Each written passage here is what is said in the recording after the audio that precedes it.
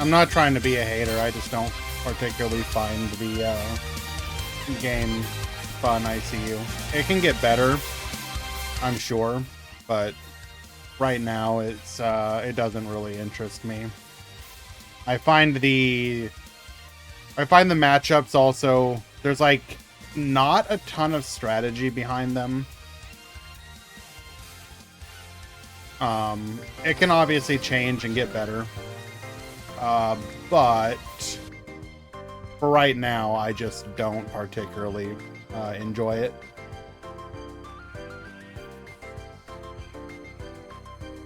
Hello, everyone, though. Welcome, welcome.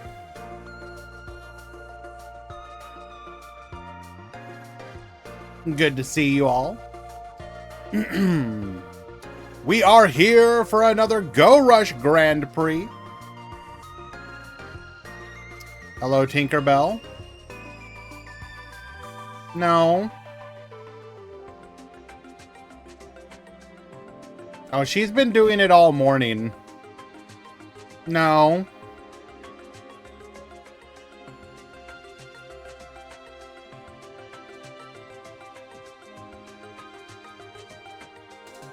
No.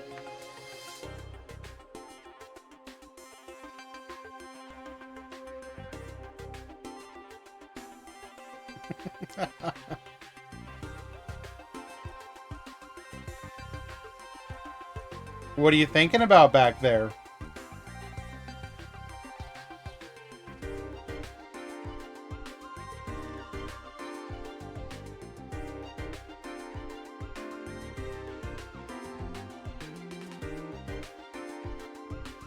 My neighbor's cat has continuously came up to me and said hi. Hopefully you're saying hi back.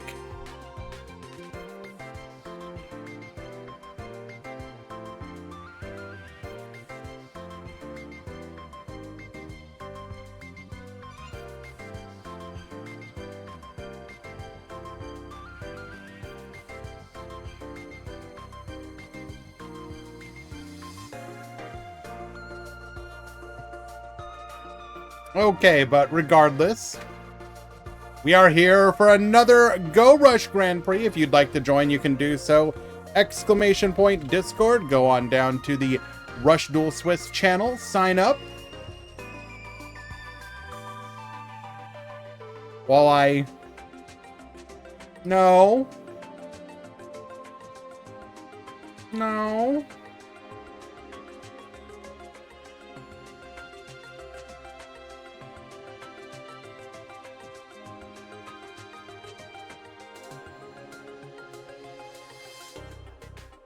We had a good cuddle for like a full hour already.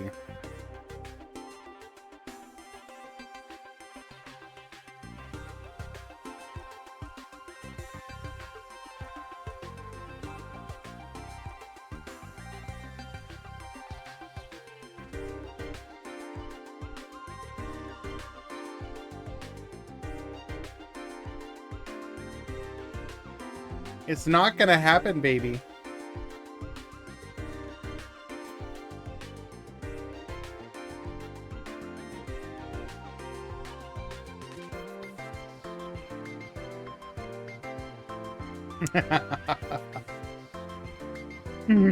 I'm sure she'll be back sooner rather than later.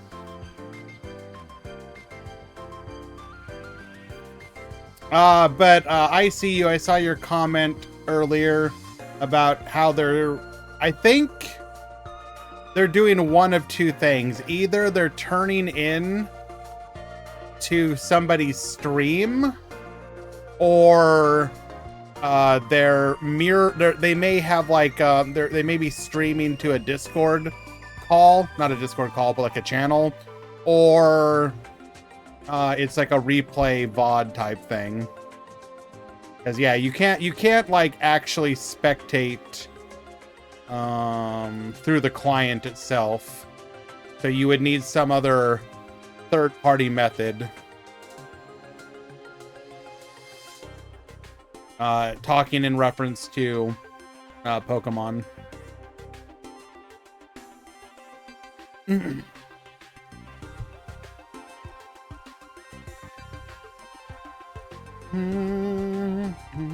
Also, I saw that you mentioned Venusaur, and it triggered me. I've been trying to pull my second Venusaur for like 2 weeks now, and it refuses to drop.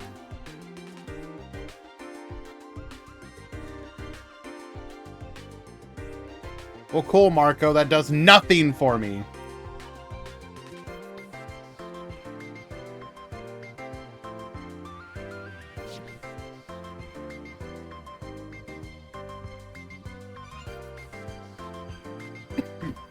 Any potential trading is supposed to come later. Just like any potential ranked.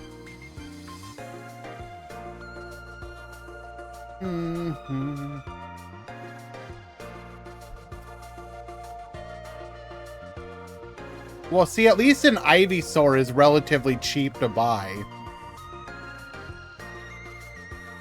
50 days. 50 days you have to wait to get an EX. Imagine if in Master Duel you got like 1 UR dust when you decrafted. Or no, I guess what? 1 UR... Well, what's a good example? Like 1 UR dust whenever you opened a pack? No, I guess that would actually be okay. Because it has to be worse than that. 1 UR dust every 10 pull. No, I guess it doesn't quite line up 1-to-1. Would have to do the math. Well, that's if you don't get lucky, Aria. And just pull it. Because that would be opening 100 packs, and you would like to think that after 100 packs you would get it. And again... Well, okay. Okay, Marco. Har. Here's you have to realize I have a particularly unusual stance when it comes to gachas. Normally, I don't like any gachas whatsoever. And I never spend money in a gachas. Spend money in a gacha. Duel Links has actually surprisingly been an exception because, and only because, of the fact that you can fully clear a box, right? If you could not full clear a box and get everything, I would not have gone down the path that I did in Duel Links. Even, it's like, it gets into my head because even Master Duel, I don't want to spend money in. For the same reason, which is, I absolutely hate the idea of, say, spending 50, 100, whatever people would spend in a single go and getting nothing. Now, the odds of you getting absolutely nothing is you're usually going to get something, but if there's something you want in particular in a gacha, I hate the idea of let me just start shoveling money into this hole and hope that I get what I want. I can't do that. I refuse to do that. And so, even though technically something like Pokemon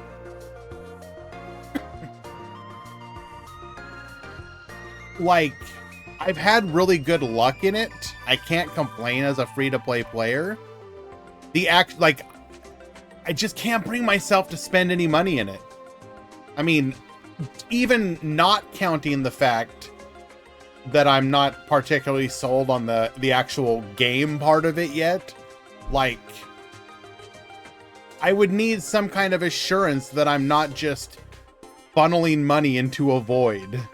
That there is a finality, an end goal, and technically with the shop points there is, but it's like so much. Like an EX requiring 100 packs is, and then like if you want anything more, like the alternate arts or the crown rare would require what? That's 500 packs? Like, I don't know, man. That is that. Oh, I can't do that. But that's, again, that's not me trying to like shite on the game or anything. I'm just explaining why I have trouble with gotchas in general. So like people who would like play your Genshin Impact or any of the Genshin style clones, like what are they right now? Zenless Zone or whatever, stuff of that nature. Honkai Star Rail. Like, again, same thing of like, you tell me that, oh, we have a pity system, and the pity system is if you spend like $500, you have a 50% chance of getting the thing that you want. I'm just like, oh, no. Hello, Hikari. People spend upwards of $1,000 for a single character in Fate Go. Or Fate Grand Order, sorry, not Fate Go. DDCan, that just blows my mind. I do not, like, I understand that there's that psychology that gets into people. I don't know. I don't get it. But even though I say that, technically speaking, Duel Links is like the one that actually worked on me, and obviously I have spent a fair bit of money in it. But again, I've always felt okay with it because I knew psychologically there was an end goal.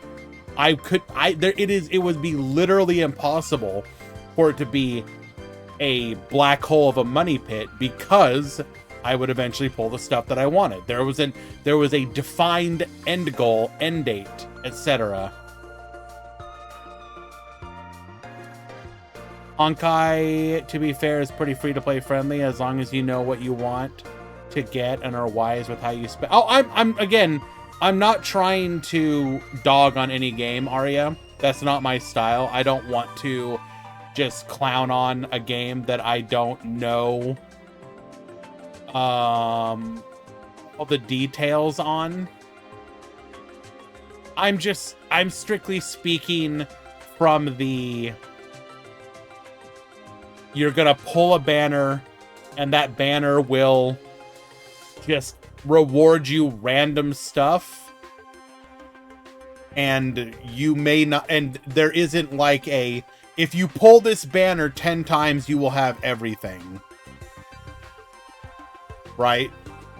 That's what I'm talking about. There can be like pity systems and points that you earn that can buy you something, but it's not the same as pull this 10 times, you will have everything done. How much have I spent on Duel Links over the entire 7 years? A lot. I probably spent no,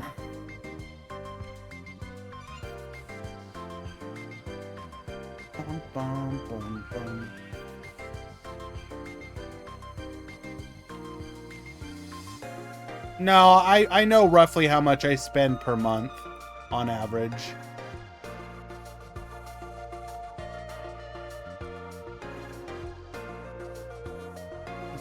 Because if you add up everything that I spend, it's like roughly $100 to $120 per month ish.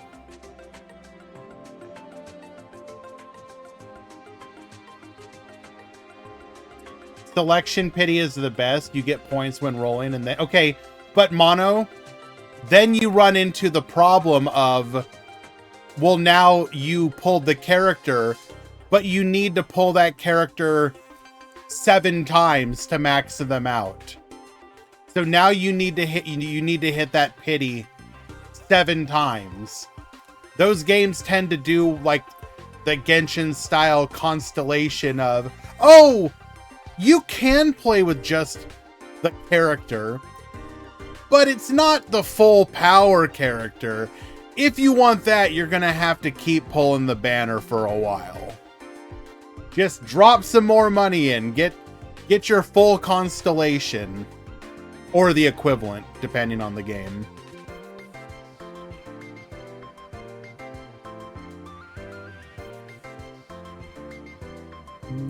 The gacha game I play got currency that can upgrade any character to max rarity from farming. Well, that's good. Well, Genshin has no competitive aspect, so that's not really an issue. I hate that argument so much, Marco. Imagine your favorite game, or a game you enjoyed a lot. Like, I don't know. I'll pick like a mindless hack and slash game. I'm a big fan of the Dynasty Warriors series. It would be like, I'm gonna buy the Dynasty Warriors series. I'm gonna get like Zhao Yun, but I can't use his XXXY move unless I pull from a banner and get that constellation for him. I mean, I can just do XXY. It's not a big deal. You can beat the game. But if you want to do everything, well...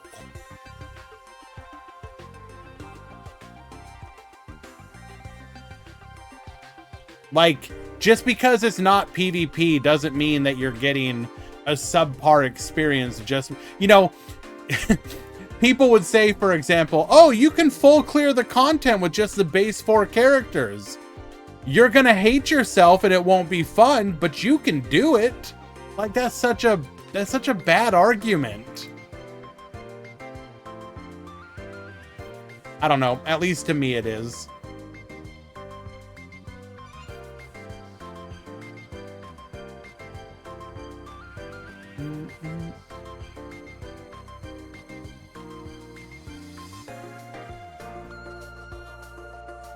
Alrighty, looks like we have about 3 minutes until the start of the tournament. We're gonna go ahead and get the ads out of the way. When we return, we'll get things going. Stick around, be right back.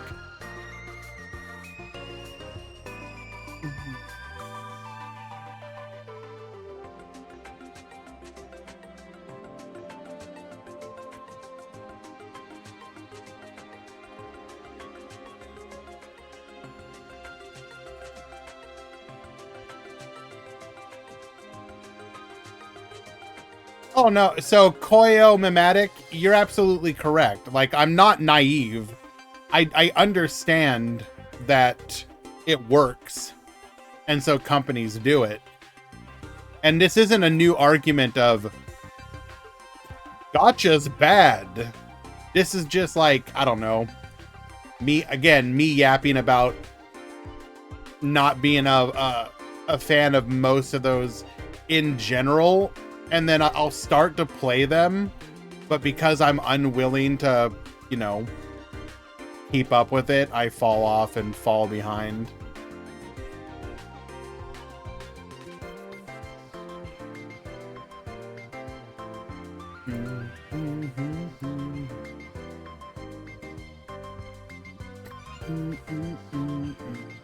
Oh, also, sorry for not responding to you earlier, Jinzo.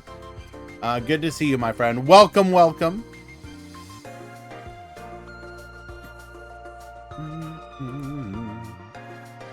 Just another minute to go until the start of the tournament.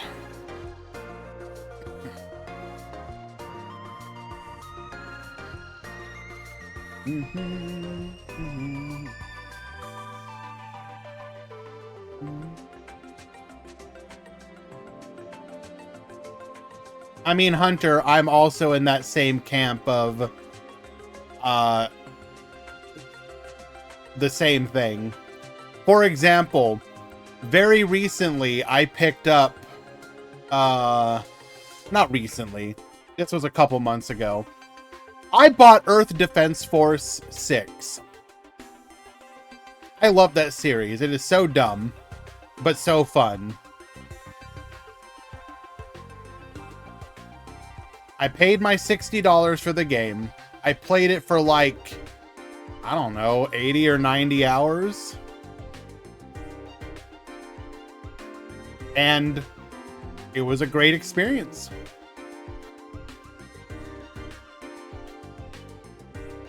Like, thankfully, we still do have those kind of games. And obviously, there is... I think the true thing about gachas, maybe not entirely, but like my own personal experience, a lot of times it just comes down to... Well, okay, maybe not entirely, but I think it's kind of the community. Because I would like to think that most people who end up whaling, they don't not interact with people. Whether it's with friend groups or with, you know, joining a Discord or a forum or whatever, you tend to get invested.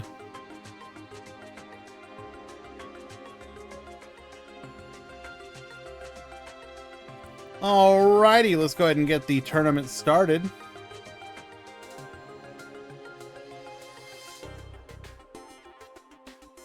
Eight, 12, 14, 30, 32, 30.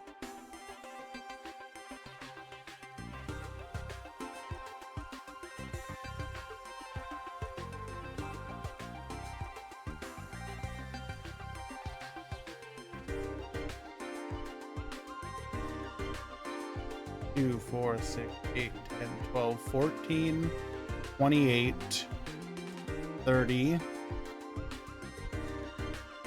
Hey, hello? Why are you doing this to me?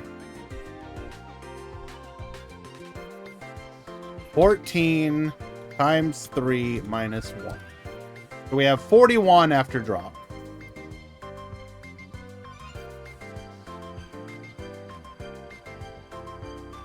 Devin completed! Yogi Love, thank you so much for the resubscription.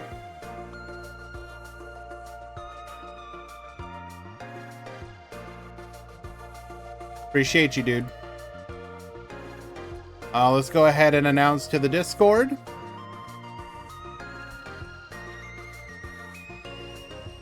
Do keep in mind, by the way, guys, the next weekend, there will be no Grand or Go Rush tournament due to the KC Cup. So the next tournament after this one will be 2 weeks from now. So there will be a 1 week delay.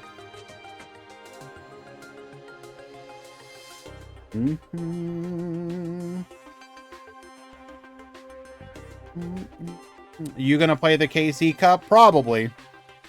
I'm still trying to figure out what deck, though. I can't quite find a deck I feel good with, or... I would have to actually sit down and learn Predaplant.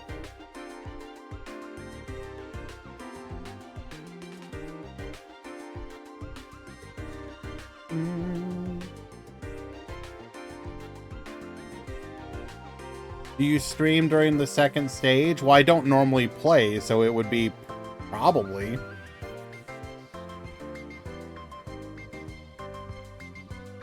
Dun, dun, dun, dun, dun. Draco Kid, you have a bye this round.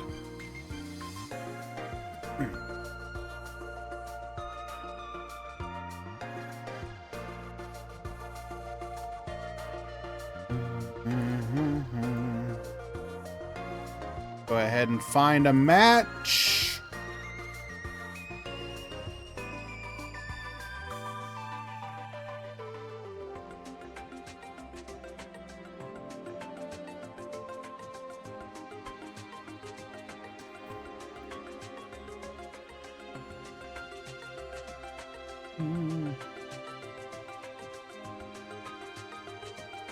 Hello, by the way, Griffin.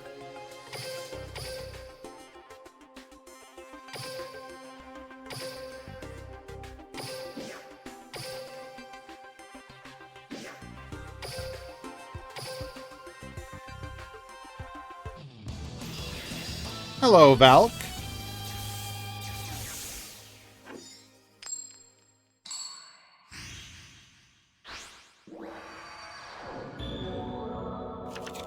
Get ready for the rush. Alrighty, 3 in the front, 2 in the back, passing the turn. We're gonna go ahead and pop, hitting the fusion. We're gonna be able to clear 2 of the bodies on the field, leaving 1 back row and another set monster. Thank you, Easy. Appreciate you, dude.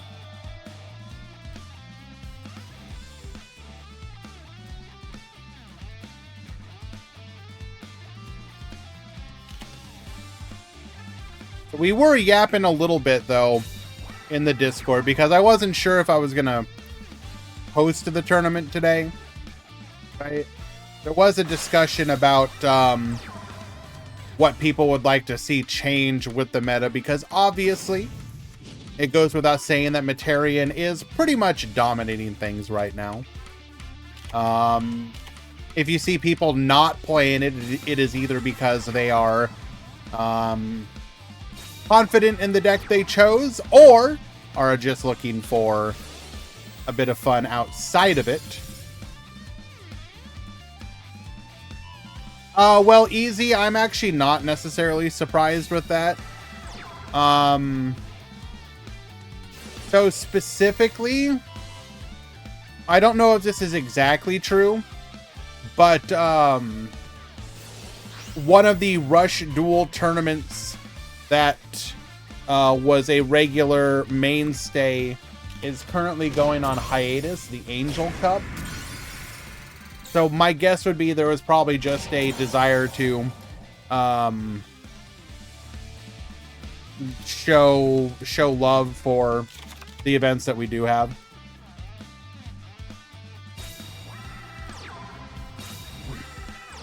Is Cyber Dragon in Rush Duels a bad deck? It's not a bad deck, but it's not a how to put this? It is like the 4th best deck.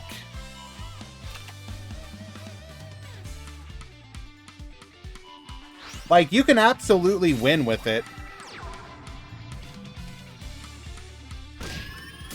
But the problem right now is that there are a lot of decks in the meta, or not a lot of decks. There are some decks in the meta that just outpace it basically right now.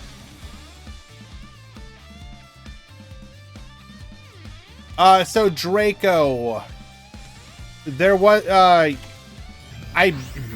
to put this? So I asked about that, and apparently there is some belief that it might be because of the meta, which means that if the organizer starts to enjoy it again, they might bring it back.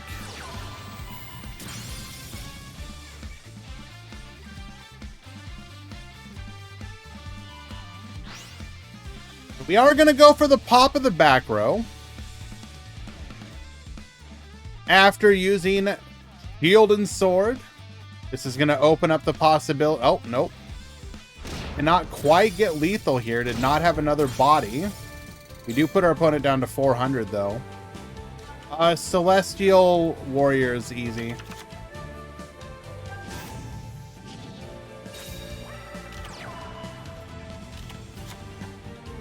Why does Predaplant feel so toxic to go versus when going first? Because they can just tribute off one of your boss monsters without you being able to do anything about it.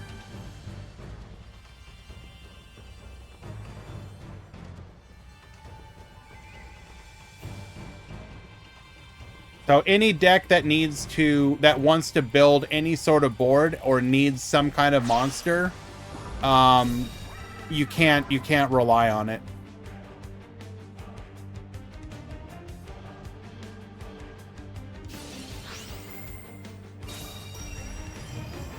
We are gonna go Tribute to the Doomed here, clearing up the blue eyes from our hand. Unfortunately, not quite lethal. 500 off.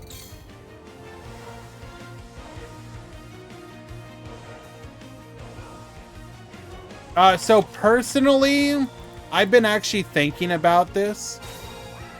If I was to try and balance, so I've watched a couple ban list prediction videos, and a lot of them tend to focus on the skills. The problem is that Konami usually, we do have lethal here, unless that back row is nothing. Konami typically doesn't address skills unless they kind of have to. They always prefer to address it through cards. We do have lethal. So if I was to try and tone down that part of Predaplant, I would put Hydra, I would limit Hydra to 1. So then you either get Hydra or super polymerization, but not both.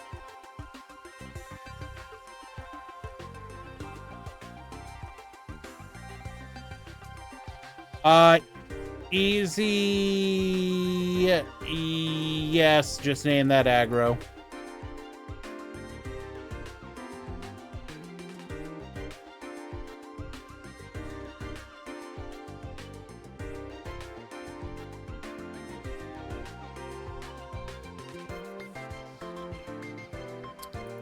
The second Blue Falcon.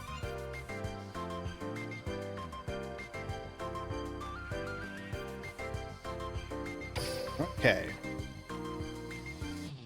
Can I check your room? I don't see a mod call.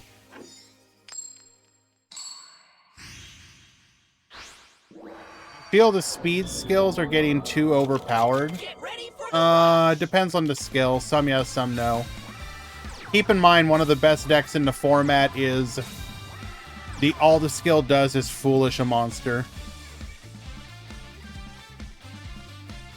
It's the deck that makes it. It's the cards of the deck that make it good, not the skill.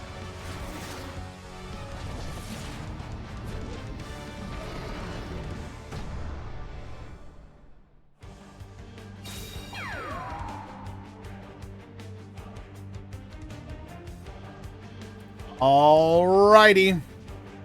2 in the back. Bragius in the front. Good luck, gamer.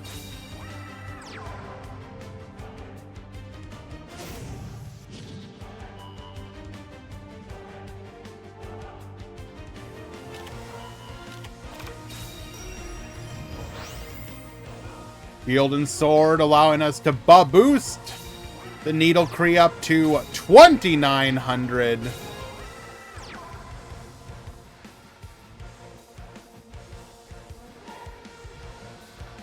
We go to battle. Widespread Ruin. Get wiping. We will go for the crash, though. Understandable.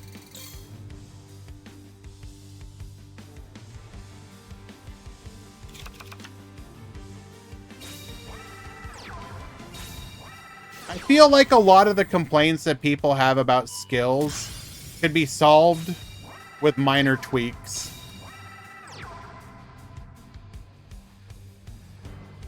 And as others have said,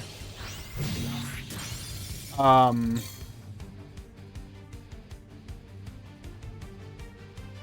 decks need a good skill to be good. They were never going to be good without the skill. But we're kind of debating.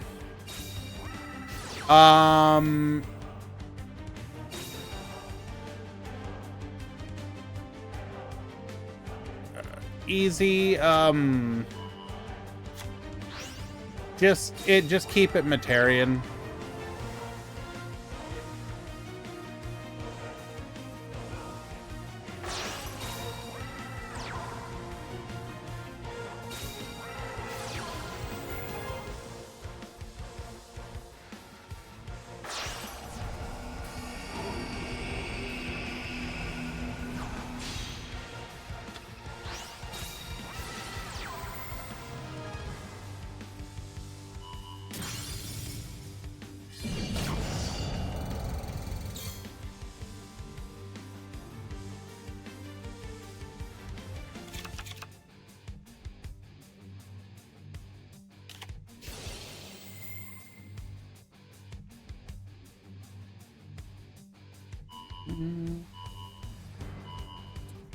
We are going to go for the reduction of the Kimetarasu, putting her down to 700.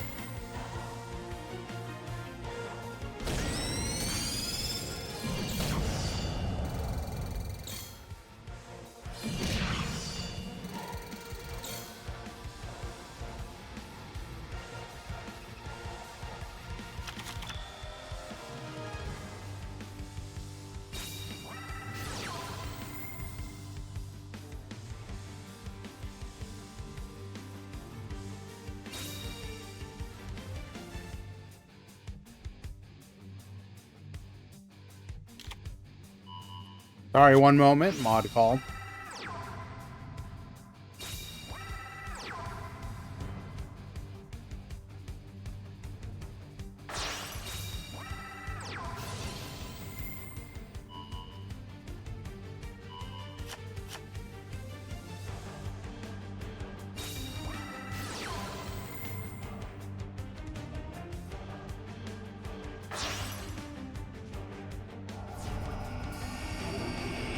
Hello, Itami. Thank you for the raid.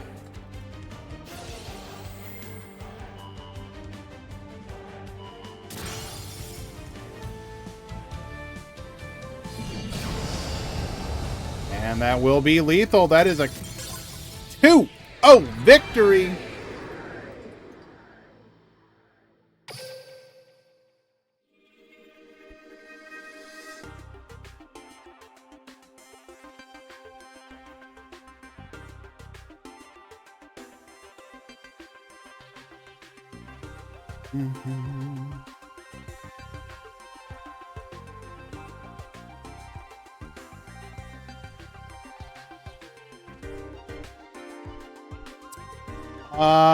Easy.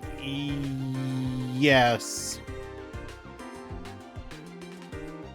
Who's on that skill, by the way? Or on that deck?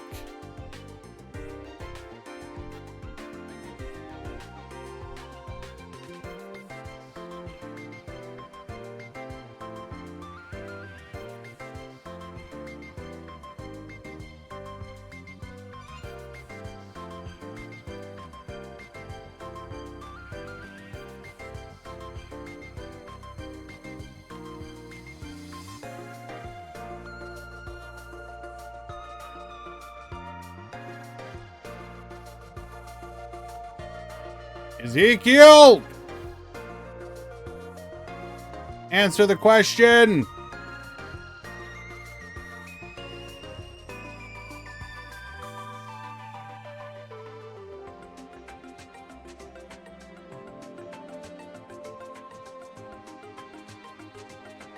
Oh my god.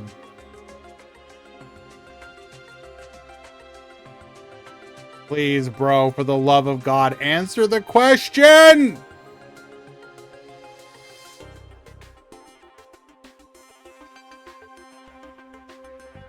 You're really gonna make me go through the entire...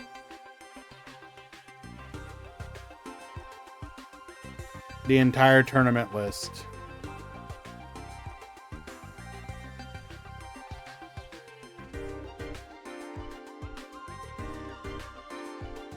Thank you.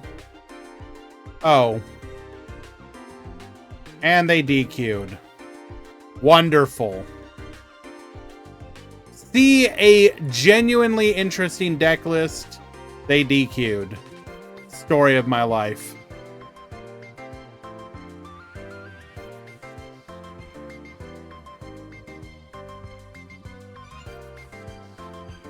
Okay. Well, let's go ahead and get another match going.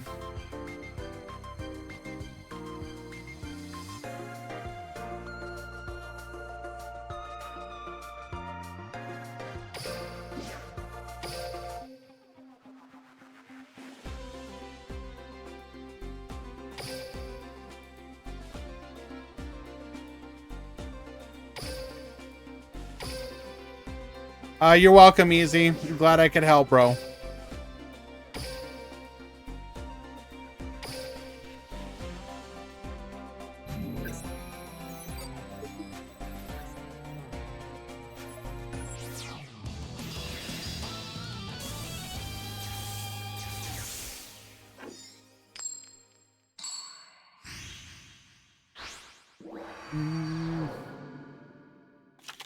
Get ready for the rush!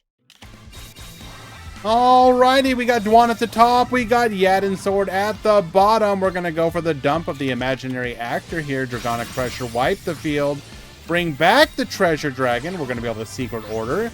Blaster's Inferno, Baboos, grab a copy of Dragon's Inferno here. We're gonna be able to start picking apart that back row, hitting the Arc Turbo. We're gonna hit another one.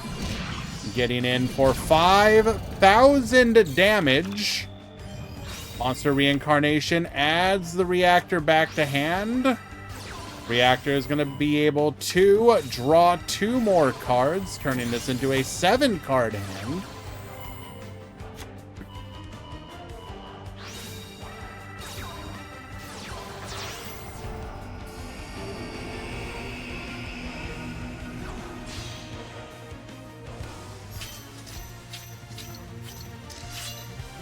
How exactly are you punished?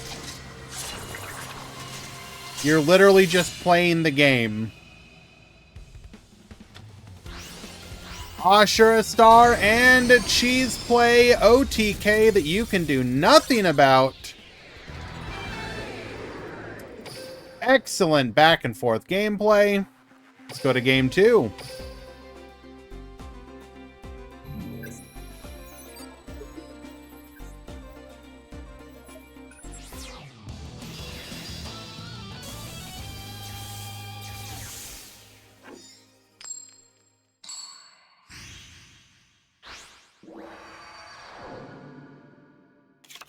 Get ready for the rush! It's taking all my willpower to not be a hater right now. I'm gonna keep it real with you. Alright, we're gonna dump our Monster Reincarnation. Goes for the Volcanic Attack Dragon. Pop a back row. Pop another back row. Skill. Pop another back row.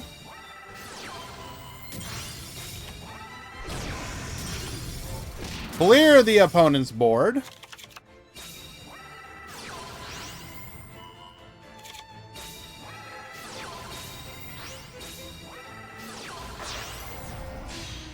We're going to go for the Ashura Star here. Going to be able to pop that back row. Nothing you can do about it. Dragonic Pressure wipes the field. Treasure Dragon, draw a card. Goes for the Sylph Hydra. Attack in 1 and 2.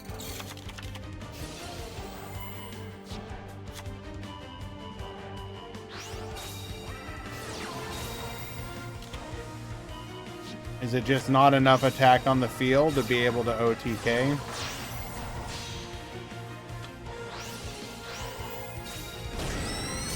Only 5,300.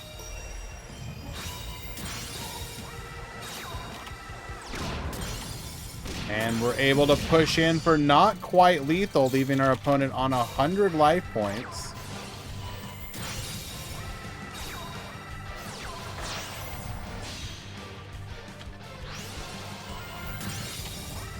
And the 1 card left, we survived the 50-50. Fortitude Dragon, reduce, Blaster's Inferno, Baboos, add the Inferno back to hand. We're going to be able to go for our own 50-50. Secret Order, bring back, and lethal.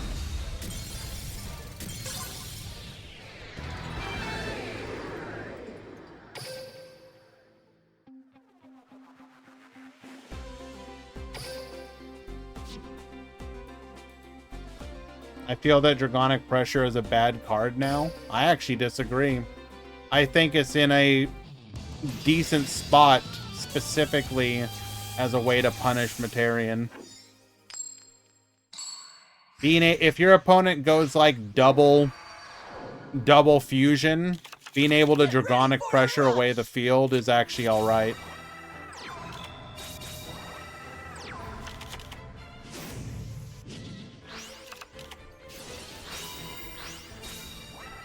I'm gonna go Arc Turbo. Add the fusion back to hand. Fusion into the Ashura Star, which can start ripping apart the back row. Negate attack. Stop. Keep the bodies on the field.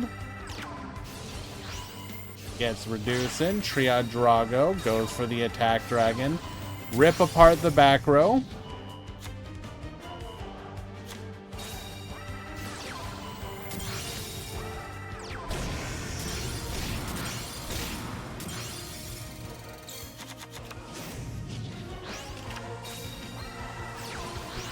Monster reincarnation, able to just Pot of Greed for free.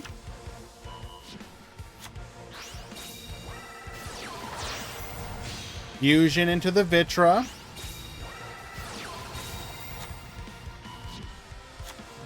Able to double fusion in a single turn.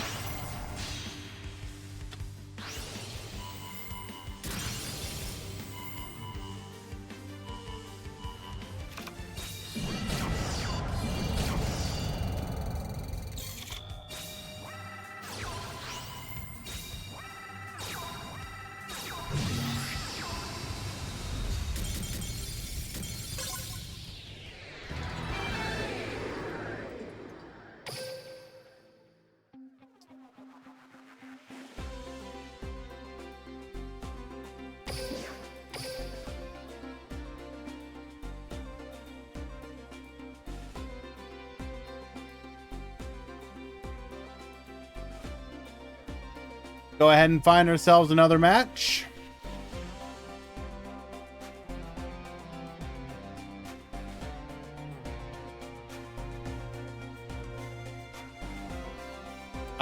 Thank you, Easy. Appreciate you, bro.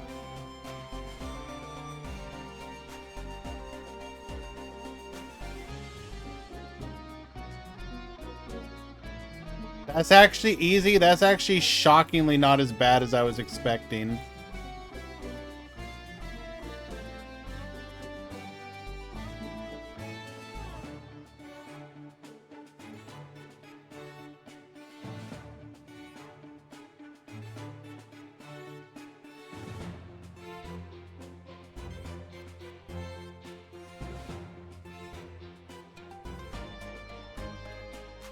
Sure, Quantum. We'll come watch.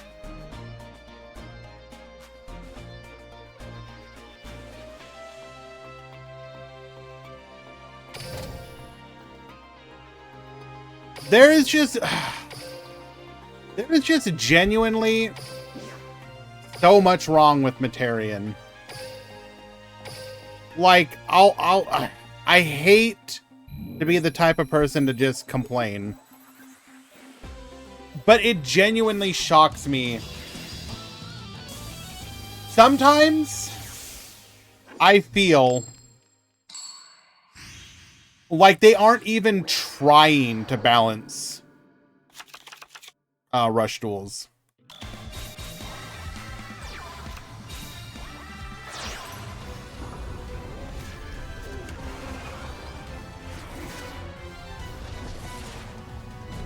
I still find Materian fine.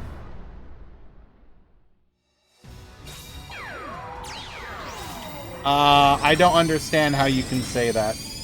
But first of all, breakdown. 13 Materians, 7 Galaxy, 4 Dragons, 3 Celestial Warriors, 3 Cyber Dragons, 3 Fire Blood.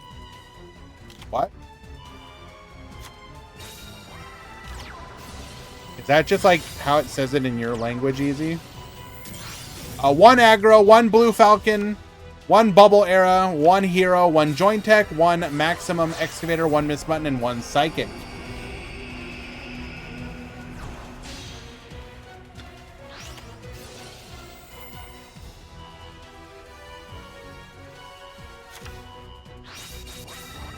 Thank you.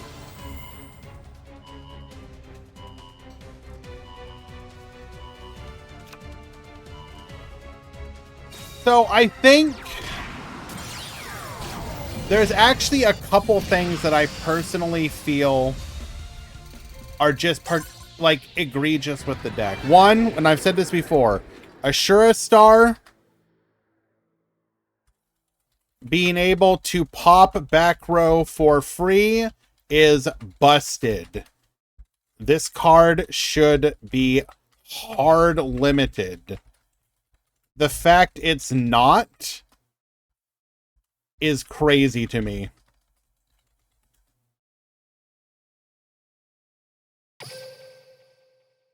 It's not even limit 3. Not even the bare minimum of limit 3. Some of the cards that they limit in this game. So, card catalog,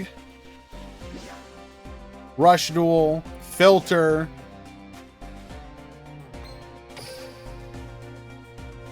Gray Storm Reverie is limit 3. Ashura Star is not. Blue Fang Burst Dragon is limit 3. Ashura Star is not. Steel Steed Martin Venari is limit 3. But Ashura Star is not. There are so many cards that Shield Boring Kong, they see them as literally more of a problem than Ashura Star. Think about that. Konami believes Shield Boring Kong is a bigger problem to the game than Ashura Star. Try and wrap your head around that. Try and comprehend that. What does this card do? Destroys a face-down monster. What can Ashura Star do? Do that or hit back row. But this is the card that gets limit 3, not Ashura Star.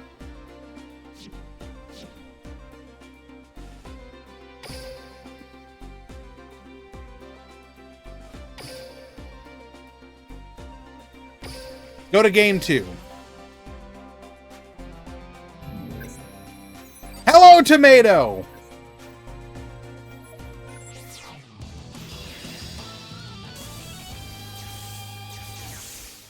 Yeah, but what if we don't draw Fusion? Yeah.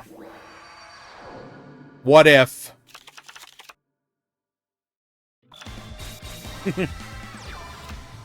Okay.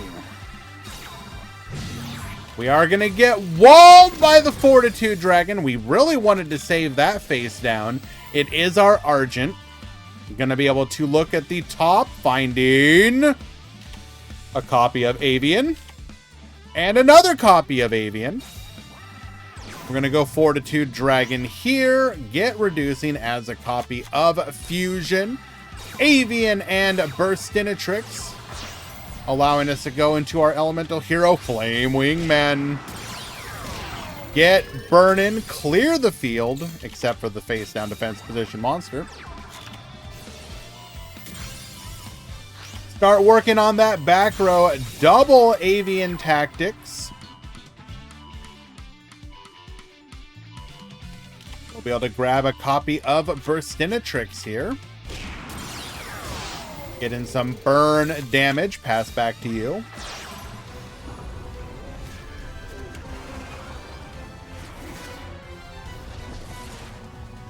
I think you need to do more than that, Manarchist. Ashura Star needs to be limited in some way. Reactor needs to be limited in some way. I would actually probably also limit Star Restart.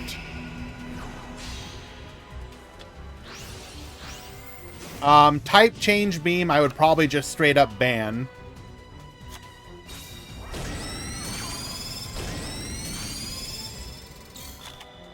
None of this like limit 1 or this or that or whatever. No, just ban it.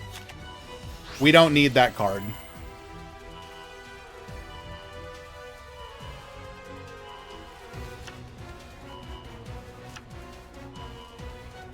Argent getting to use this effect for a third turn in a row.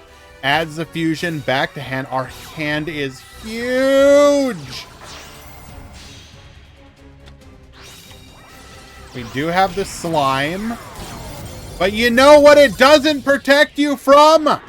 Burn effect damage. Lethal.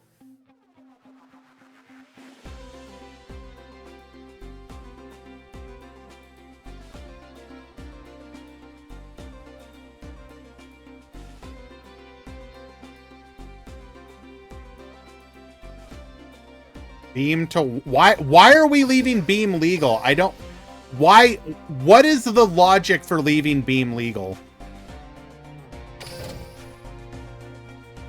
That card is just, there is no use case scenario in Duel Links other than uninteractable OTKs.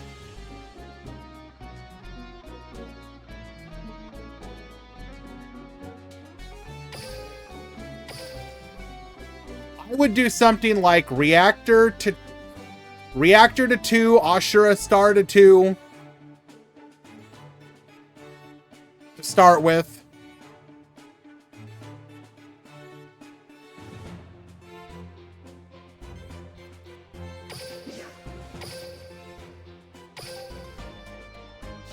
Going on here?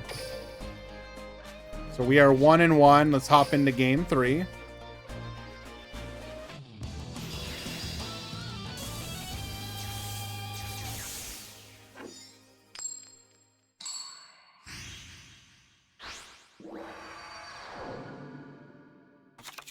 Get ready for the rush!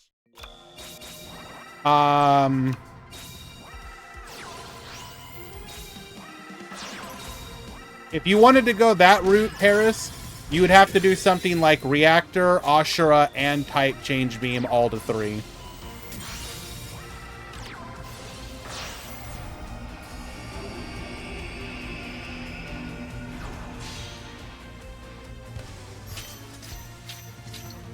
In my opinion, you absolutely need to get rid of Reactor to some degree.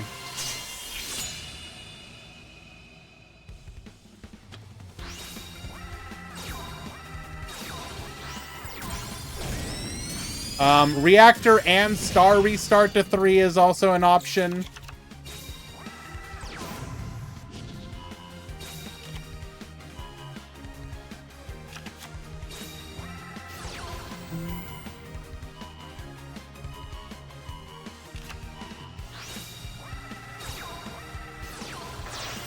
Reactor and Reincarnation? No. That barely... All you're doing is removing one reactor at that point. That does nothing. In my opinion.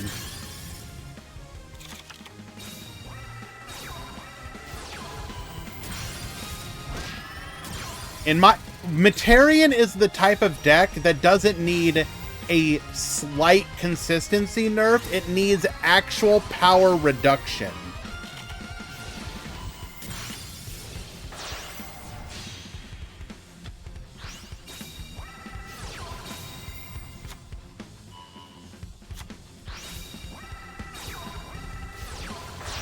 Just ban all generic cards?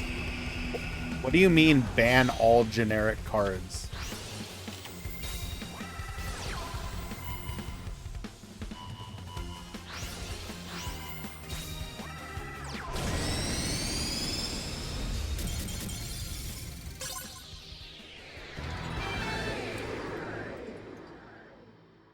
Hey, Solomon will take it.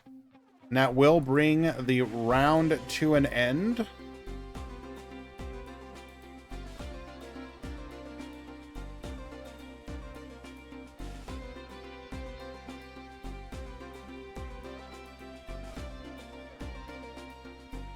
You can't reduce the power. Yes, you can.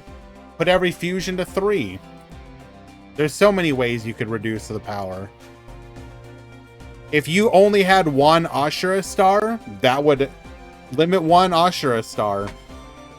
Once you deal with it, you're good. Like, there's so many ways to deal with the power. Round 2 has begun.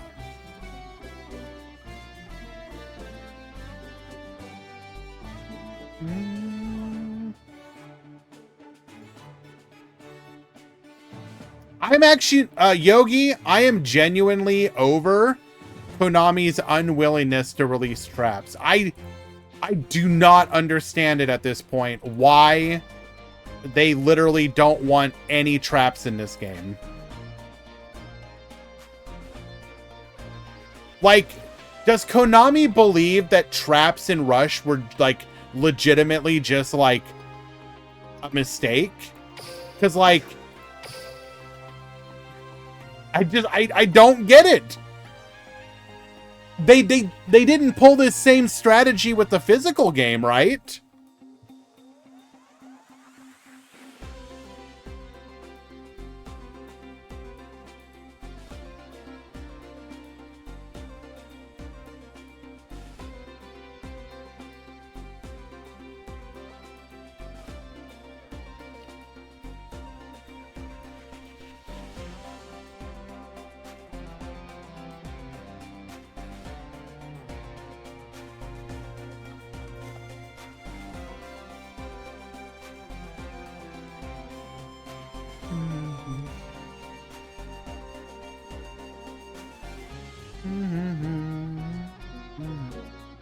I think Materian grind game is already pretty bad.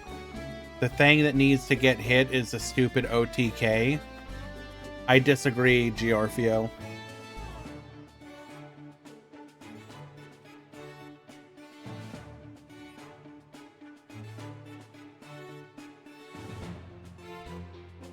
Too often you can break a Materian field and they still win anyways. Tinkerbell, not right now, baby.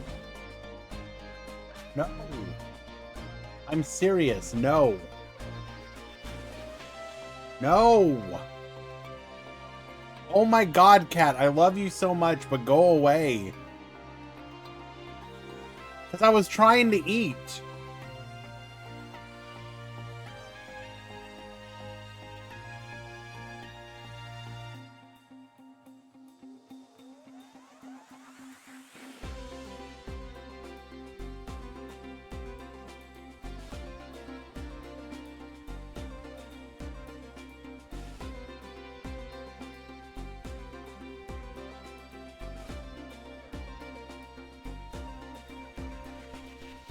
Tinkerbell, I'm trying to eat, baby.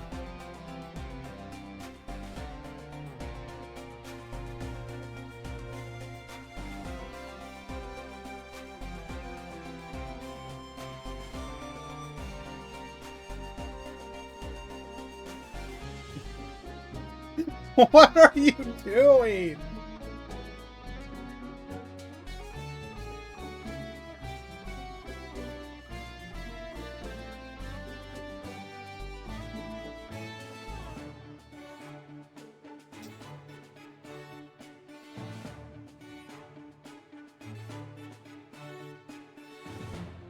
Oh my god, fine.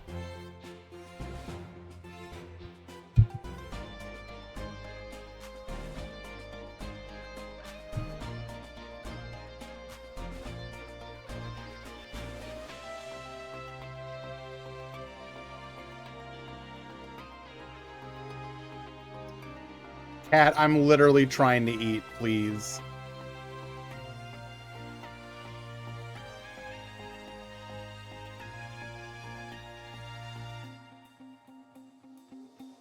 Alright, let's go ahead and find another match.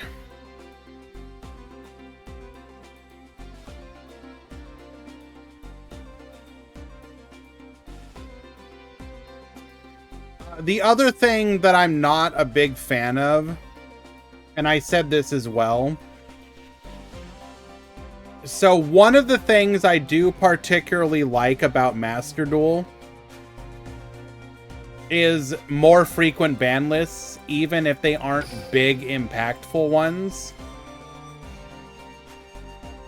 The fact that we can get a new box release in Rush that literally doesn't add a deck to the game, and they don't even do a ban list either.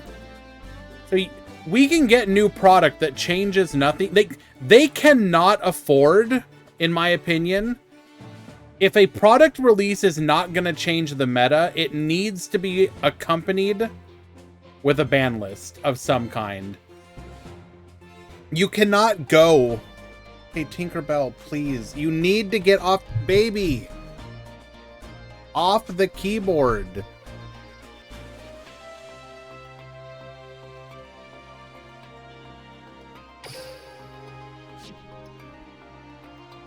Okay, you are in a perfectly good spot. You get up. Oh my god, cat, I swear. Do not growl at me.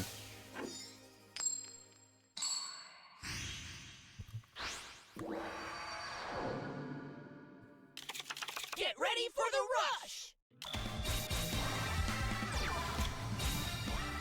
She literally got up, repositioned, went to lay back down, was like, I don't like this position, and started, like, low-key growling. Alright, negate attack, stopping the attack here. We're going to be able to keep all three bodies on the field. Let's go ahead and fix the score in the round, by the way. Yeah, but if you're going to release a new product and it's not going to have an impact, have a ban list to at least give it a chance to do something. I don't understand how you can... Like, Rush has actually had a number of these sets. A good example would be, like, when they released Plants. It'll have these releases that change nothing because they don't give enough support. And then they don't, like... They just say you still have to wait until the Goha Cup for a ban list.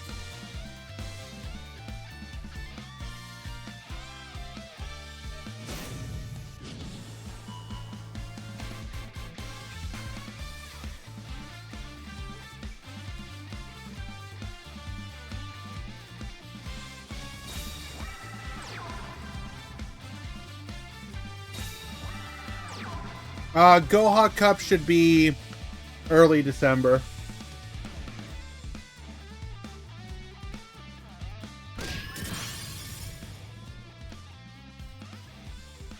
Unironically, that might be true, Tomato.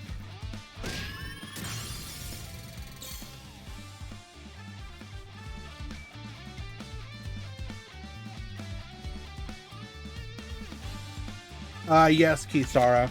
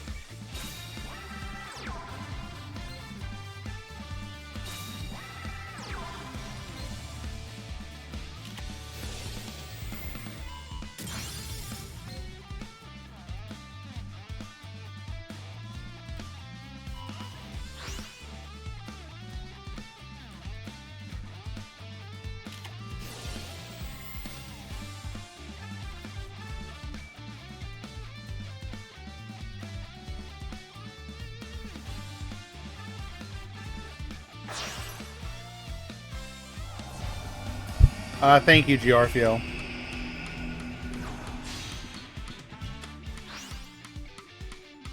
Okay, so Desbume, my question to that would be, is Dark Galaxy actually a good deck? Is there something there? Like, what are the fundamentals to the deck?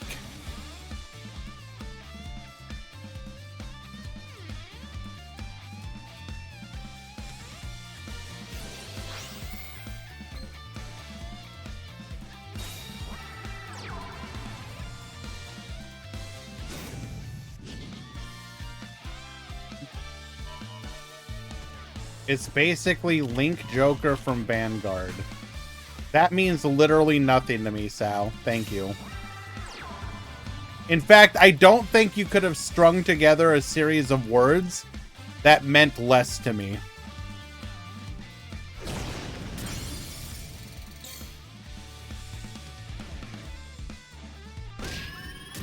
I lost to Dark Lord's suggestions how not to.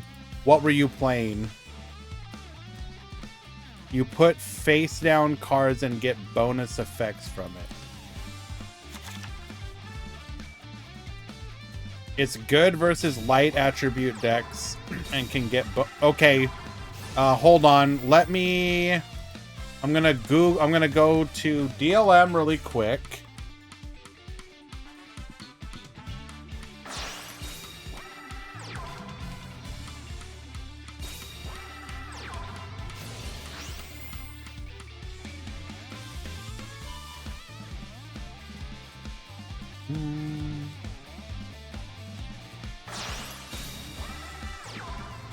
Okay, when you say they're good against light, what does that mean?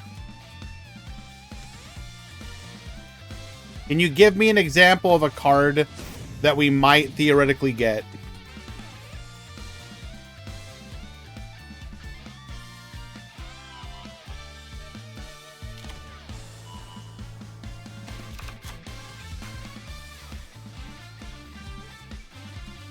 What's his ace monster? Marco, please. You cannot say Requiem. Okay.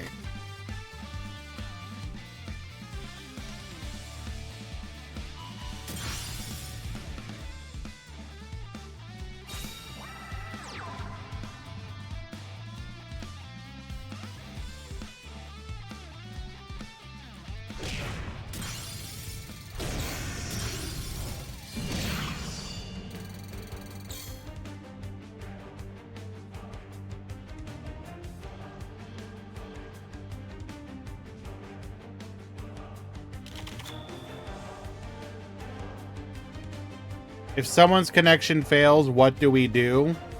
They get a loss unless they can prove that it was an unusual DC and not just a Duel Links DC. Send the top card of your deck to the graveyard. This card gains attack equal to the number of face-up dark attribute monsters on your field times 300 until the end of the turn. Then if your opponent has a face-up light attribute monster on their field, it gains 600. So worst case scenario against a light, you're at 3,400. Okay.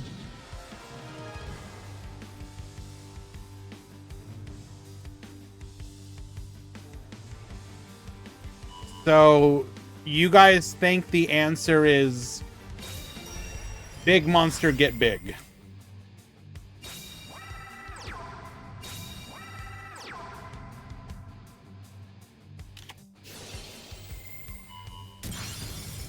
Okay, so why are other big monster get big decks not good in the meta right now?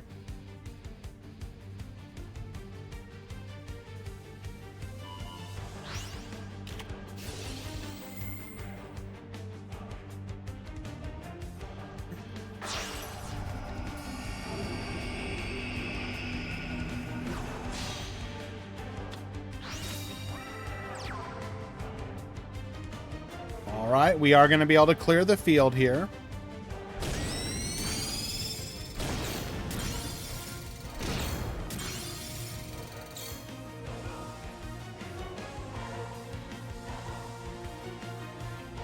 So the solution to fixing Materian is make Galaxy a worse deck. If I'm understanding it correctly.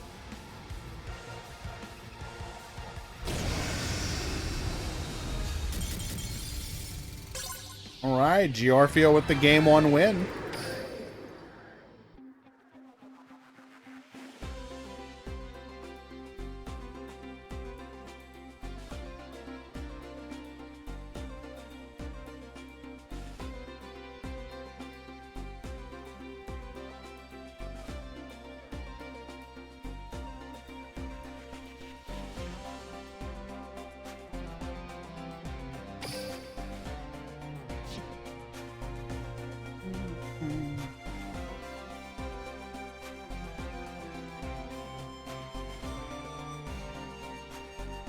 First Ray Gunman, Void, Belger, Elysium.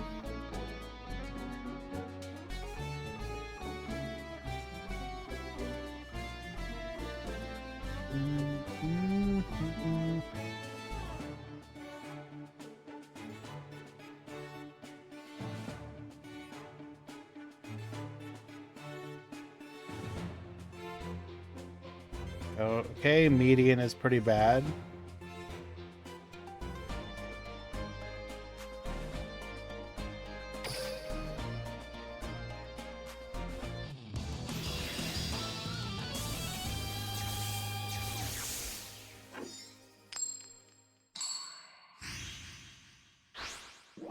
Burst Ray Gunman.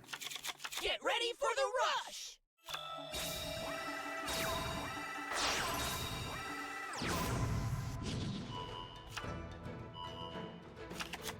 Okay, that's kind of whatever.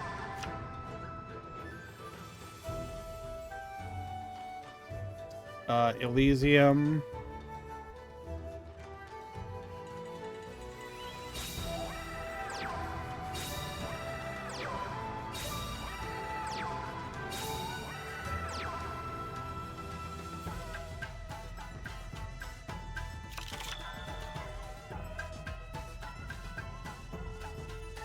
That one's pretty okay.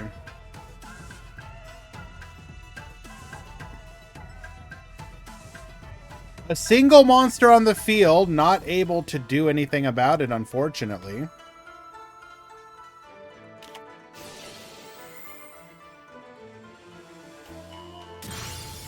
Pop that back row.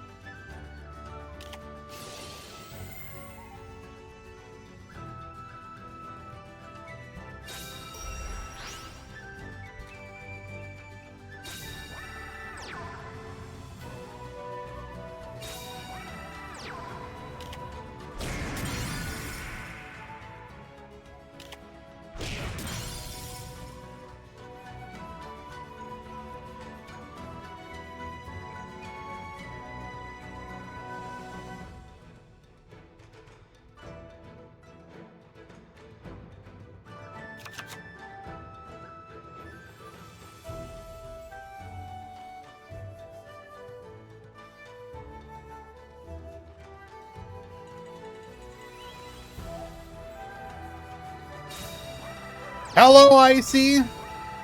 It is top 16, yes, Paris. Okay.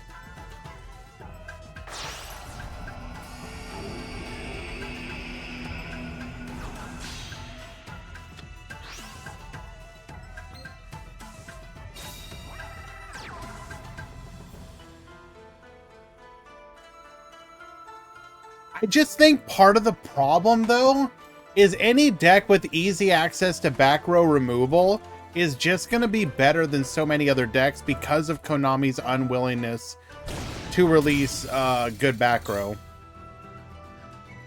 Which means that the few traps in the game that actually can affect the duel, if you get to pop them for free, like Ashura Star, it's crazy value. Like, I almost wish Materian had been released without Ashura Star at all. Like, give them all the other ones that they have currently, just don't give them Ashura Star. The deck would probably be perfectly fine.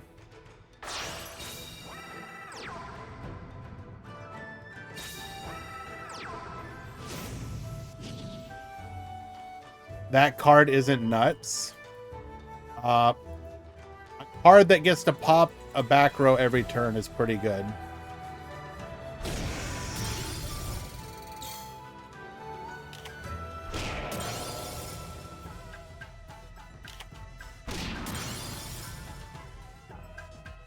Valyrian the field.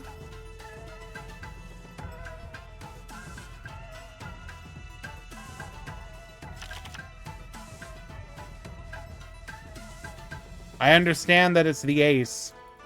It's still problematic.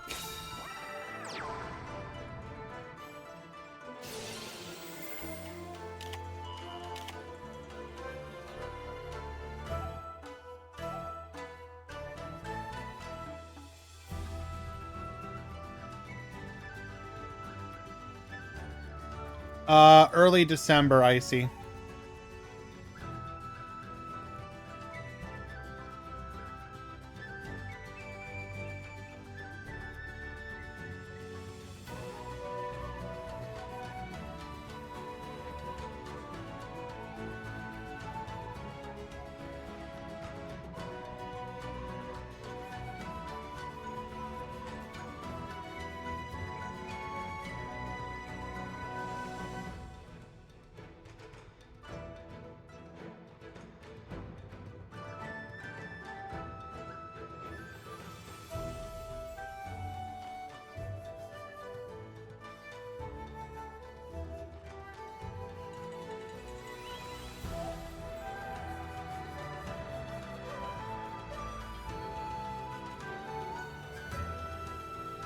Things Konami needs to do to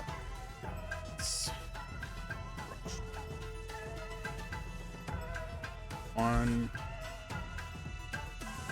make fusion decks equal through skills or other means.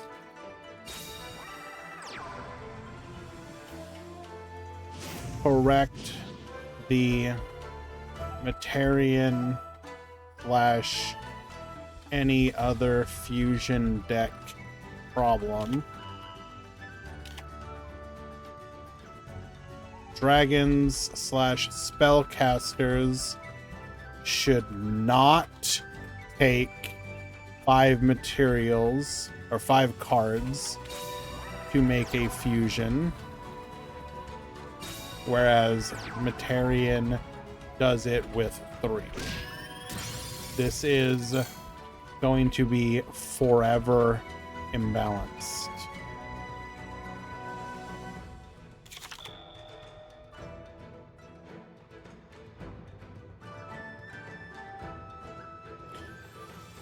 Proof.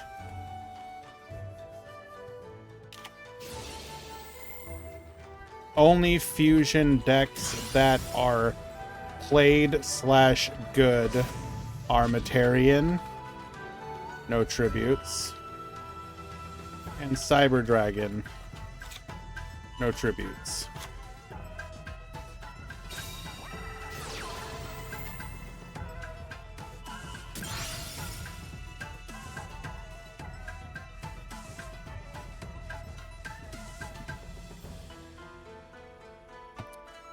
Hero's problem is bad fusions. Only one Lamau. No, psychics are not good. Or rather, psychics could be good if Materian wasn't a deck just ripping apart their back row.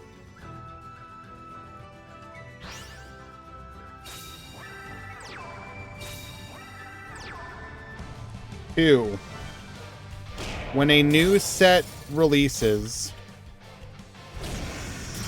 because of the limited card pool / lower release schedule,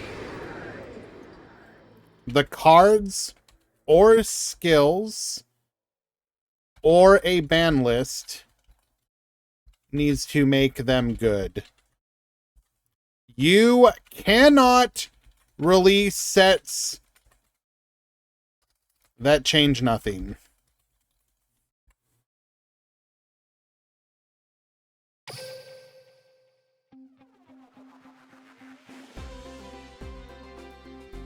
All right, 2-0 victory for Giorfio. Well done.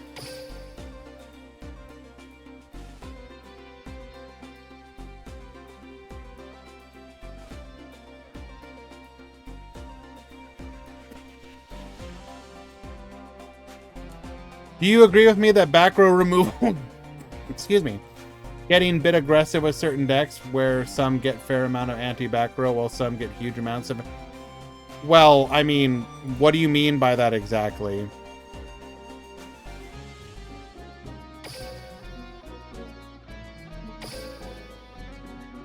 Because obviously the case with something like Materian is not only are they running the anti-back row spell, but they get a Shura Star, so they can rip your entire back row.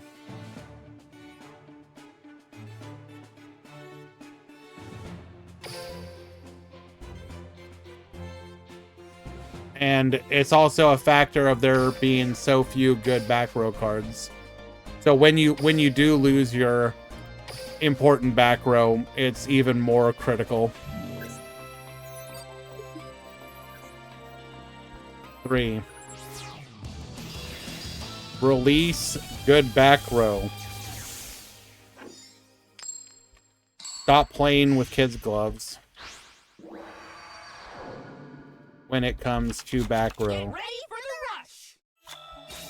It's getting ridiculous, the lengths that Konami is going to not release playable back row.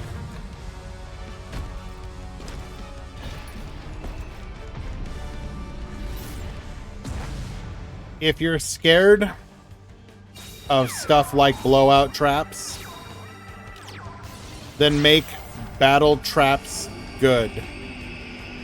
Errata them for Duel Links. Make the barrier reduce by double or something.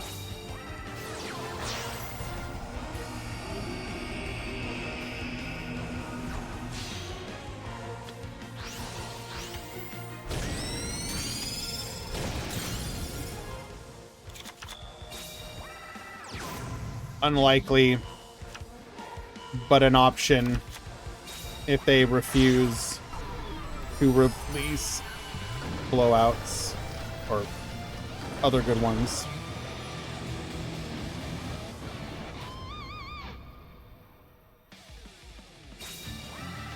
So, like, Konami's in this really weird spot. They don't want you to use blowout cards like Mirror Force, Dark Revelation, which is also Mirror Force, or all these other endless cards. But then every non-blowout card is just bad.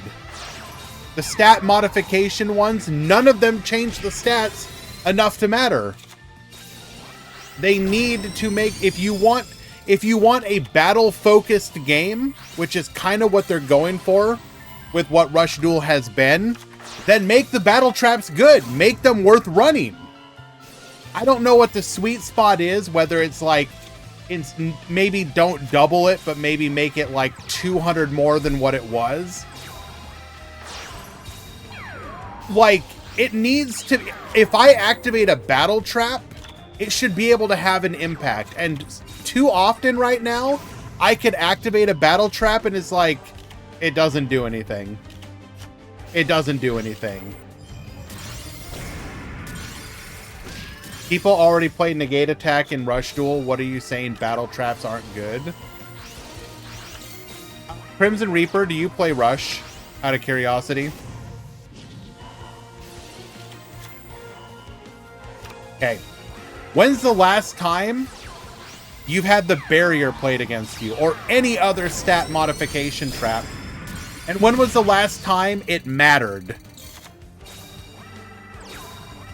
There's good back row already. Okay, you literally listed 2 legend traps.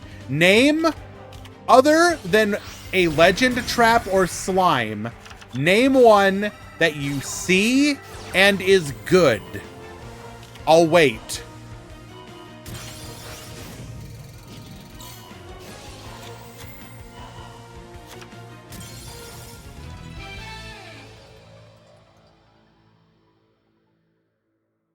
All right, Yogi takes game 2.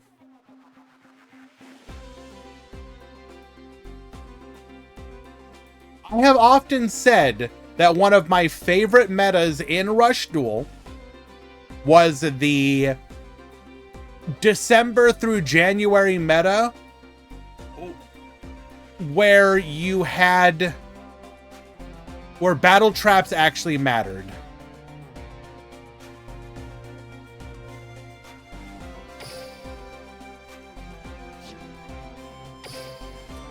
So wait, is that a 2-0 for Yogi? No, we watched a replay, duh.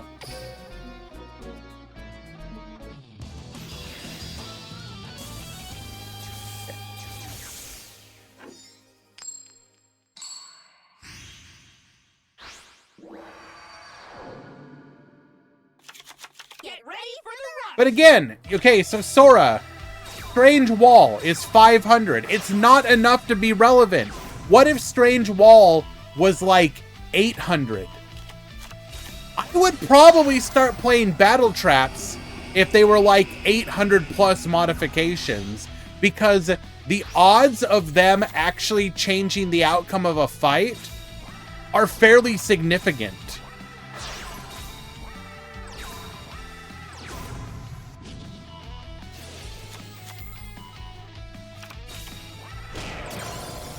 Wait, we really left Hime Luna up? Interesting.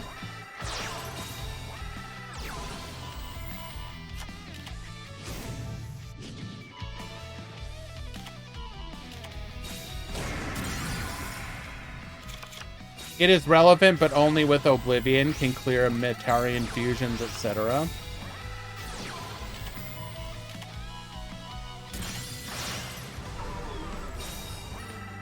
Goes for the Shining Prima Gitarna here. Able to beat over. We're going to add the Kime Luna back. Tributes over. Gonna flip it face up. Deciding to go aggressive here. Some X2s should pass, yeah. Let me double check. So Top Cut Simulator.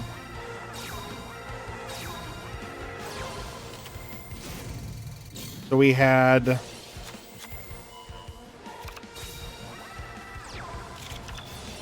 many players again? It was 41. So 41, 4 rounds, top cut of 16. 3 players at X2 should top.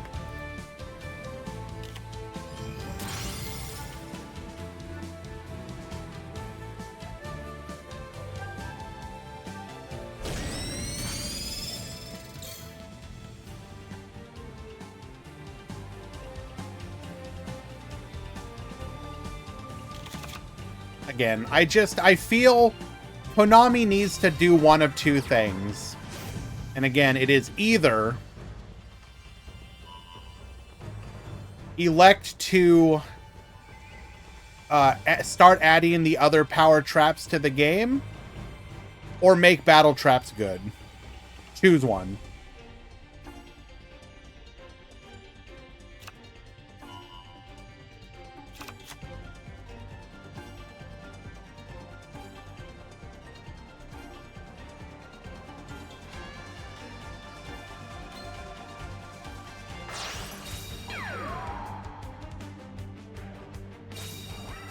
Do I send this to Konami? Why would I send this to Konami? They don't listen.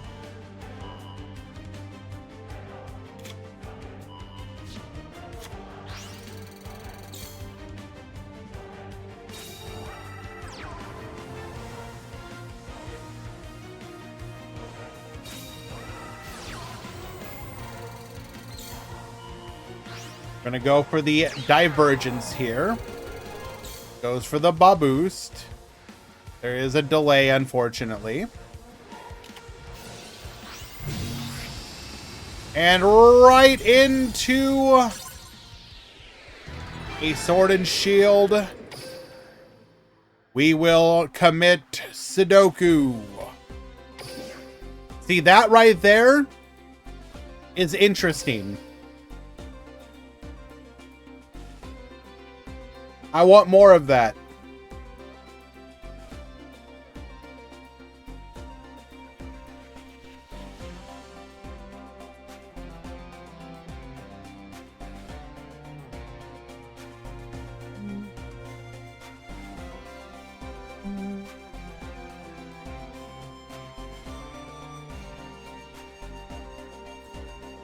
That was the final round.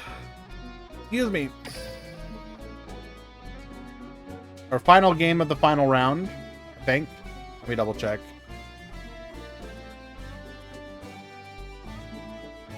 Not final round. Final game of the final match of that round.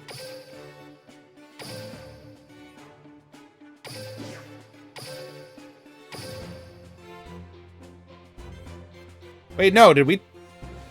No, we tied! We have another game! I lied!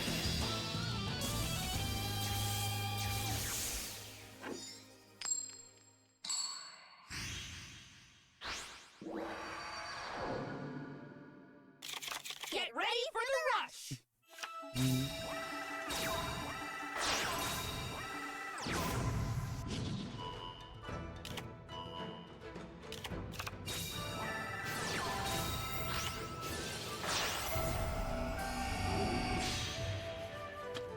Okay, Kimetarasu.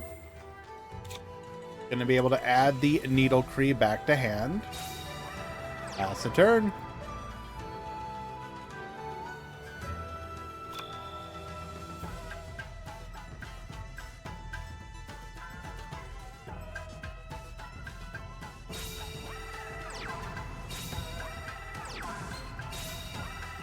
Oh no! Yogi, not like this!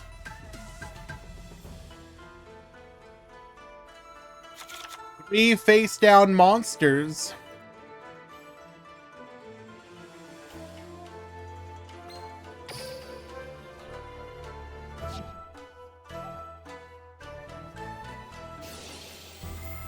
We are going to elect to pop two of them. Taking out double Seraph of Darkness.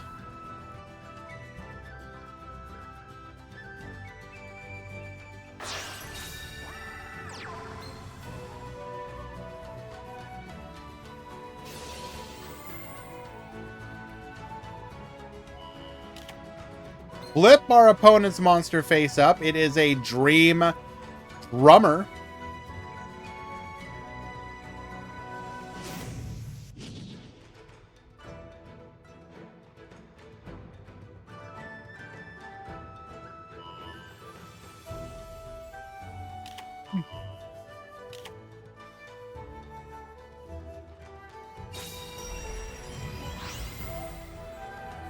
Boost the Kime Luna up to 5,100.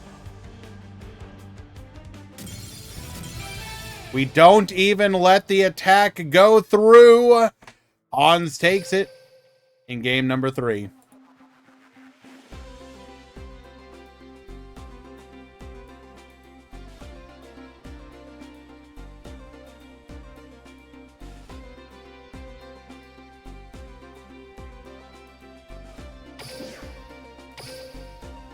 All right, we will be moving on to round number 3.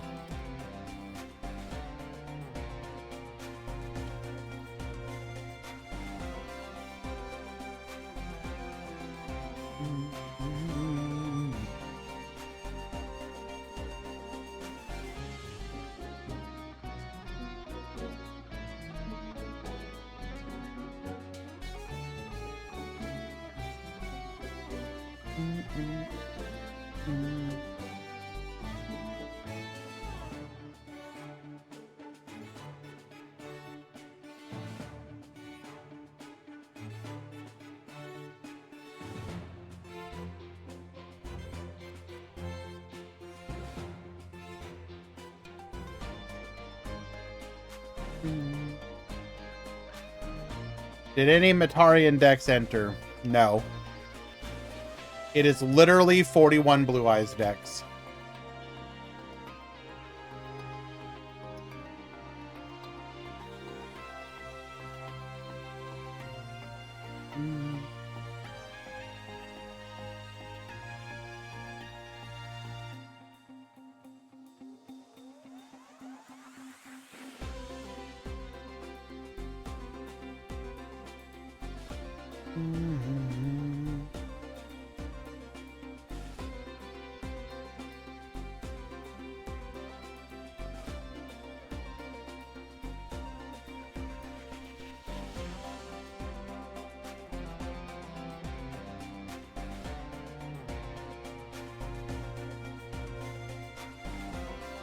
Okay.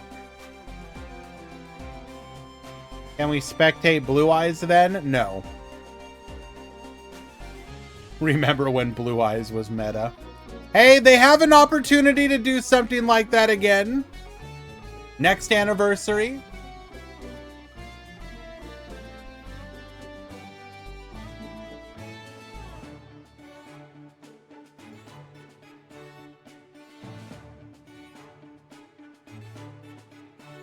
I hope they don't.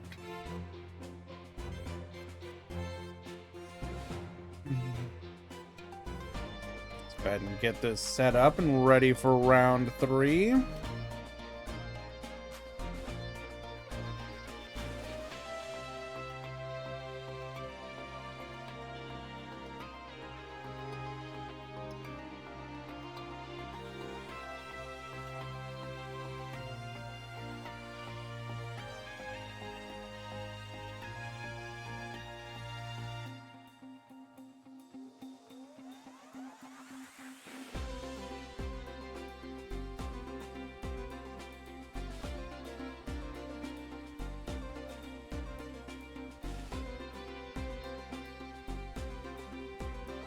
Okay.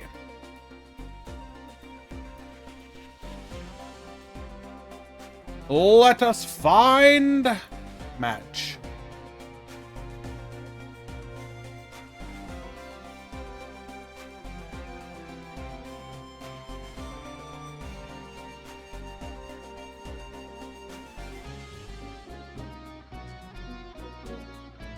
Harris, I can't believe you wanted me to watch you. What is wrong with you?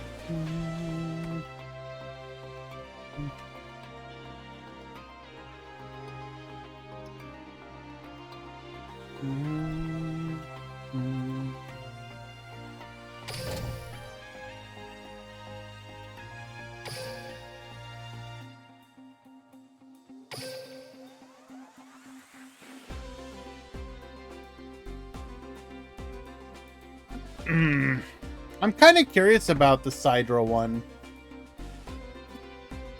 I wonder if part of it is just fundamentally building the deck wrong. I have thought about that a little bit. Because like so often when they do it, when they play when you see them, they end on like 2 monsters and like no back row, nothing. And it's like you expect to be able to go into a meta with Predaplant. Well, first of all, a meta with Predaplant where your Infinity can just be tributed off. Like, alright, good luck. Again, that is the fault of Predaplant probably being too obnoxious. I don't know about too good, but too obnoxious. But even then, like, they never end on any back row either. And I'm not saying like, oh, they need overflow. It's just like, are you playing any back row in your deck? At all?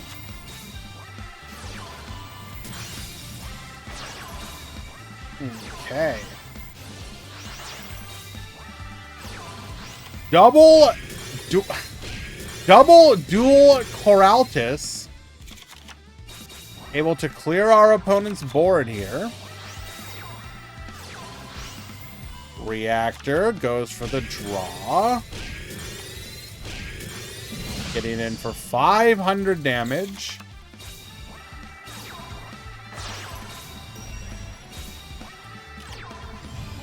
Widespread Ruin will keep both of our Coraltuses alive. We are fast running out of resources, though.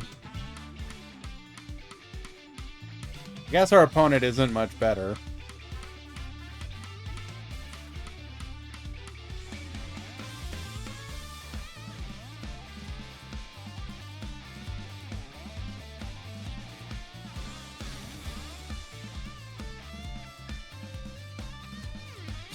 I know this is kind of like a dumb thing to say, but I genuinely wonder how they would be if both Lyrilisk and Predaplant, as it currently stands, was not in the game. Would Sidra be better positioned then? Like, would it have a decent matchup into something like Ghost Trick? I don't know, maybe.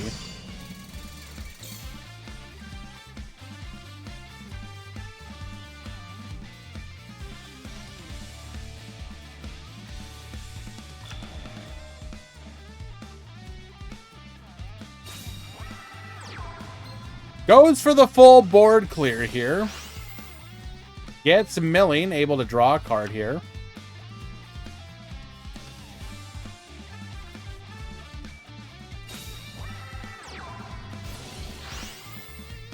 Another mill. We apparently just do not care. Murata, if this is a waste of my time, I will legitimately ban you again.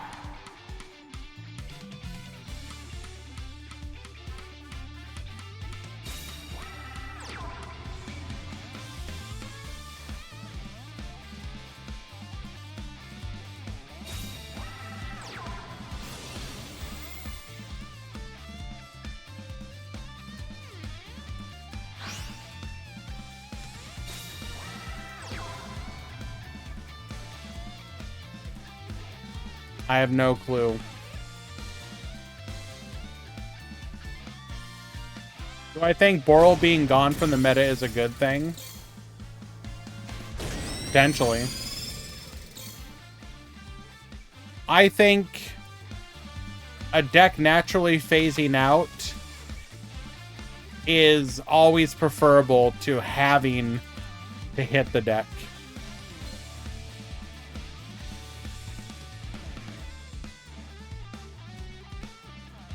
Allowing the deck to continue to exist, and this applies to all games in all metas. Allowing a deck to exist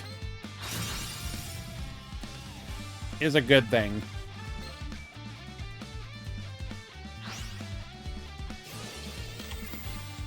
We do potentially have lethal here. There, we have lethal.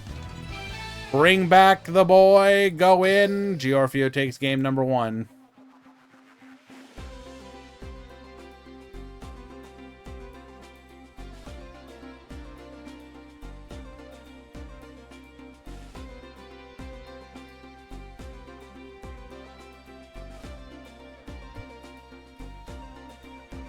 That said, I think Boral was one of those decks that was easily fixed. You didn't need to be that heavy-handed to tone it down. Like, the egregious parts of Boral were like the Chaos Dragon Legionnaires, stuff of that nature. You slap a limit 3 on an absolutely must-play card, and then Legionnaire disappears from the deck completely, or reduces the consistency a significant amount. Get ready for the rush! And the deck still would have been fine.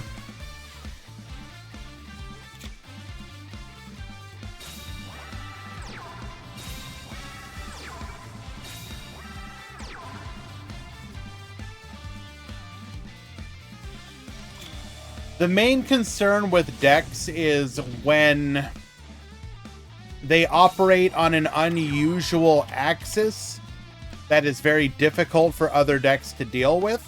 naturally. An example of this would be people's pain points with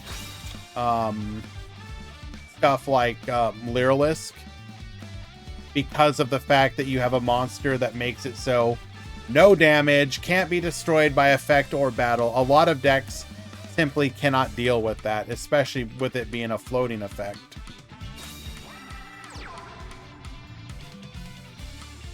Boral doesn't necessarily do... A deck like Boral didn't do anything egregious. But see, the thing is, Boral is... You can still play Boral. Like, I would like to remind people, so this is talking about speed a little bit here. We literally had one of the top players in our community rejoin and start playing events again, and has done well with Mayaka. Has done respectably with Mayakashi. A deck that, by all intents and purposes, is essentially dead. Dead and buried. But because they're good enough with their deck, they can make it work. And that's where you want decks to be. That would be like the OCG method.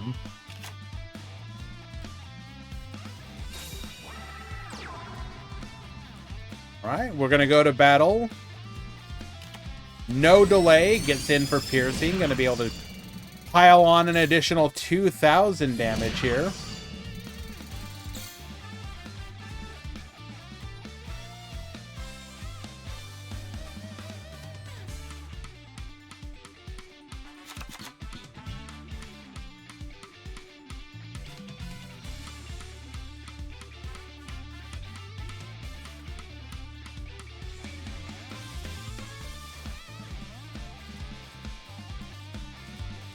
Did I see your request? No. What's your request?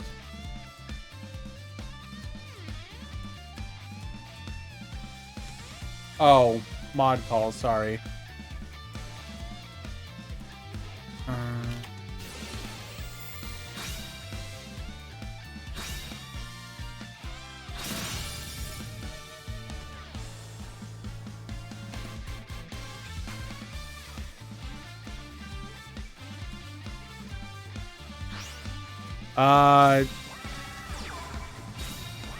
The type of win doesn't matter, Manarchist. But whatever, I can reset it, it's fine.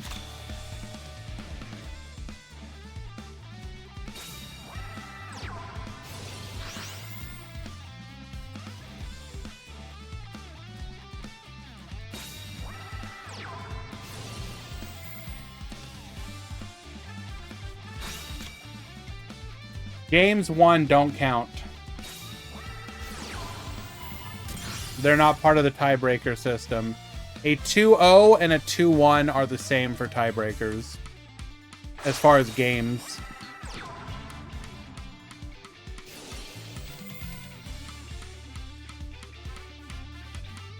You got it.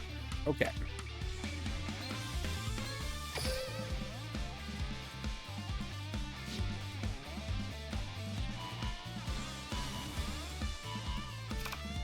I'm gonna go for the recycle here.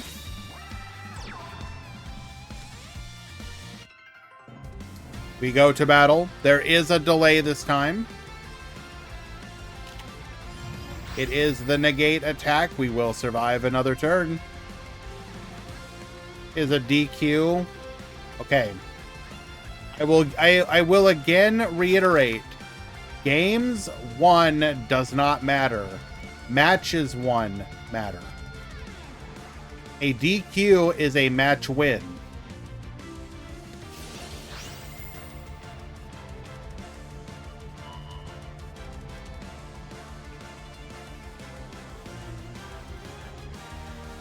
A DQ is both a 2-0 and a 2-1 and a 3-1 and a 47-0 because games played are irrelevant.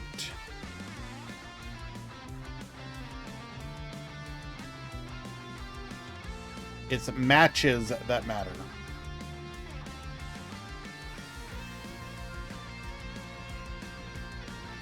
You got it. No, no, don't apologize. I just want to make sure people understand.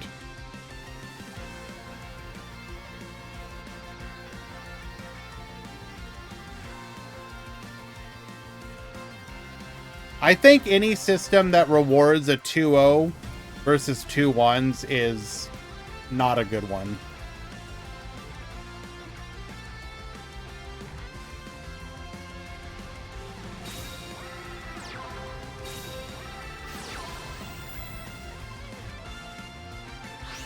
Brings back the red eyes. To battle.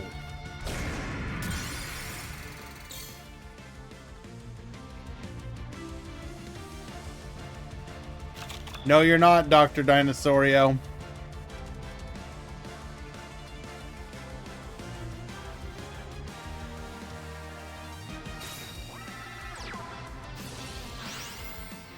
Gets milling. Gets rid of one of our opponent's secret orders. Draw a card. Barrage of Steel. Get poppin'. Goodbye, Tribute to the Doomed.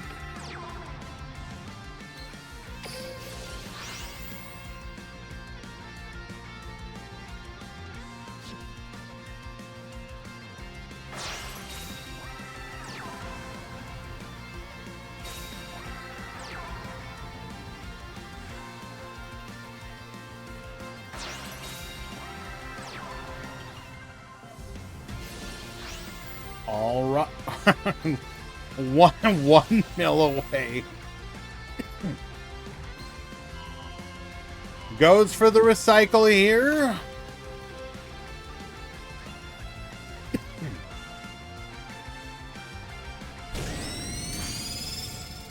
No delay. Able to clear the bodies on the field. And the Avant Wolf will finish him. Paco takes game number 2.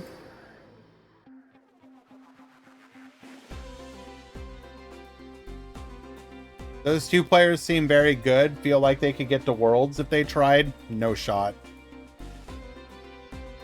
Hard doubt.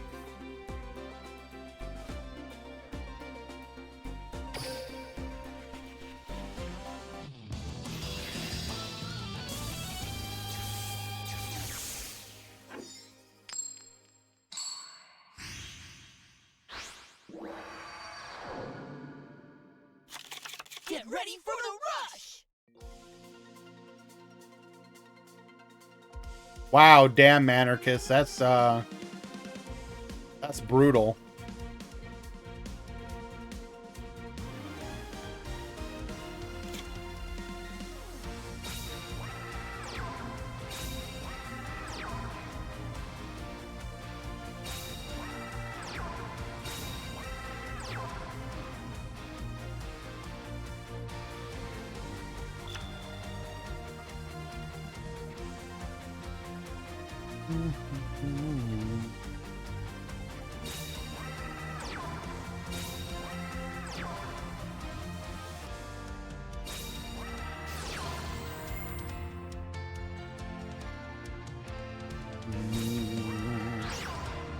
Alrighty. Rush requires more luck than skill. Okay, come on now. Luck is a part of skill. Pops the back row monster reincarnation. Thank you for putting that into the graveyard for us. We'll clear 2 of the 3. Pass back to you. Does 3-0 top? No. I'm sorry, Paris. You're on the bubble.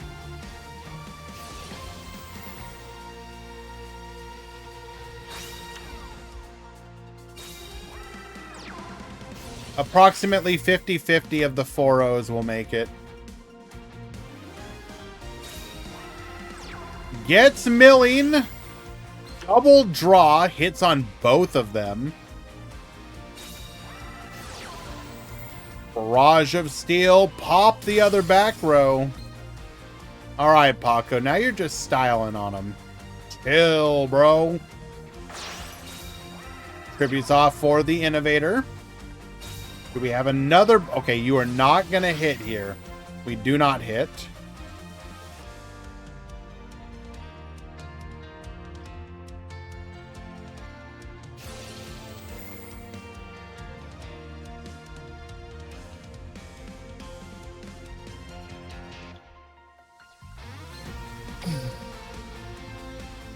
We're going to go for the recycle here. 1, 2, and 3. Babus to 3,200.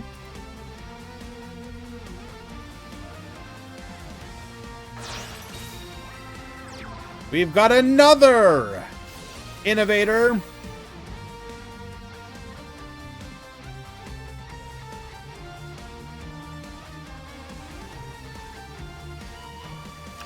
Recycling 1. So we will gain piercing. We're going to take out the Volcano Attack Dragon. Get in for 14 piercing. Leaving the Sylphidra on the field.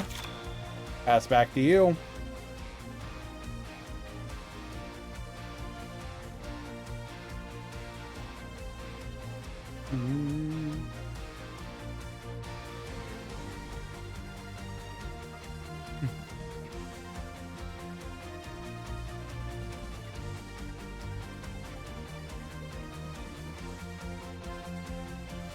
I don't want to see you beating up my boy Jinzo, Hunter.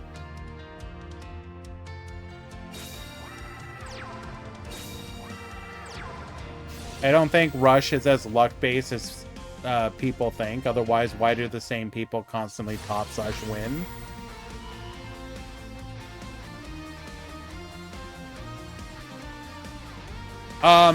Two things can be true.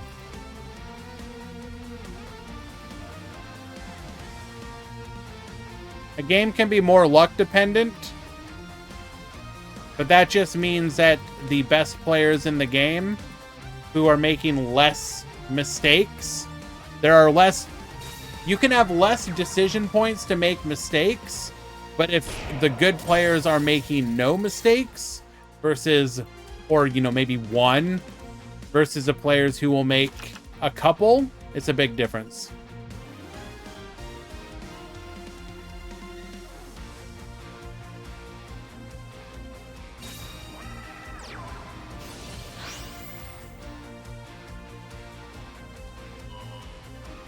Reactor, we're going to be able to draw an additional 2 as we had monster reincarnation in the graveyard. Problem is, I think we're pretty much mostly on Innovator as our boss monster, so we may not have another one.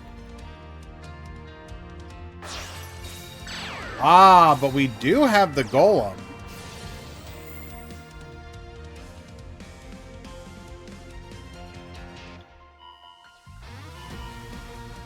Stay in your room, by the way, Hunter. I will watch your match after this one.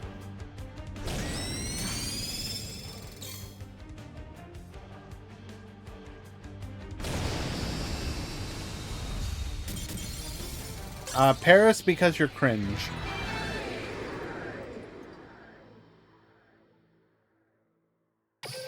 All right, Paco takes it.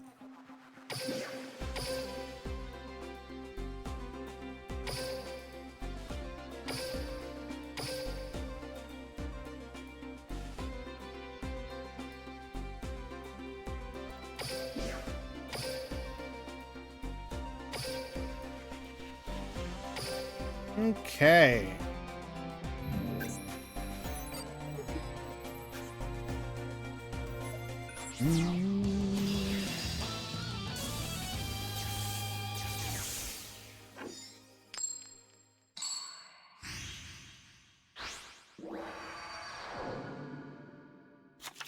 Get ready for the rush!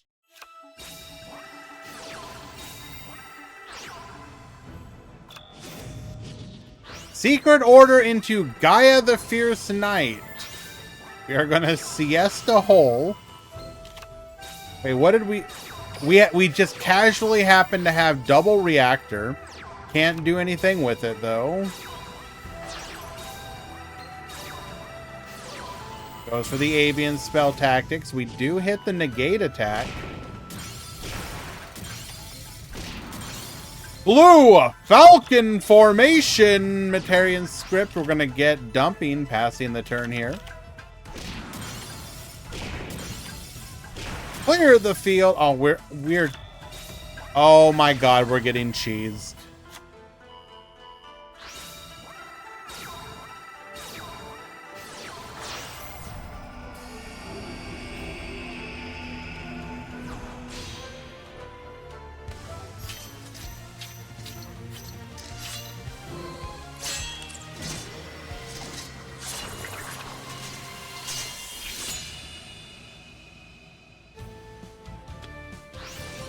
Ashura Star Baboost 6,900. Nice. Lethal.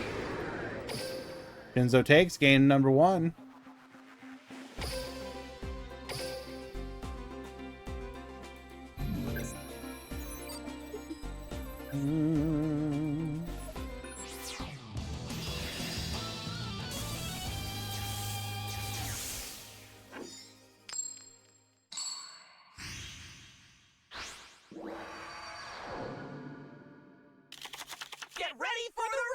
I mean, what's there to say, Serena?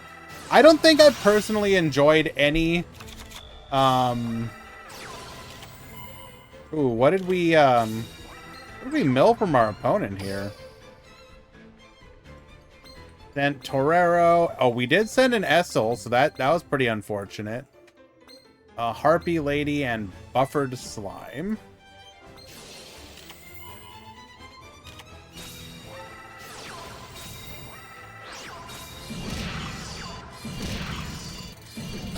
We are going to get domed to the face here.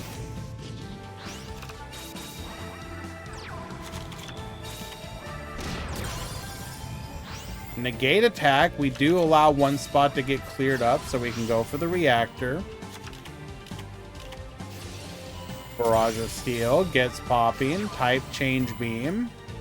Revealing the Serpainter.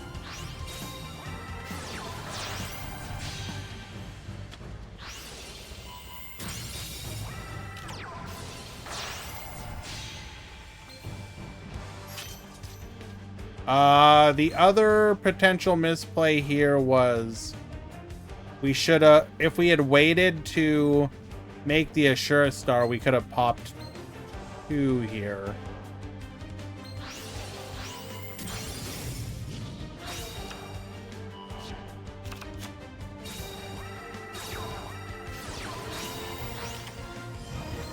We did have negate attack, so it did not matter.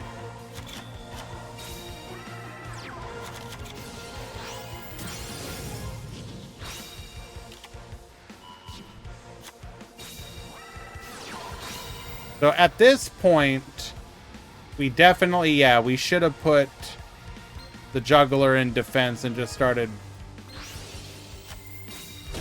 Wait. This is, okay, not lethal. Okay, hold.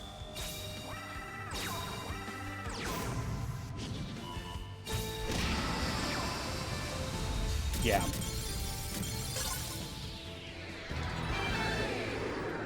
Without any defensive cards, we were always gambling there.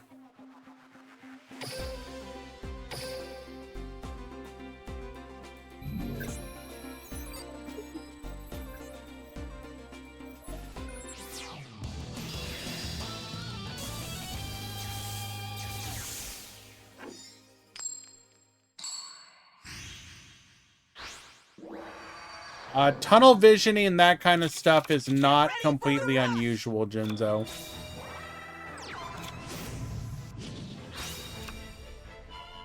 Ooh, triple sets to the back row.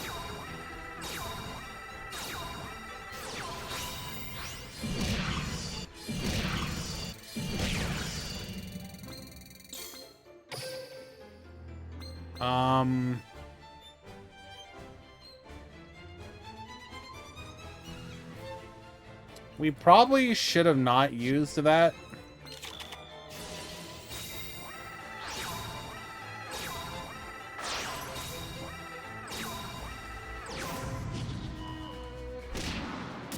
are going to get punished on the crackback, bringing life points a lot closer together. Okay. Oh. Hold.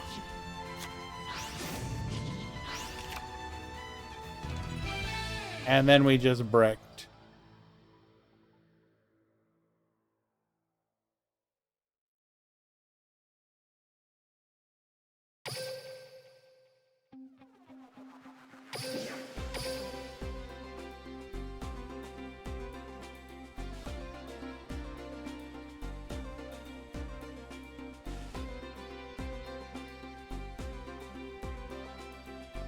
That's unfortunate. Don't worry about it, Jinzo. These things happen. You recognize your mistake. That is the first step towards becoming a better player.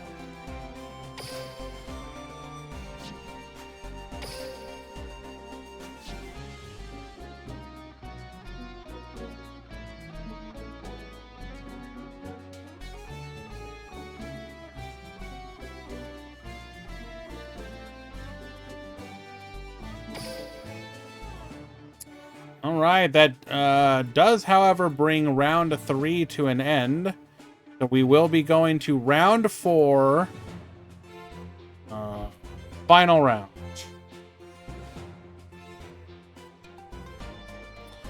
Round 4 has begun. Final round, 3-ish X2 will talk.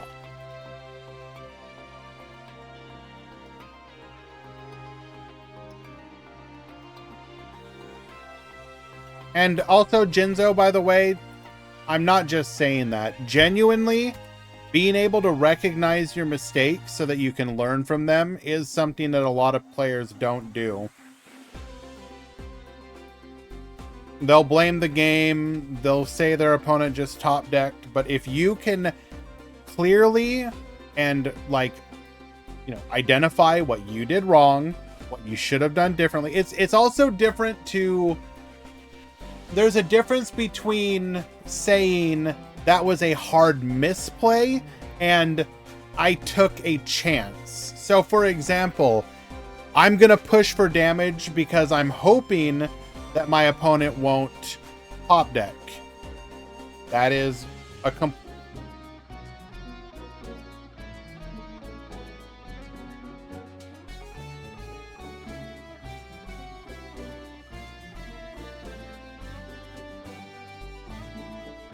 one second, sorry.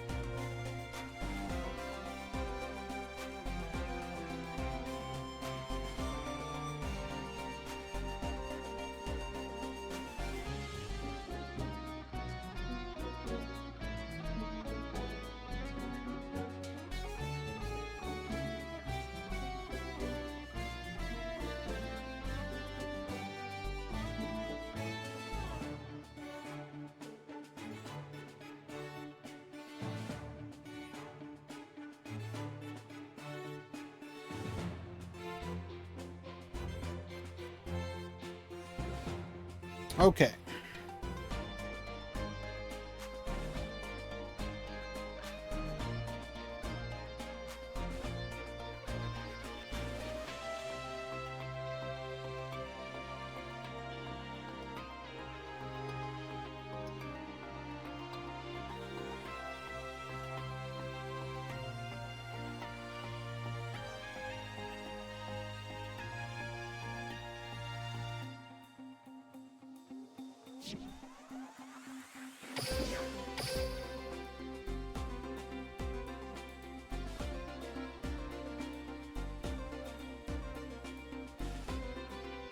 Let's try and watch somebody we haven't watched today.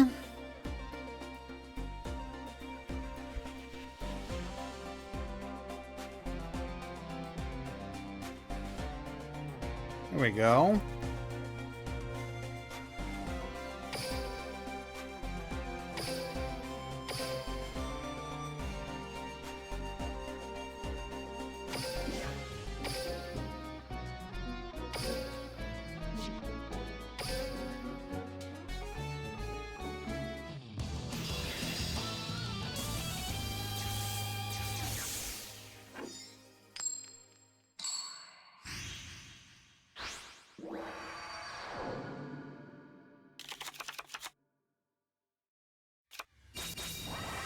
All right, 3 in the back, 2 in the front.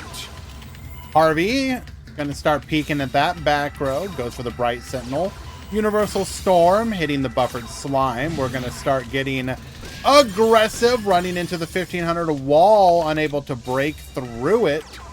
Dragorite hits the Inferno, takes out the back row, which is a Galactica Force. Multi-Strike Dragon Dragus going to be able to double attack here. Babu's getting in for a little bit extra damage, putting us down to 3,300. Galactica Order sending the Cosmo to the graveyard to grab a copy of Secret Order, which we will then bring back the Cosmo Titan. We run over the Dragus, getting for another 1,500 for a cool 2,000.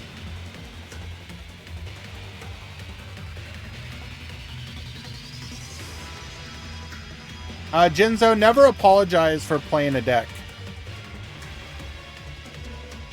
And I genuinely mean that.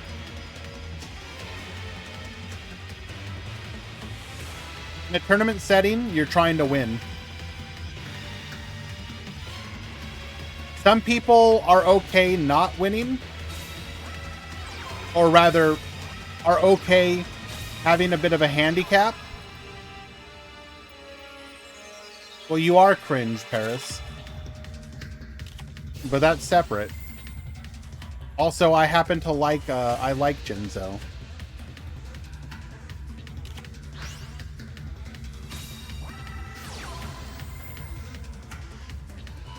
Storm gets poppin', hitting the Dragon's Fortitude here.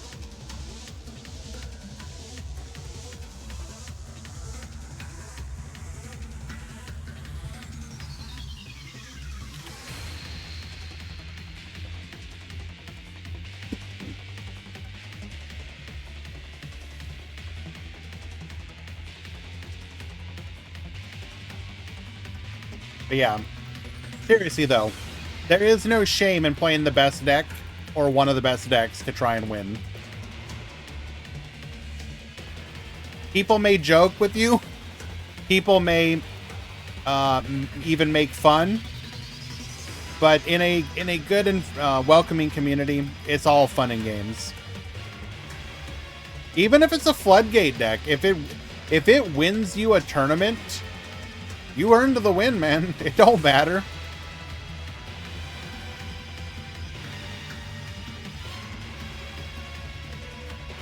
You have to, like, people have to realize that half the time the yapping and whatnot is just to have, you know, stuff to talk about.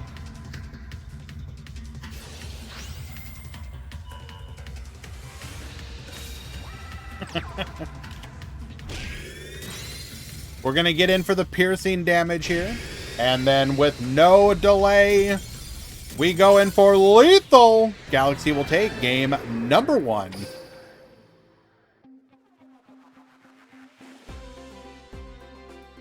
It's all fun and games till Paris starts opening Circle Ashuna one too many times. True!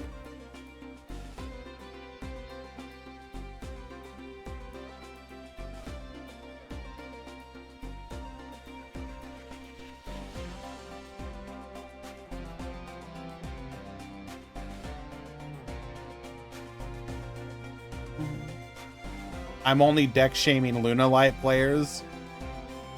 Fair enough.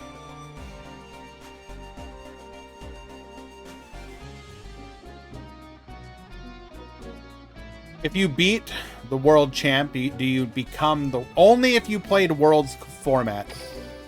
If it's a one-off, then no. But if you agree to do an exact Worlds format, then yes.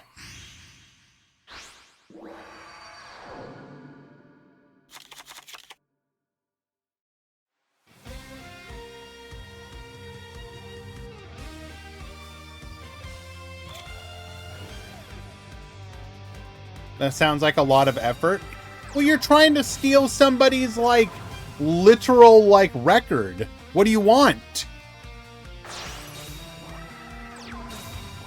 Do you think getting to the World Championship didn't require effort?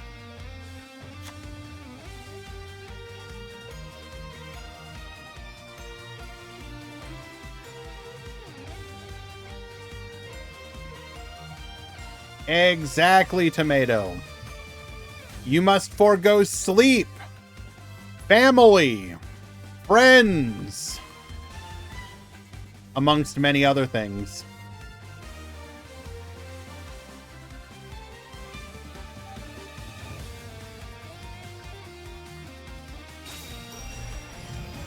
Tribute to the Doomed. We're going to elect to pop that tribute set, Blue Eyes White Dragon. And our double 1600s will be able to clear the field.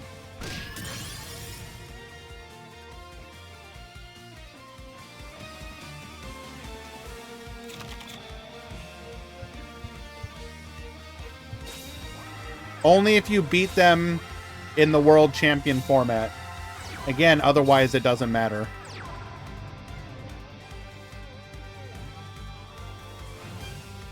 For example,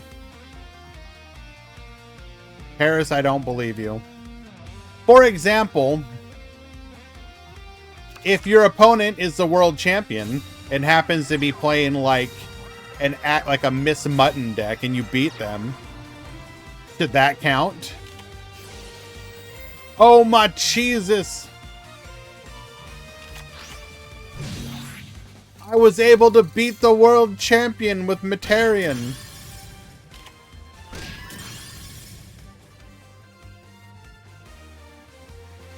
Are you talking mess about Miss Mutton? Yes.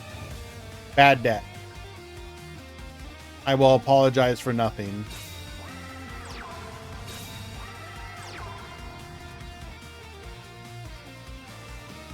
Not taking it back. Blue Eyes White Dragon to the field.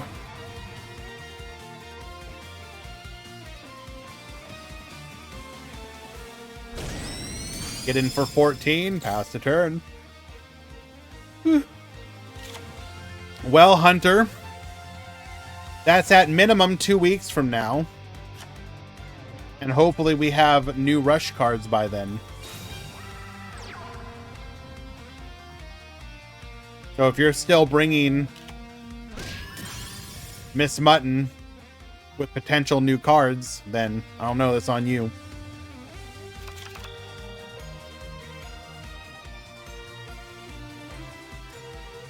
I have a feeling that if I go and look at your match, it's probably something like you flipped a coin or something.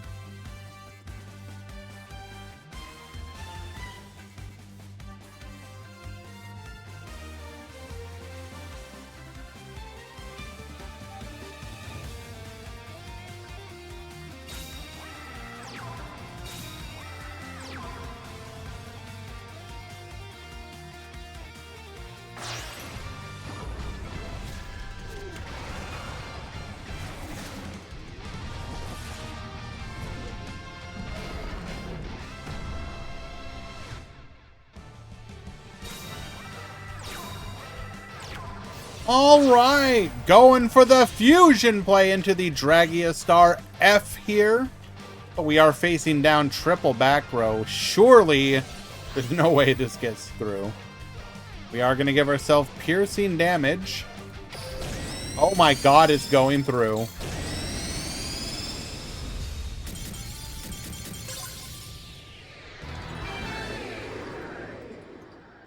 Click takes game number 2. We will tie things up 1-1.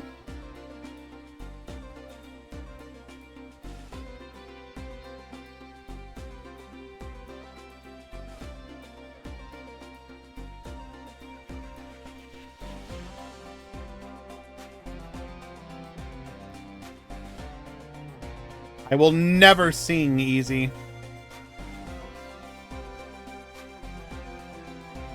You will never find out what kind of music I like.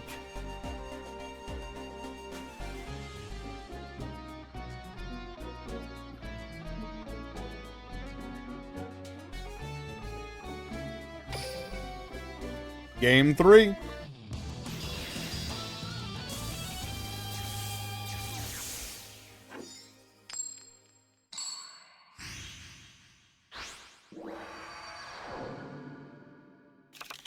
Why afraid, bro? It's... First of all, 1, it's for dramatic effect. 2, anytime you're attacking into 3 back row and your opponent has not used their traps, there's a high likelihood they have something. I'm in fact not a banjo enjoyer.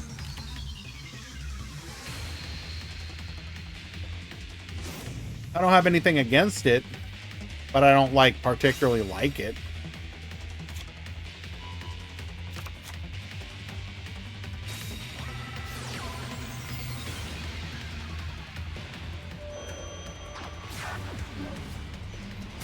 Okay, that Dragon's Fortitude, unironically, a bit of a problem.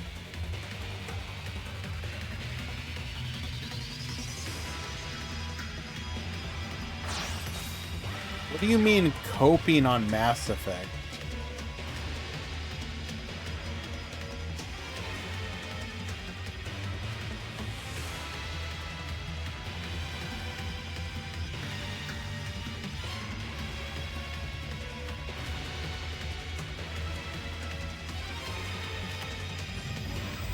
I take back everything I said.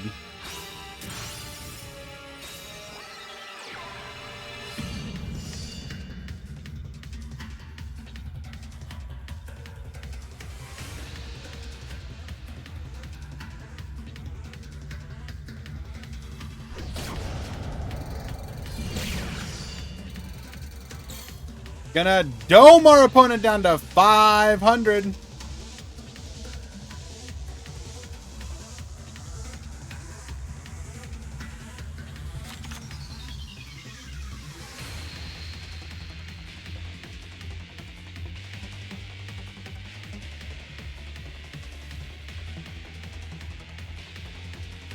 Thank you for entering, Griffin.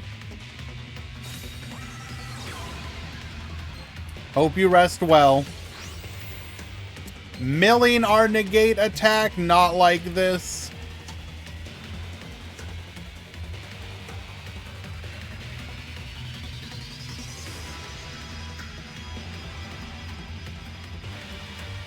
If I get full Starlight, which card are you applying it to? I don't know. I'd have to think about it, dude. Honestly, I'd probably save it for Tri-Brigade. Whenever we get that. And do like Shurig. If we got it.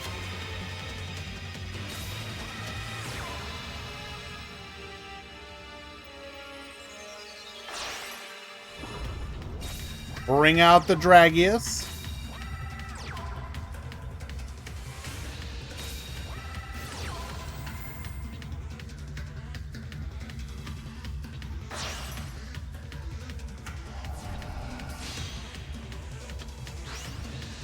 I hate Tri-Brigade. The deck is cringe. Made Lyrilisk an uncool deck.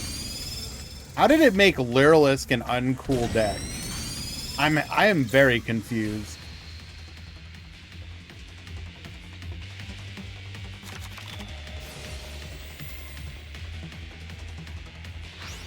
Secret Order, can we pop the back row? No, but we can reduce it.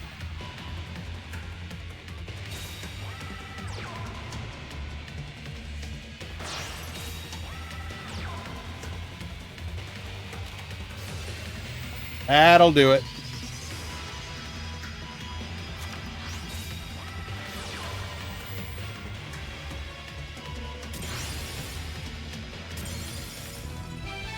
All right. Galaxy takes it in a 2-0 victory. Unfortunately, we had several ways to deal with the reduce. But in that situation, the reduction actually was going to be enough to be relevant. Should be noted.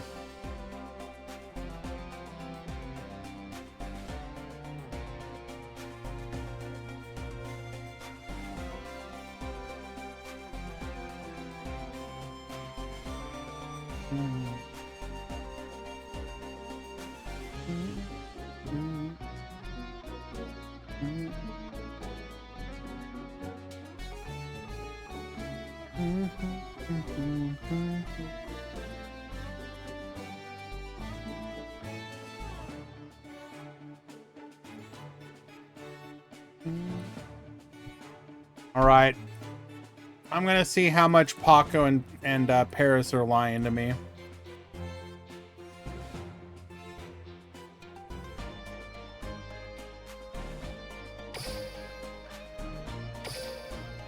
Sure, it would be a limit 1. I don't know.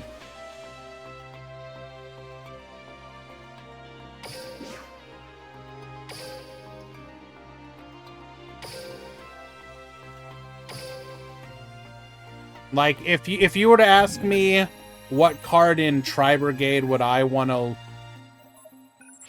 Yeah, does the room matter? You guys aren't playing right now. Make a new room. If I was to limit a card in Tri-Brigade, it would probably be Revolt.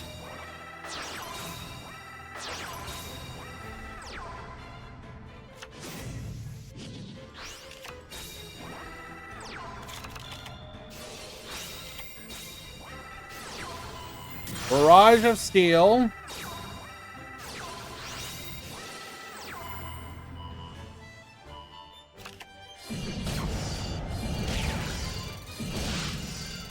Okay. Puts our opponent down to 16 or 600. Barrage of Steel again. Hits the negate attack.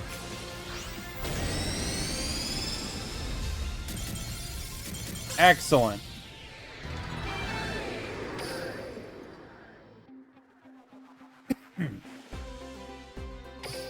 Let's watch game 3 or game 2.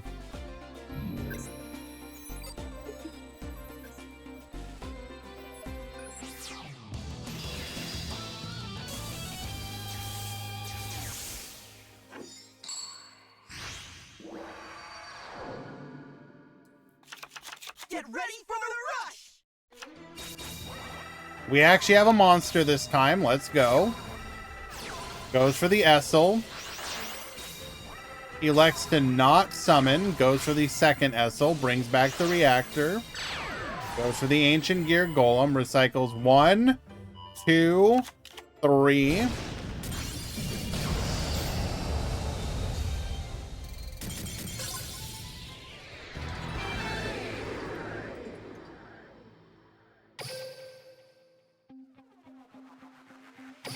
Genuinely skill issue, Paris.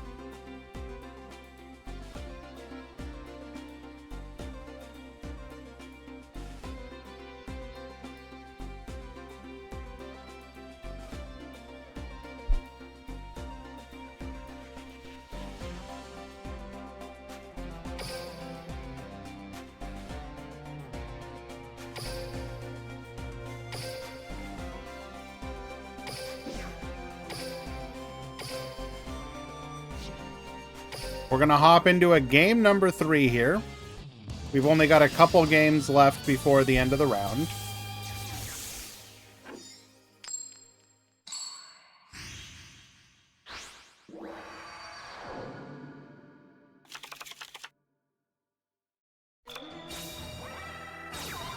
Only 4 rounds.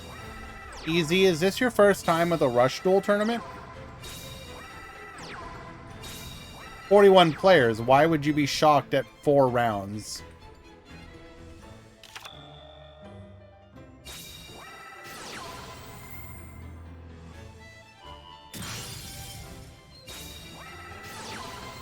Double Universal Storm. Get poppin'.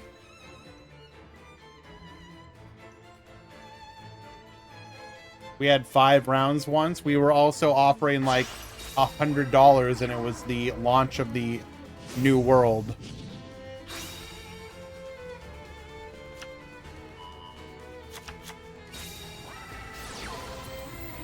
Secret Order, bring back the Galactica.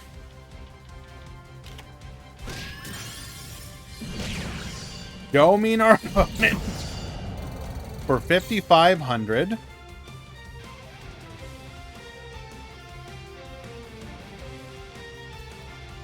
Type change beam 1 time.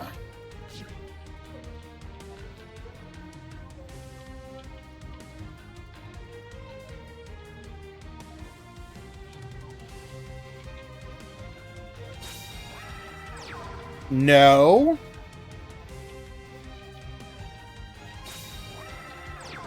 One in the front. 2 in the back.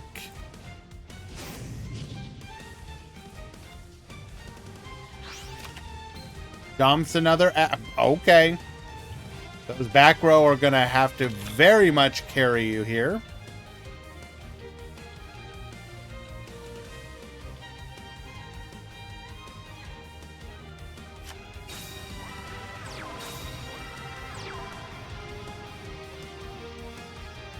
There is a delay. We did have the negate attack, so that will allow us to survive.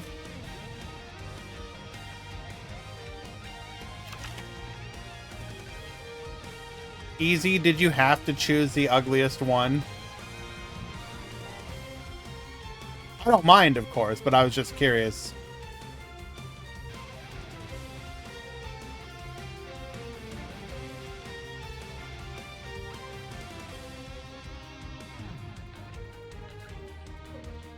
I didn't want to make a render. Damn.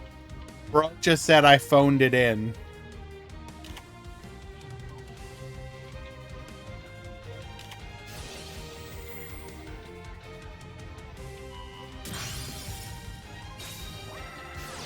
There is your breakdown for today's tournament in pretty art form.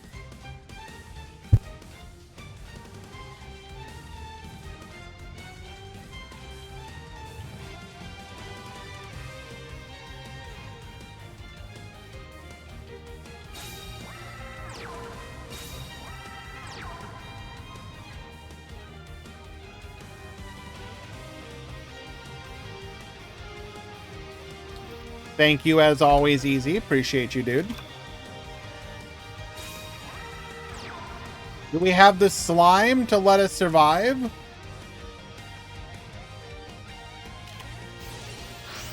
Yes, we do.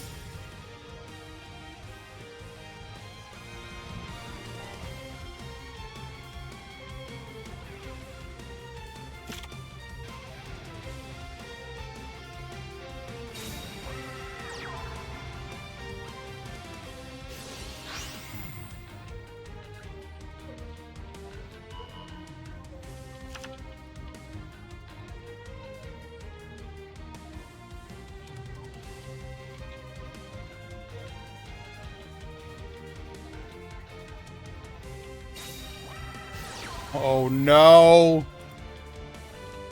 Here comes the type change beam and a prayer.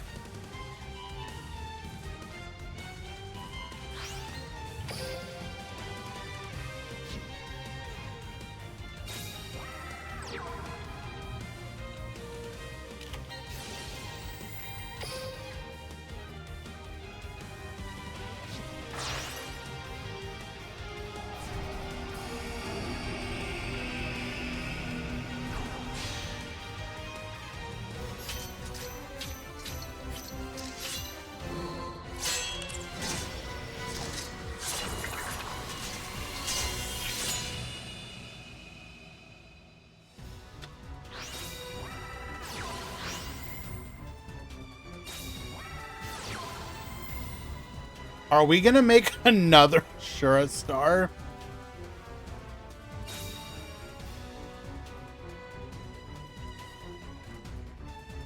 Oh, come on now. Adds the fusion back.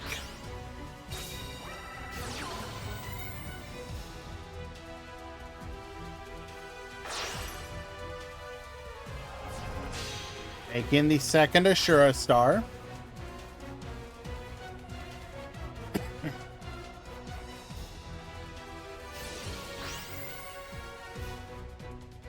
We're going to boost our attack here.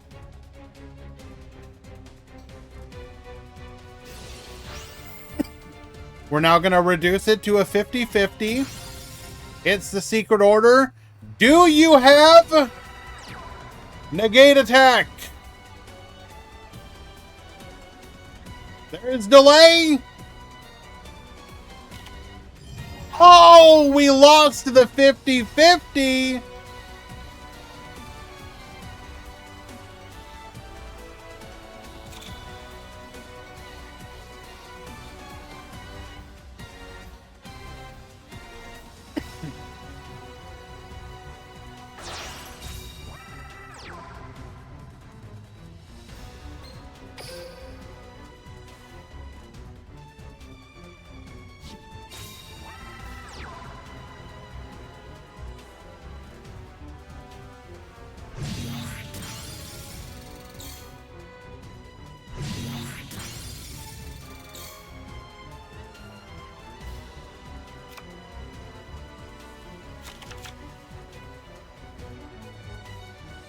Okay.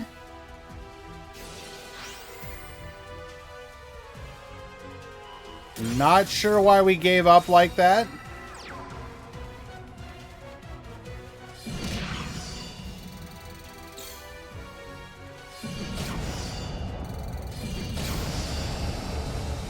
Did I see what?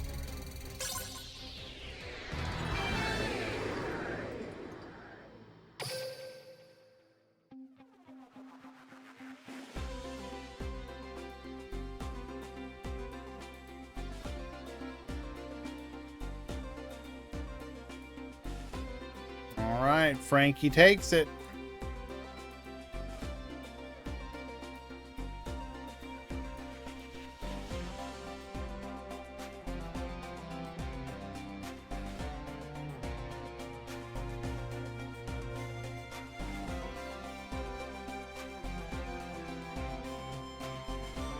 Alrighty, let's find out our lucky X2s.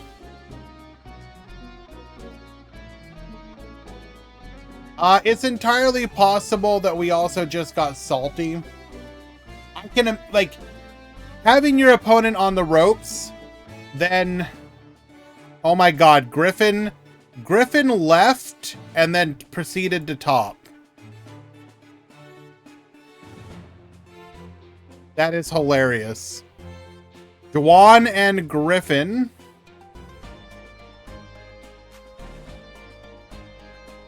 You are our lucky X2s.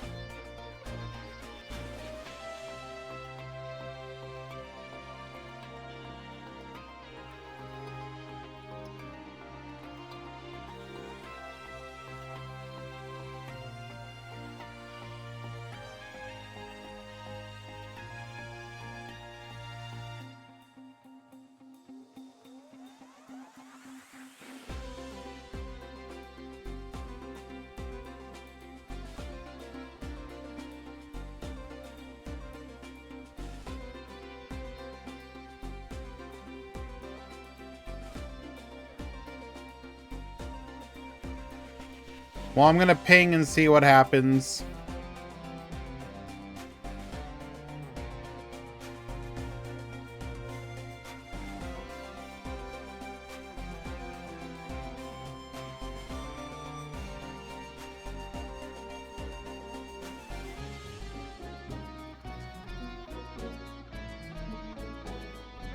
If Griffin isn't here, I will just move on to the next one.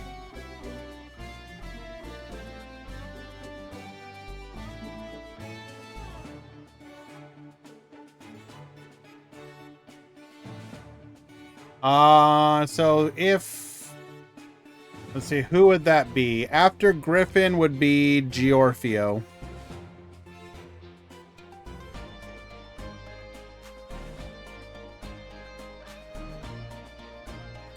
Giorfio, are you here?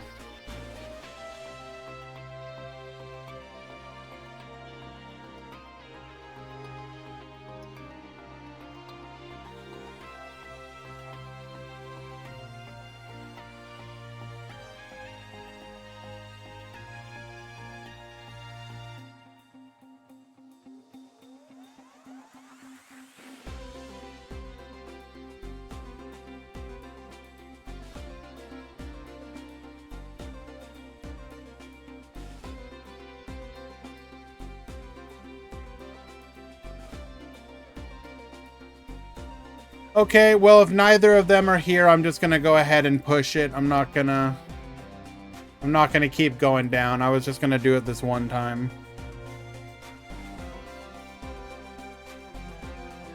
Alrighty.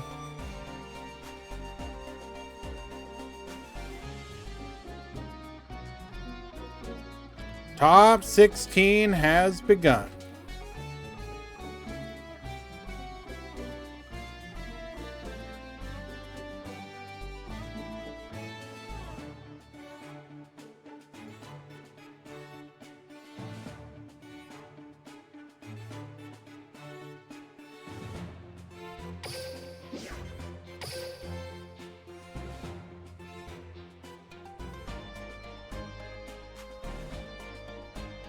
Thank you, Easy. Appreciate it, bro. How many rounds is top 16?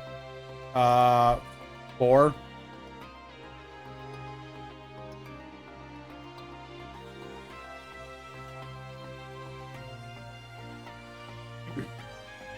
$16, 8, 4 finals.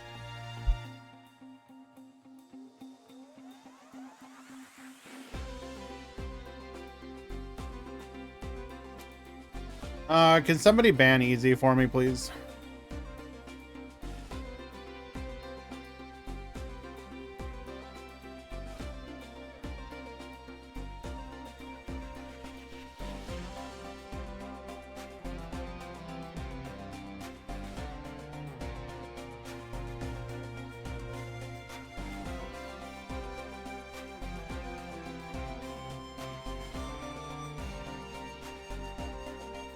Okay.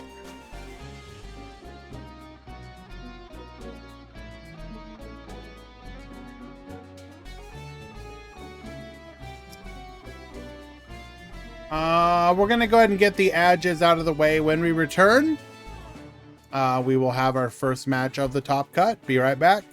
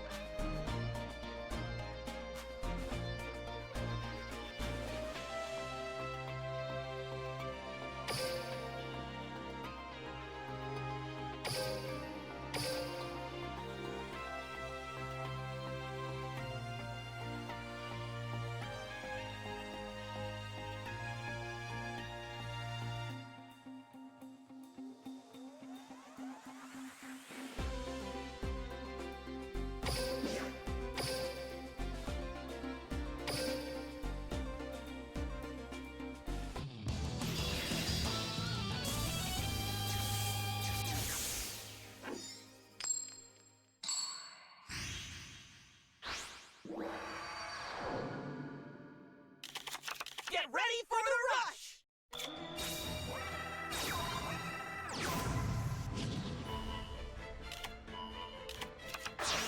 Good news, Griffin has woken up from their slumber and is going to their match.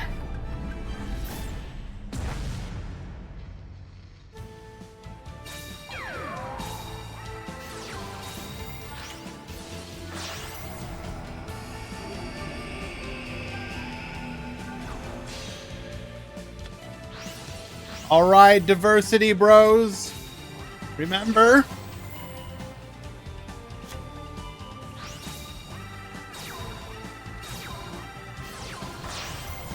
so we do all of that to get to our Kime Tarasu, go for the Hercule star, and then just immediately spin it.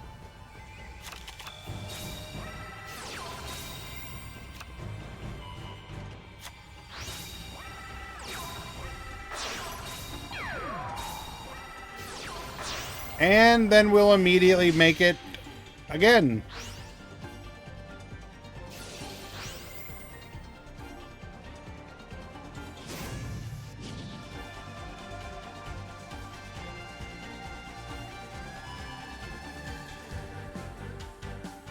The battle. So here is the total breakdown.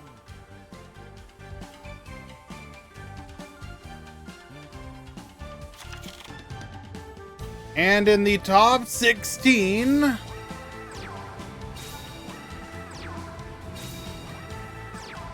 eight Materian, 2 Blasters Inferno, 2 Celestial Warriors, 2 Galaxy, 1 Aggro, 1 Dragon.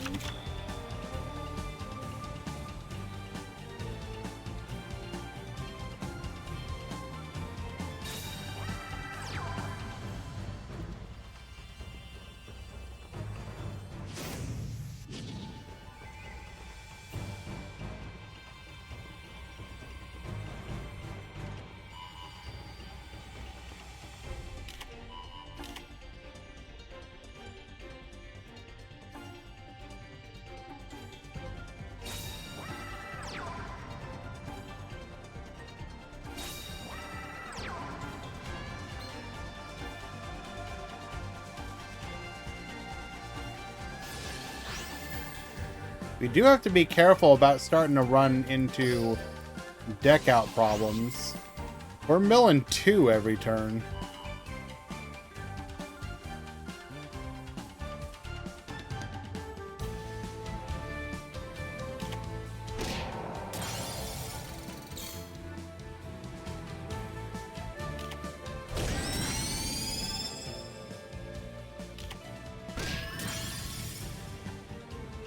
Clear the field, get in for 700 damage.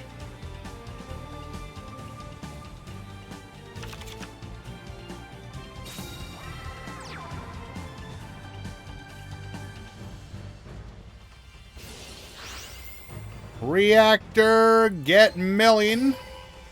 We will get to draw 2 here.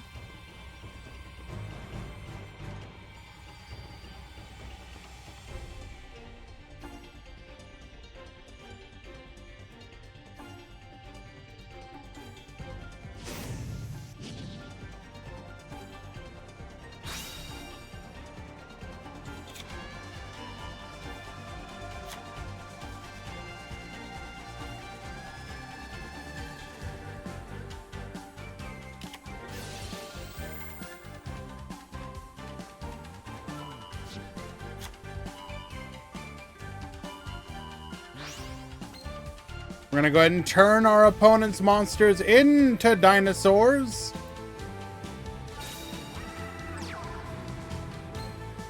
Sorry, dragons. We're making them dragons.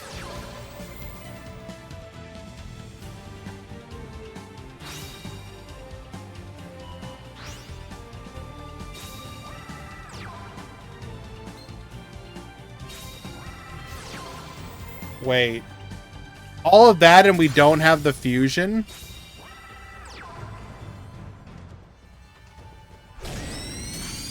Oh, that is unfortunate. We were really hoping to... Wait, what? What was even our game plan then?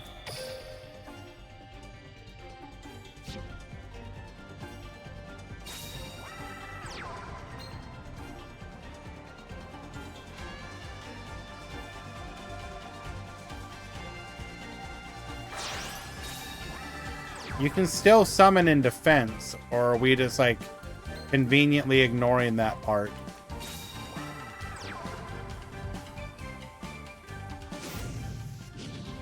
If he had the fusion, we could have popped because we turned them into dragons.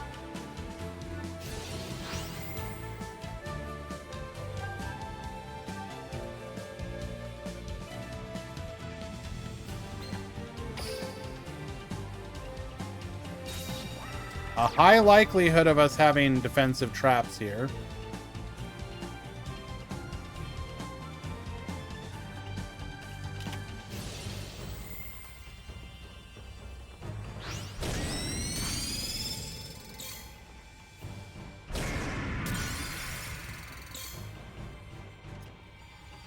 We're going to save ourselves a little bit of damage.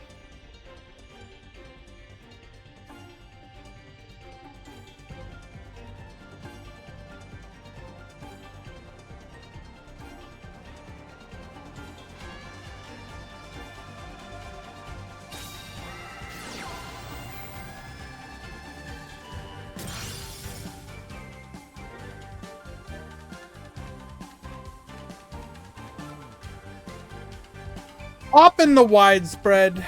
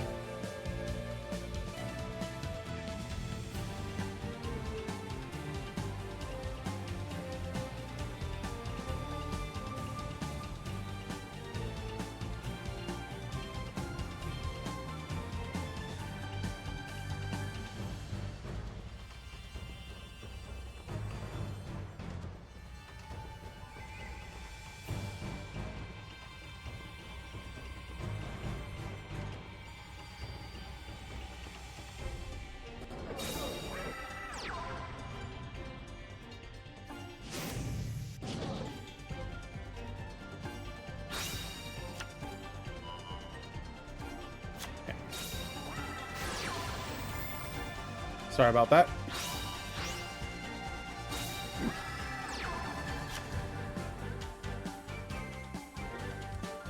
Boosting big enough to take out the Kime Luna.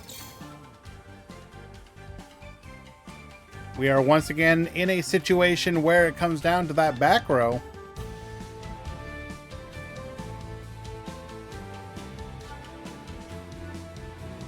We must feel confident though, if we're willing to leave a monster in attack position like this.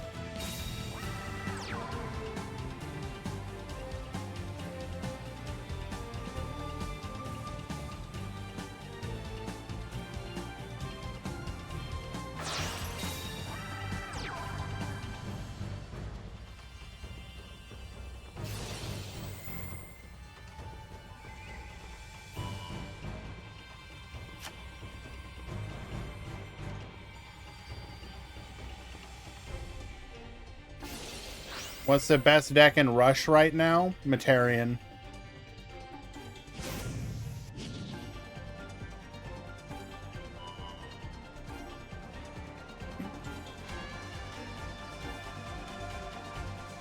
We have delay. There's the negate attack. We are in dangerous... we're in dire straits right now. There's a very high likelihood we deck out now.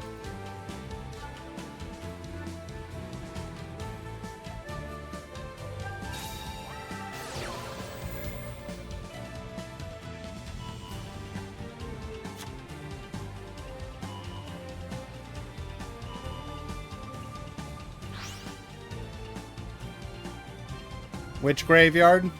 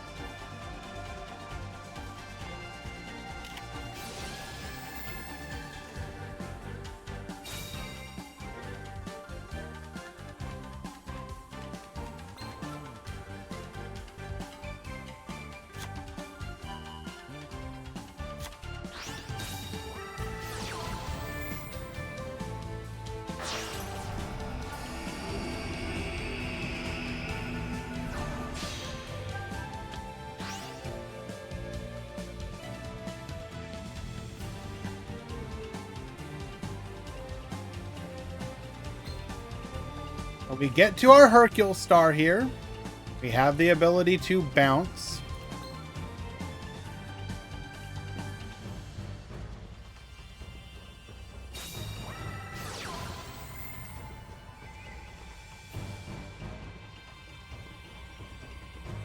Gonna go for the recycle here, while our opponent still has monsters on the field.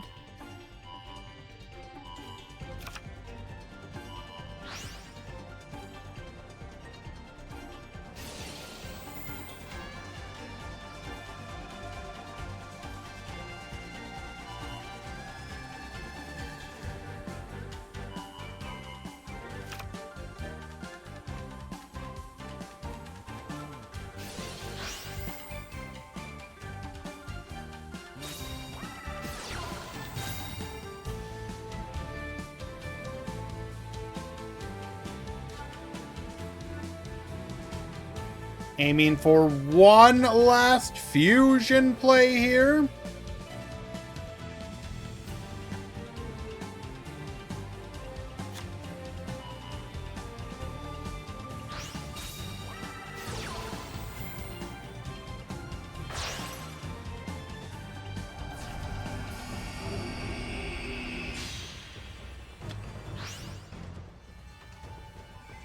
We had to. The floodgate says you can't summon it in attack position. The Kimetara or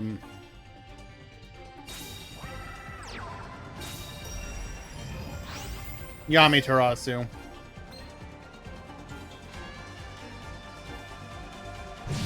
Wait. Oh, unlucky. We go for the honorable Sudoku. We have no way of securing lethal.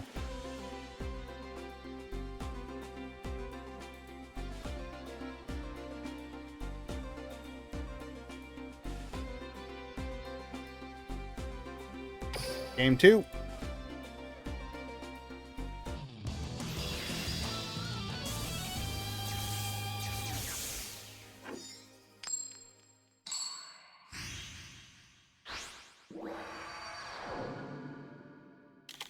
Get ready for the rush!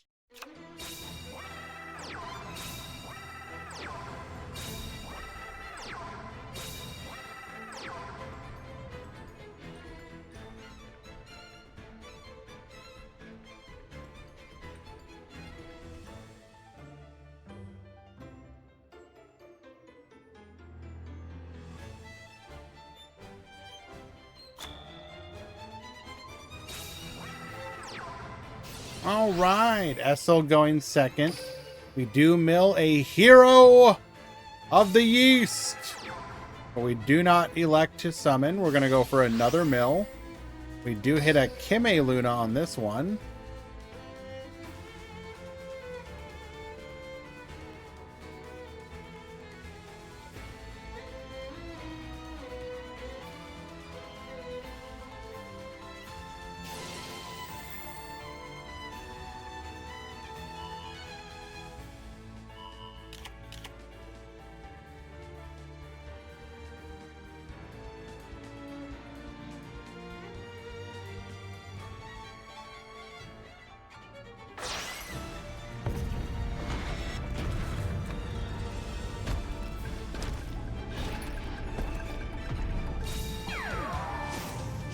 Hey, going for the Celestial Guidance after we bring out our Yami Ruler.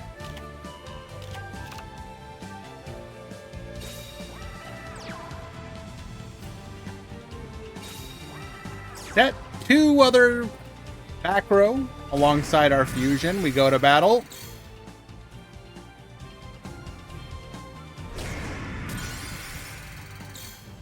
Getting in for 3,200. Pass the turn.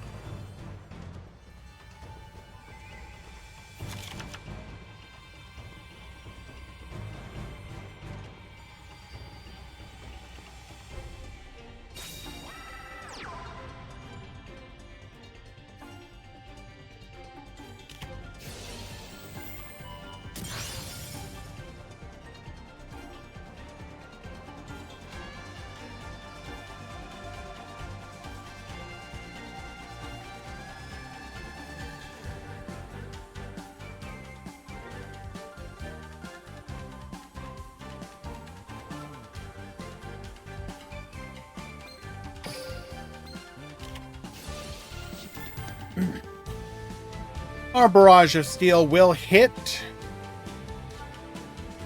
a star restart.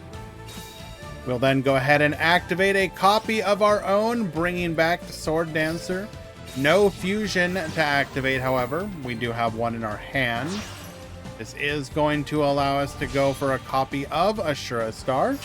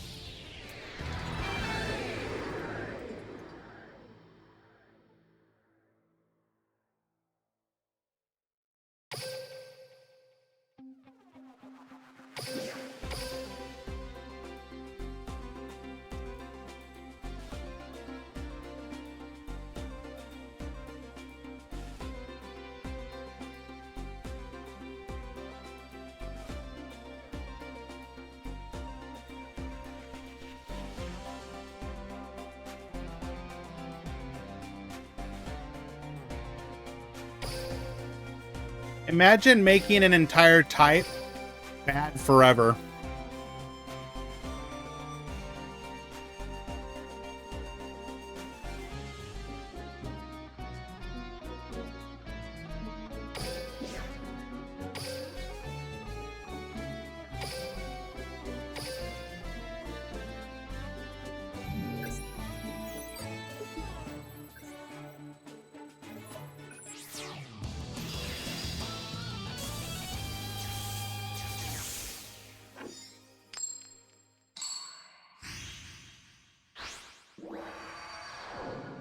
So I just want to make sure I understand this correctly.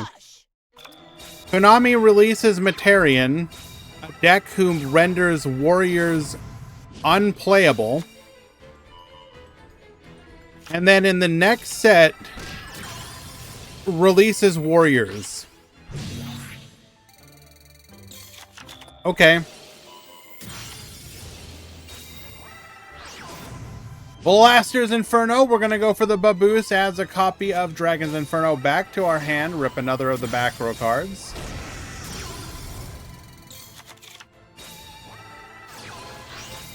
Reactor goes for the fusion play into the Ashura Star. Grabs a reactor back to the field. Reactor effect. Draw 2 more cards. Because, unfortunately, in Rush Duel, there's no concept of a limit once per turn. So we're just able to casually make double Ashura Star, ripping 2 of our 3 back row without any ability to do anything about it. Clearing our opponent's board as well. We're going to go for the Dragonic Pressure, recycle, bring back our Volcano Attack Dragon. Blaster's Inferno, wipe the back row. We're going to get in for 36 and 15 for lethal.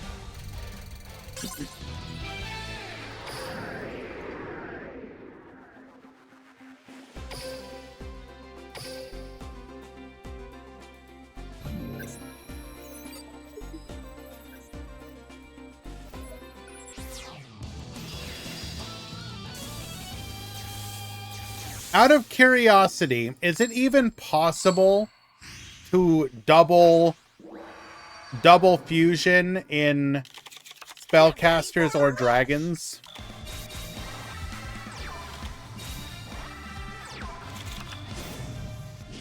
Of course, Griffin. I just wanted to, let you know because you earned it. Interesting. Okay. Just curious.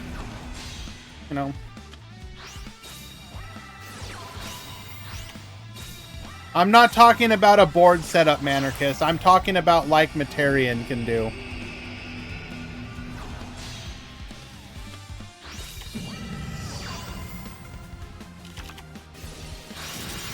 Goes for the Dragonic Pressure.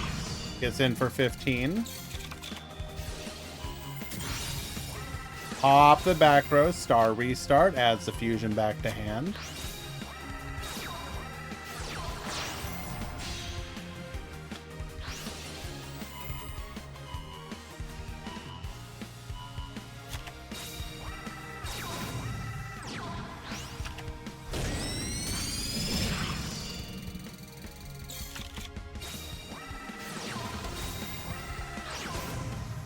We're gonna go Blaster's Inferno here, grabbing our Inferno. Rip a back row. Take out both of our opponent's monsters. Pass the turn. No, Griffin, just top 8. Thank you, though. Go get some rest now.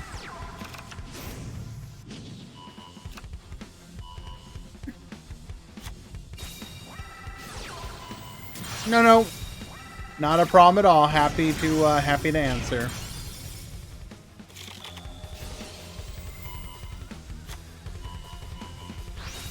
Type change beam, sword dancer, imaginary actor. Tell me if you've heard this one before. Fusion into an Ashura star. Of course, Griffin. Take care, bro.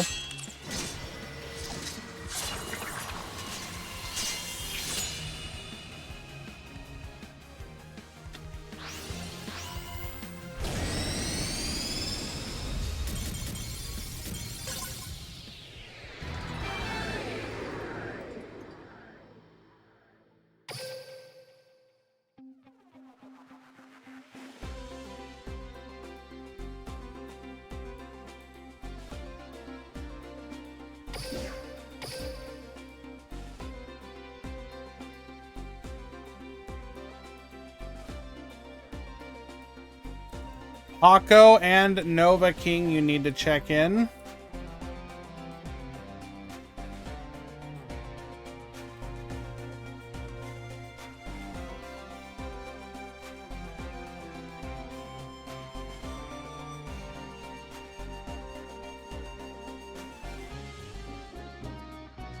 May 70, you need to check in.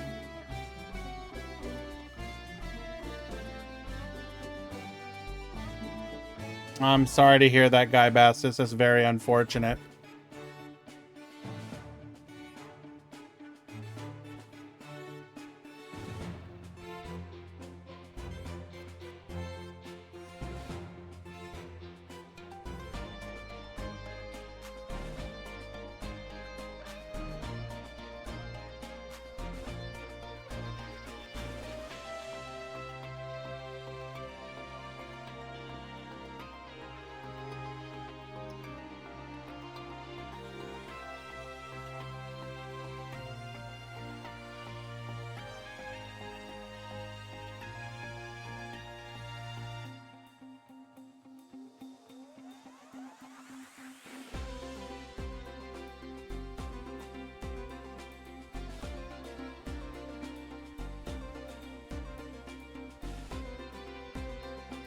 Top 8 is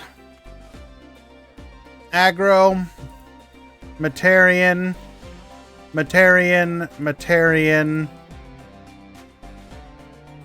Dragon, Galaxy, Dragon, Materian.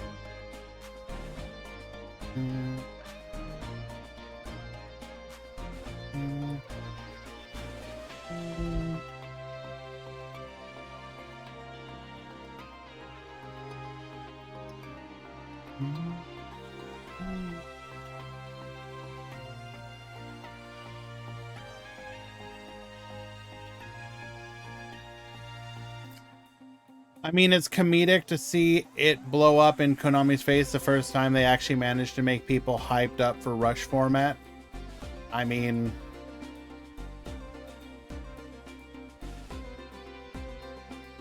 don't know what to tell you, dude. They just decided to not try and balance the format, dude.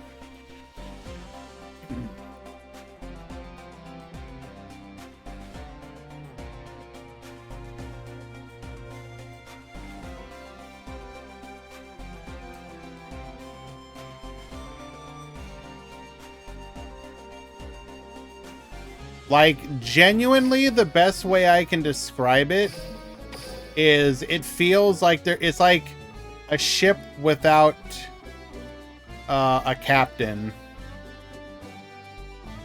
It's just rudderless adrift.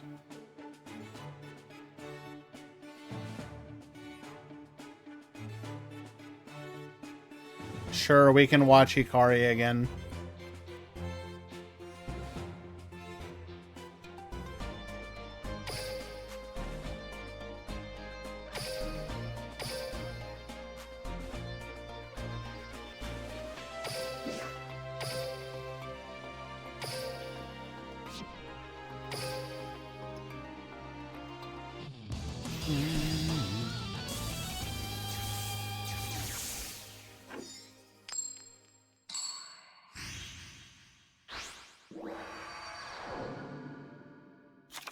Get ready for the rush!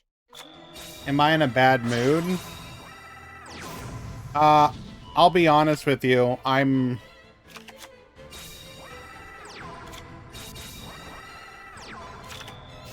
a little bit, yeah.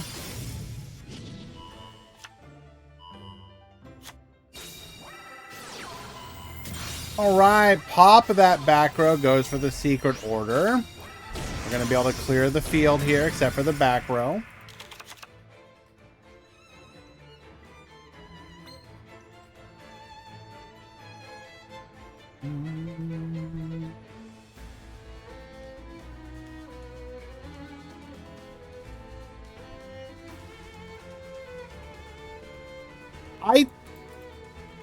You have to understand that I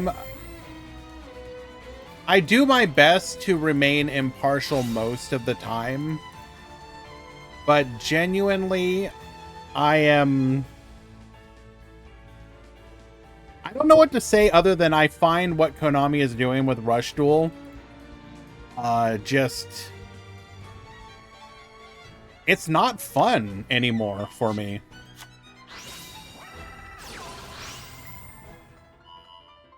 You know, even in the bad metas, I could at least see some kind of rhyme or reason to it. Now I just watch and I'm just like, one, I genuinely don't understand what their thought process or strategy is anymore. And then you'll just see the most, it's like, okay, we had a cool back and forth and then the best deck in the format just won because it has an auto win move that you can't do anything about. I mean, what are you supposed to do? Like, what are you supposed to say? Like, you can be trying to cast a match and then it's just like, and sorry for the language, the bullshit deck did the bullshit thing because Konami does not give a shit about balancing this format. And they've not given a shit for a year and change now. We've lucked into a couple decent formats and then just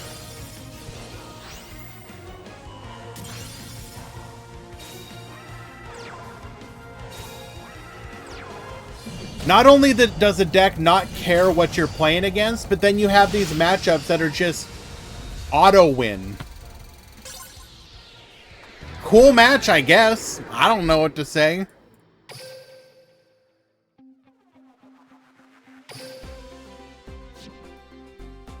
Oh, you chose to play dragons. You chose to play warrior. You.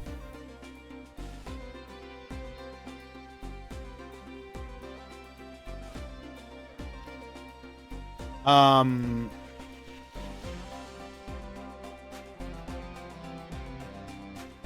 you know, and obviously I don't like to let it get to me like this, but at least in the worst, like, at least in like in a bad format, I can look forward to, okay, but then we're gonna have a fun format again, right? I just don't feel like that's gonna happen with Rush Duel, dude.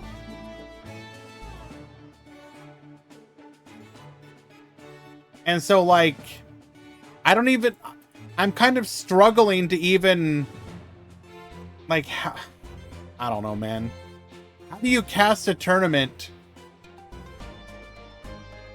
when you feel that way? I don't know, dude. Like, I don't know what to say. All right, game 2. Don't mean to, like, trauma dump all that stuff on you. I just genuinely... Yeah.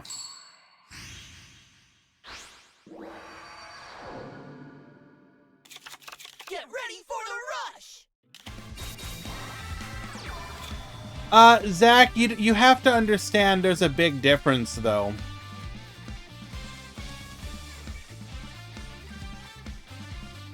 There are... Okay, how to put this. When Rush released, it had a lot of problems, but in theory, Konami would address them. When Rush released in Duel Links, they had another opportunity to correct.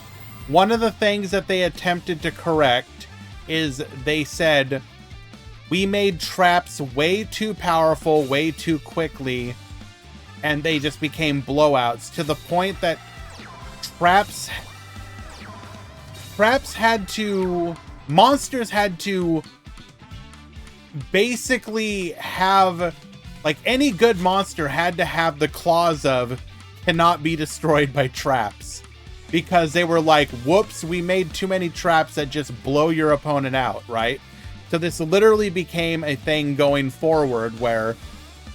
Okay, we're going to make a big boss monster, but we also have to make it so that it can be immune to destruction by traps. Okay? Konami in Rush has gone a step further of being like, not only are we not going to give you those traps, but we're not going to make virtually any trap good whatsoever. So the game becomes much more back and forth trading blows like two shonen protagonists. Okay, cool. But then you build in strategies that let you just OTK your opponent, such as type change beam. Well, if I don't have any traps that can stop that from happening because you don't introduce them to the format, why do you put stuff like OTK strategies like that into the game? It literally doesn't make any sense. Like, you should say, we're not going to give you the traps, but we're also not going to put the cards that do big attacks or a lot of damage.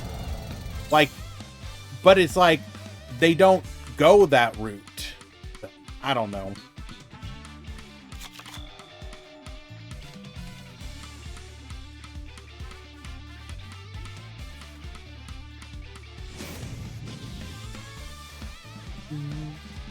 But also what Manarchus is talking about is true.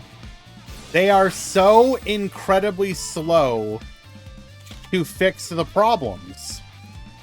Have a ban list every month, like Master Duel. Oh, Materian is way too good this month. Maybe we can tone it down. We're now in the second month of Materian. I mean, even that technically wouldn't even... Like, we would have only just now been getting the proposed fixes that wouldn't have gone into effect until, like, the end of the month. So even then, it's like, would that have been a solution? Probably not.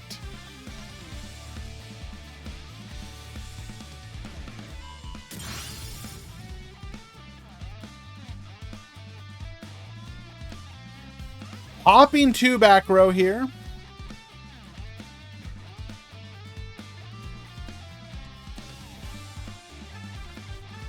But do you do a Goha Cup immediately after the world launch? They probably didn't want to do that.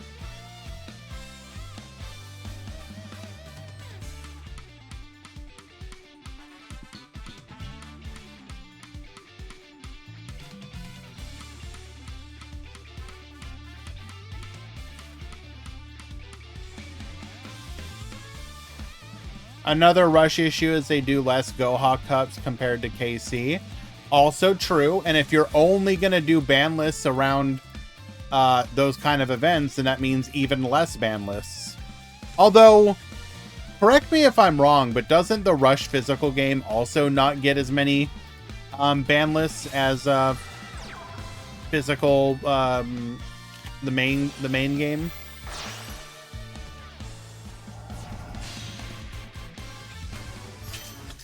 Ashura Star to the field.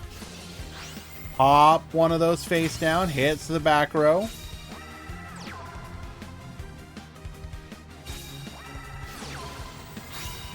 Arc Turbo Boost.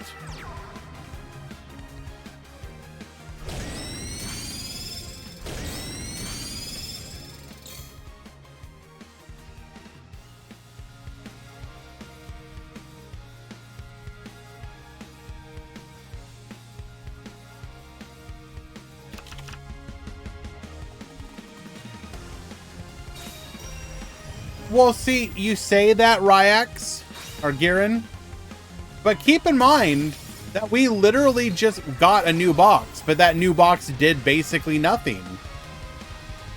You introduce a warrior archetype into a meta where the best deck absolutely shites on warriors. I don't even need to type change beam to OTK you. Thanks for playing a deck that I just naturally OTK. Like...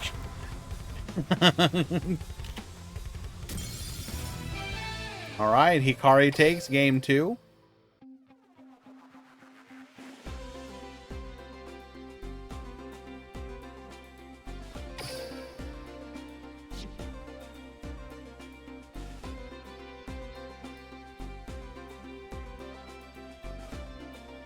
I think Konami was hoping its fusion would counter Materian, but how?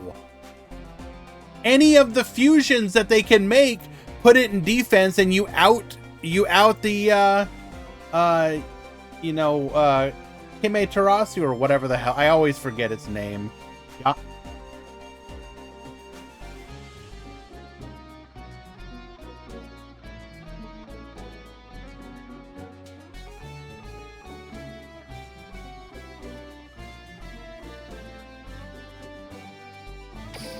I don't even think the limit 3 on Yami Terasu is an issue.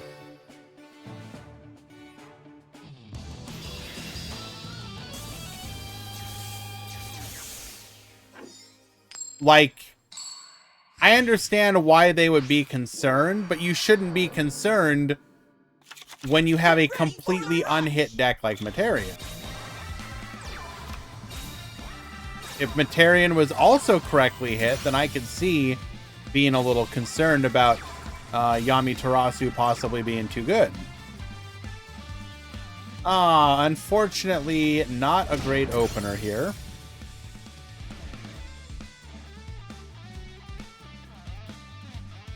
Well, and I also feel, Manarchus, like, how do you nuke Materian? Like, genuinely remove it as a threat. Because remember, as long as Materian is playable, warriors are bad, dragons are bad, because it just absolutely, shites on those decks. You would have to like legitimately cripple the deck. Oh, and spellcasters, yes.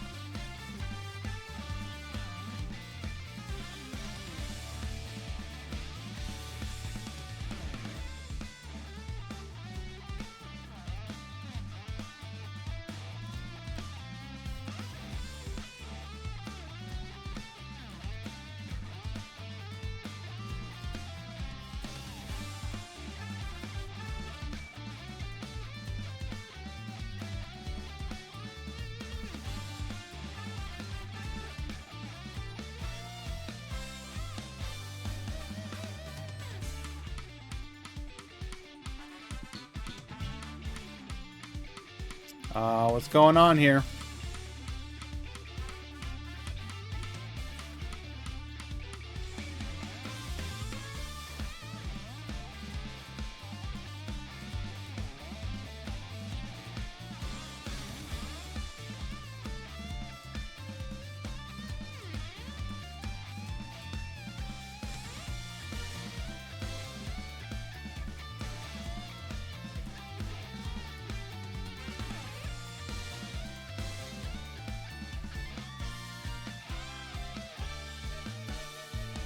This is a little concerning.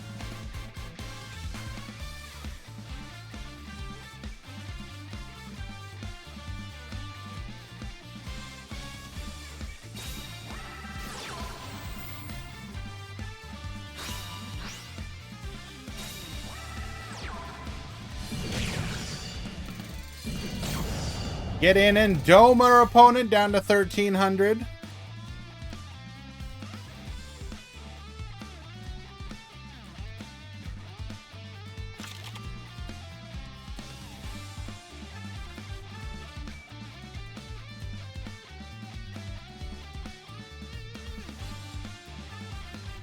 Guys, by the way, I do not subscribe to the idea that, quote-unquote, they make one format good so that you'll play the other format. Because we had Materian and Bird format at the same time. Both formats were ass.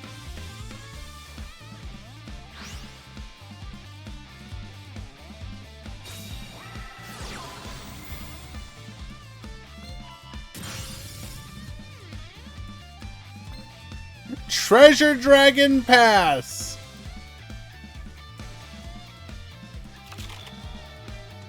We simply need our opponent to only draw one monster.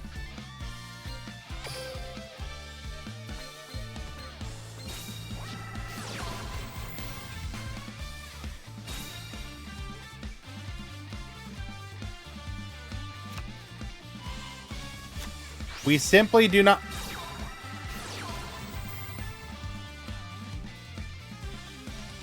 Okay. Okay, dude.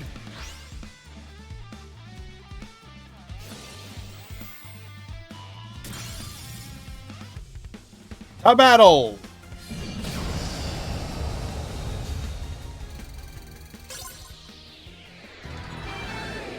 Alright, well done, Gozu. Well done, Hikari.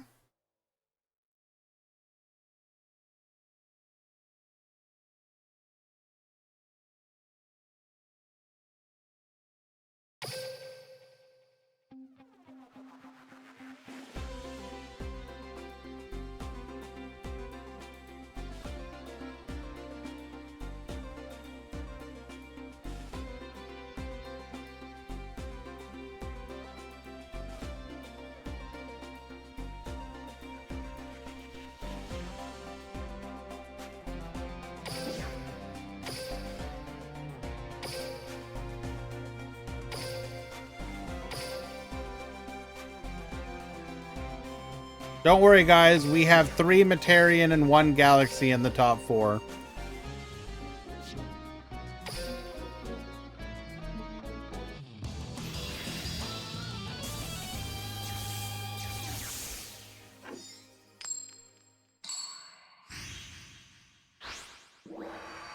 We hop into game number 3 to determine which Materian will move on to the top 4.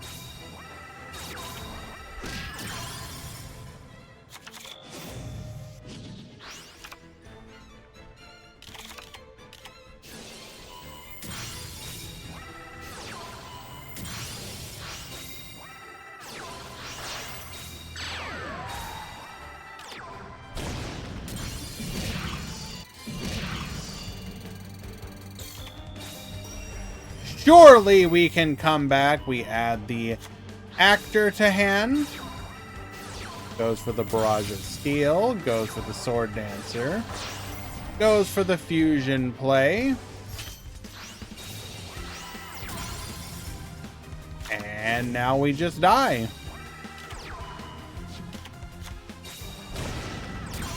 Unless We've got the negate attack. Hold, there's still a chance. We're going for the YOLO play here.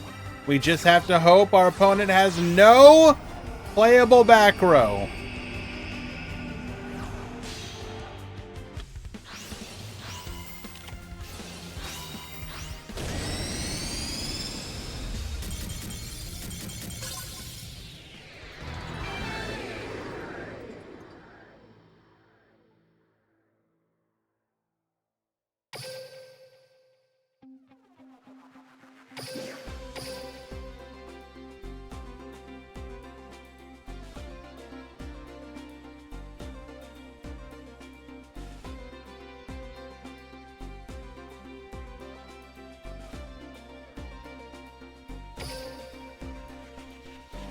Hello, Gate.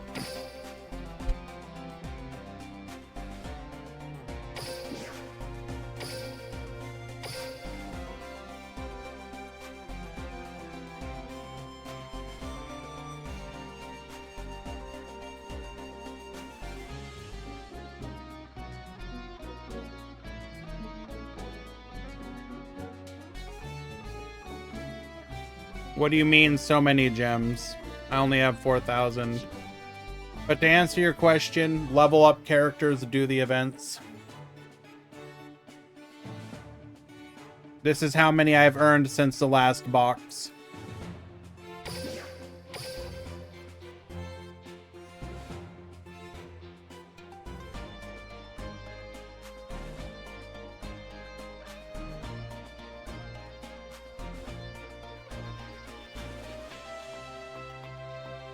So, to give you a more serious answer, though, Kirito, a lot of people do not save their gems.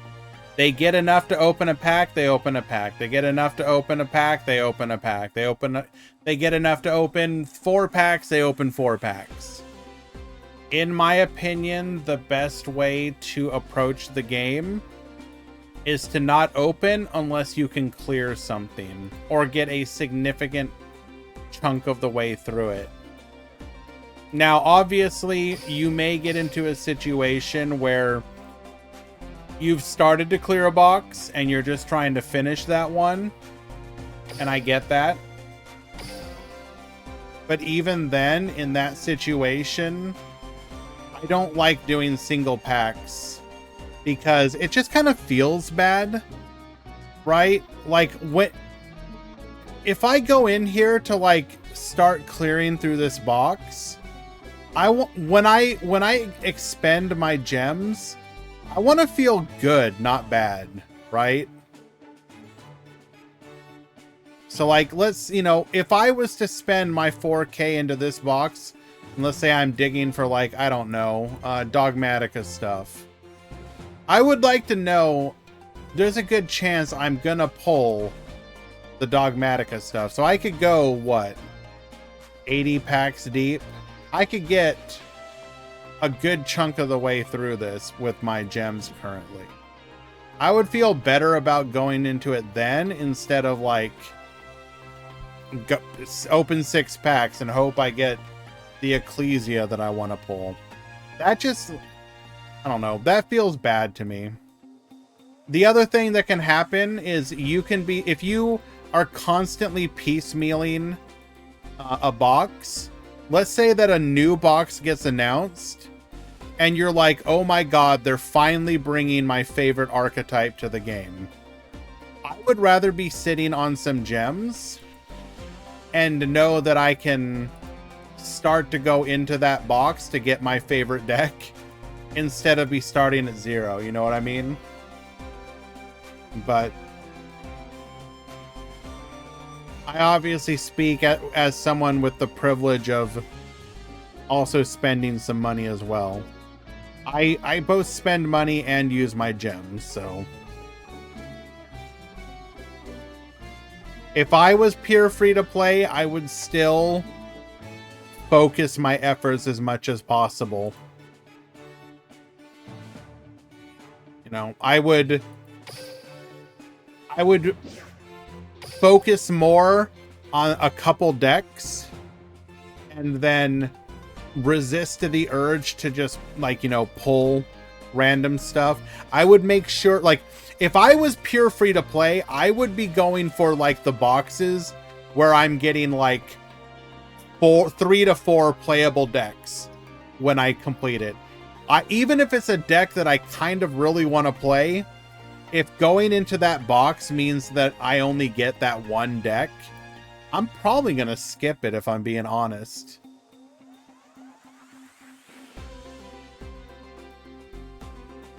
Nova King, you need to check in.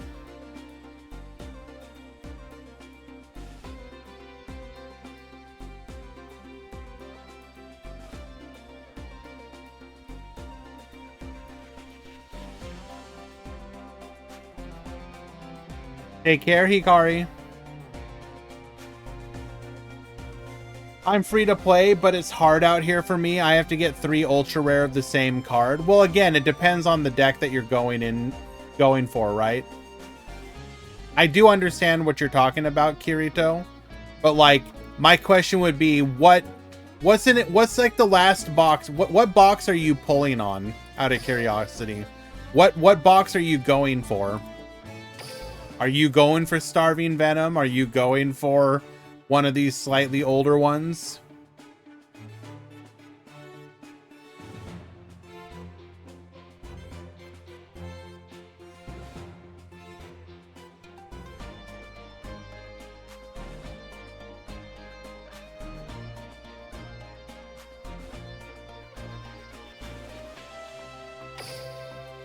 You're going for Sky Striker. Okay. That is one of the decks that I would have personally avoided as a free-to-play player. Sky Striker was very much targeted at the whales. Because... So you look at Ray of Aura. So first of all, you have to go into this box to get Engage. Which box was it for Ray again?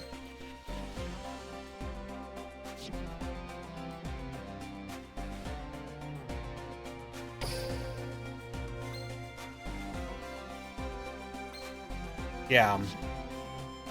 That is, I'll be honest with you, that was very unfortunate. It's not bundle. I said Ray. Not Kagari. I can't remember which one it was in.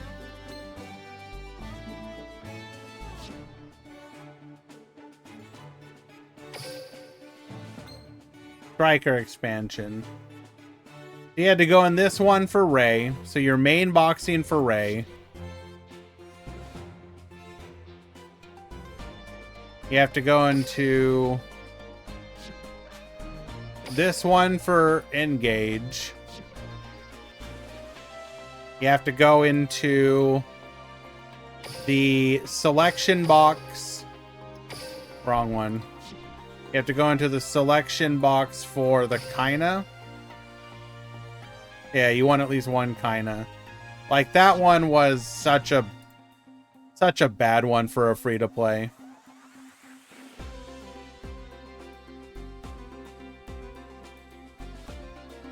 All right, let us go ahead and find another match.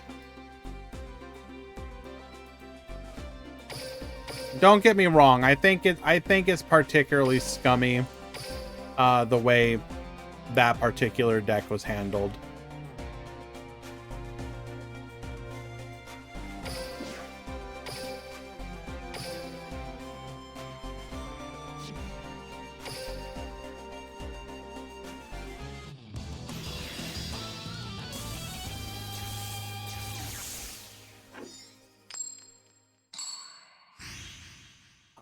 The Link and Widow Anchor bundle. I mean, if you bought the bundles at the correct time, they would have been opening packs in the boxes you needed.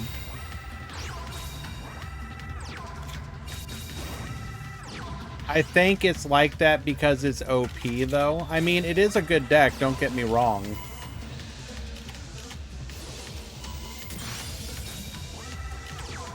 Okay, we're gonna go for the meteor charge here. Gets the piercing. Putting our opponent down to 1400. We're gonna activate monster reincarnation. Add the actor. Goes for the Serpainter. Goes for the actor. Goes for the fusion. Makes a Vitra. And does not attack. Goes full defensive here.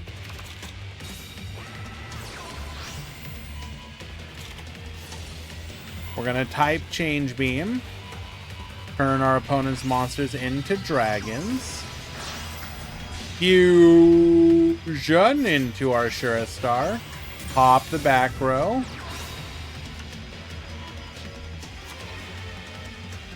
Continues to not attack.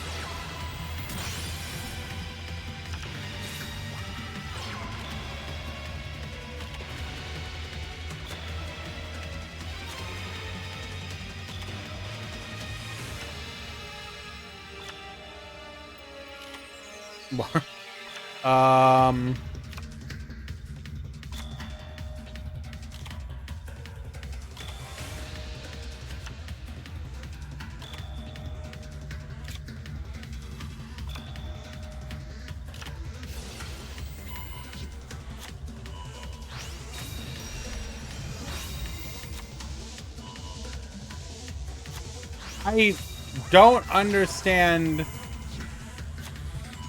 this at all, I'm gonna be honest.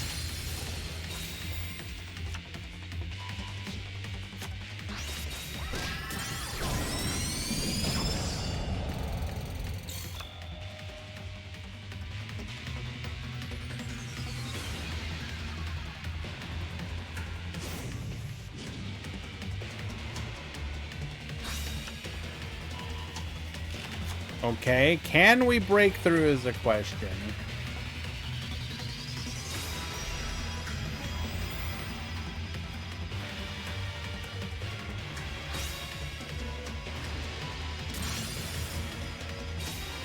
Why not build them in Master Duel? That's an option.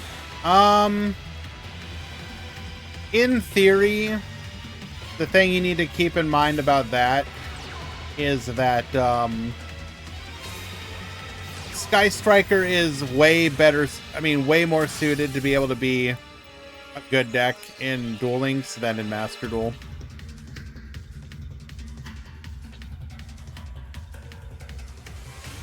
Just because of the power level of the cards involved. You can obviously do well if you're a really good striker player, but... Goes for the Oblivion.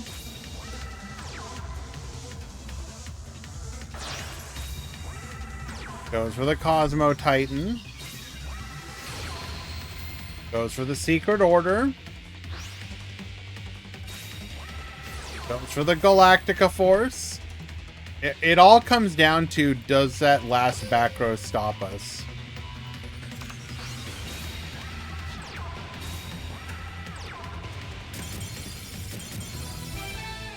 And it does not.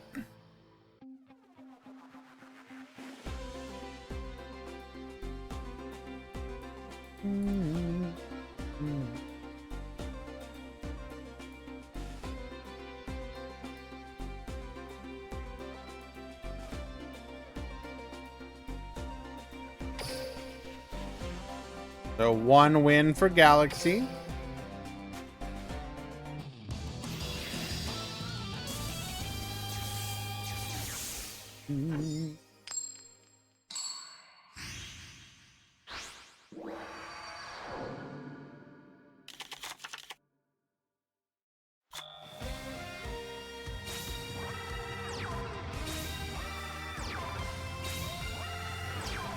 Alrighty, 3 in the back, 1 in the front.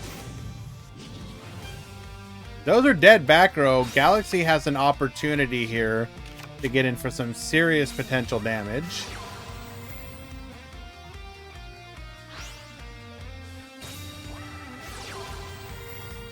Universal Storm hits the fusion. Unfortunately, we do not see any more monsters, so we're just gonna set up our back row here.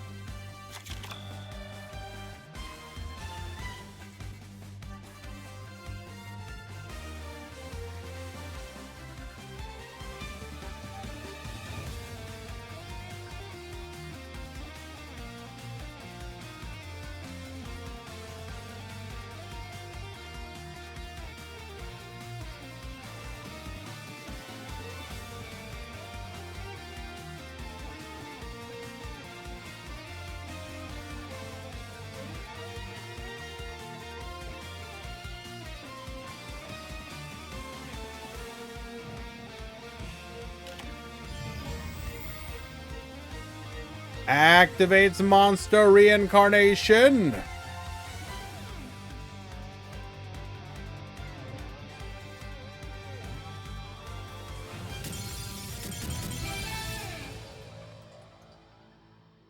I'm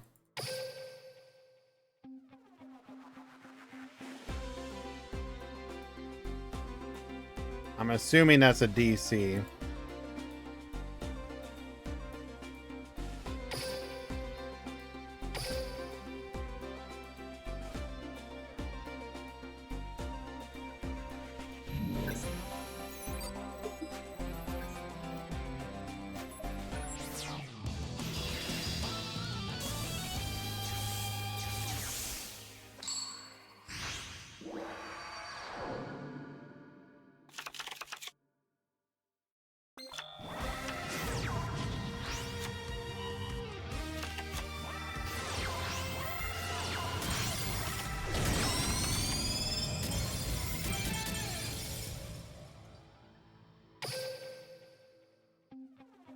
Lovely.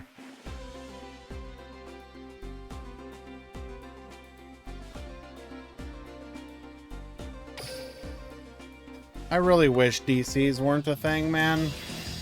Just allow reconnections. Why? Can I just go on another mini rant here?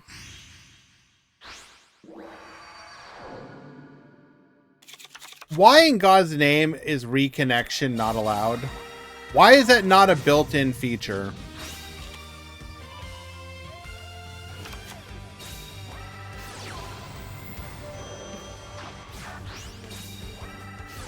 Like, it genuinely makes zero sense to me.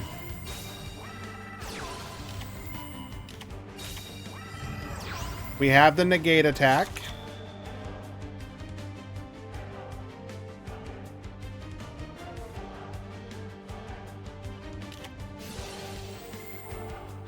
Pop the back row. Well, I mean, there's not much more to say than like why? Why is just allow people to reconnect. Just keep the match alive for like, I don't know, 30 more seconds. Allow people to reconnect. Why is that so hard?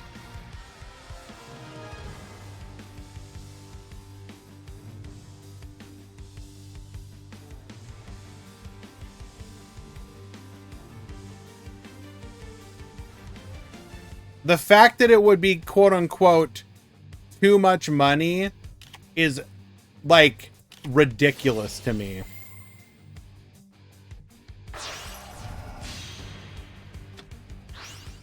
Because like why would you just like not like I don't know, man.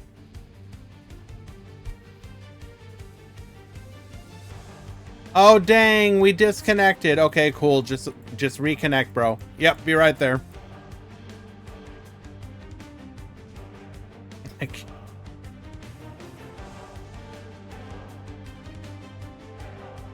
Like literally DCs should be like just an inconvenience of I have to reconnect, be right back.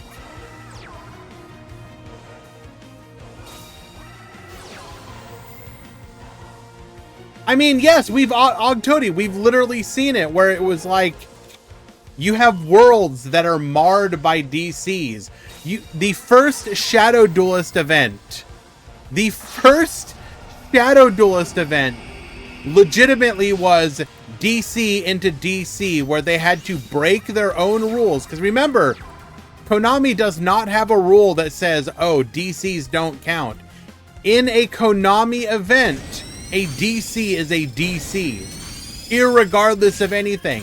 So they literally broke their own rules for the Shadow Duelist tournament because they did not want the ending to their big marketing push to be DC into DC, even though by, again, their own rules, that should have been it. That should have been the end of the tournament. They changed. It is literally the judges changing the rules mid-tournament. All because they don't have the ability to reconnect. And so you can face that and they still don't fix it. No, it's not nepotism. It was the correct call. But again, it just goes to show you that they literally can run a high-profile event and it just an egg in their face, and they're just like, we still won't fix it. I mean, what? It's a little silly.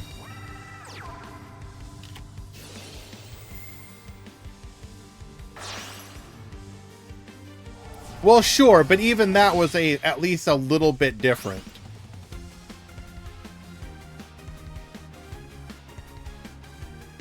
I understand that, Jinzo. My point was that because they, like, you would avoid that issue. You would avoid that issue by simply having the ability to reconnect.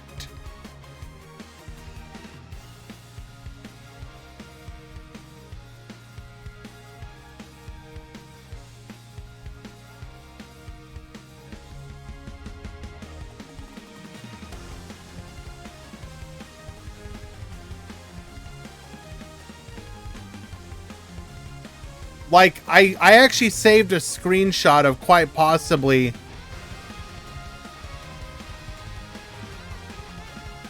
one of my most bizarre. I want you guys to take a look at this.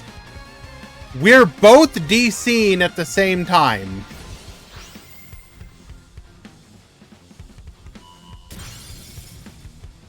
It's not just one of us. Apparently both of us were.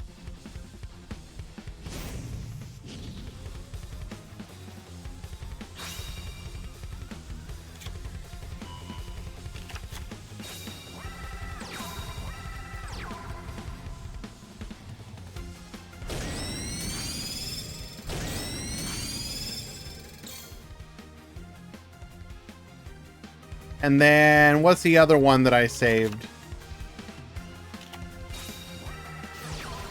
This one was fun.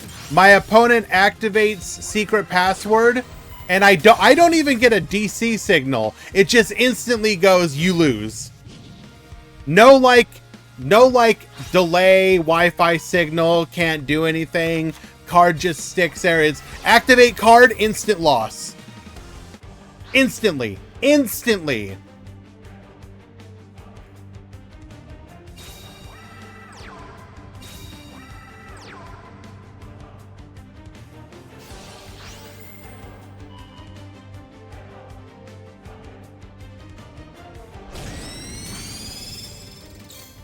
Okay, but like, my opponent is going first. Neither of us has done anything. They activated a card, I instantly lose.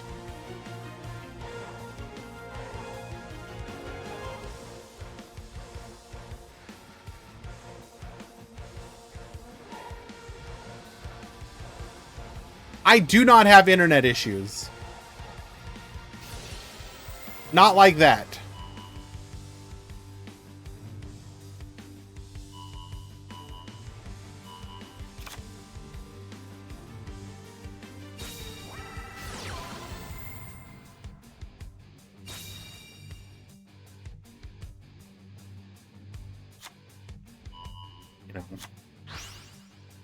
Whether it is because of the incel doing his stuff, or just their servers in general. Like, it is legitimately getting to the point where it feels unplayable at times.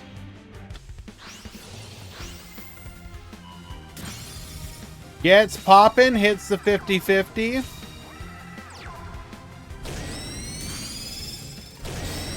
And lethal.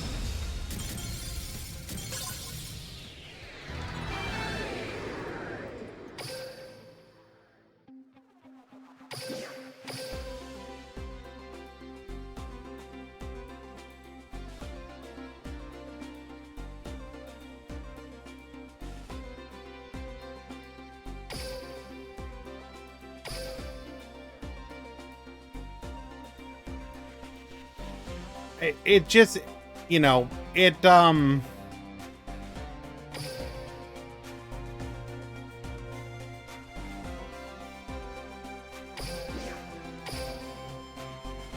it's just another frustration on top of the pile.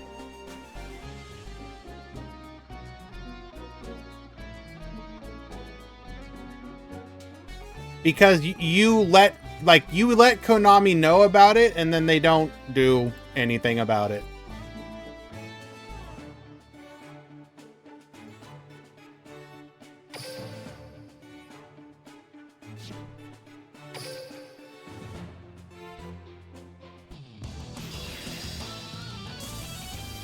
We hop into game number 3.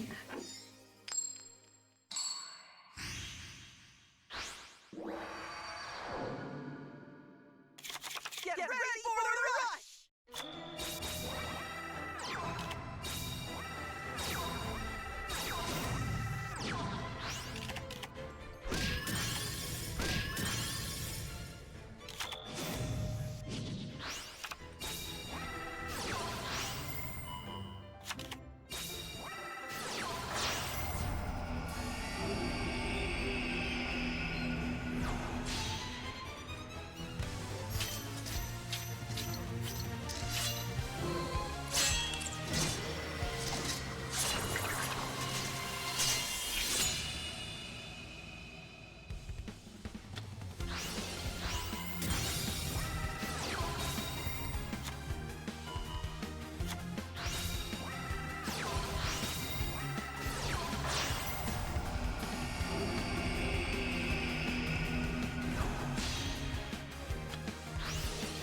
But that's not even the issue, Desmume. It's not we're not talking about the differences between like two different types of systems. This is like basic functionality of your game should be playable, right? Your game should function. Op a back row. Op a back row.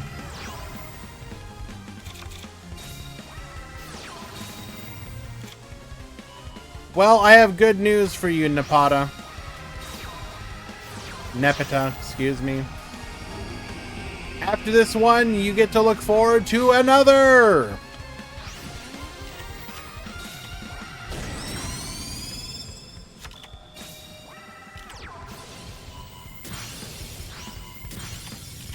Thank you, Ezekiel.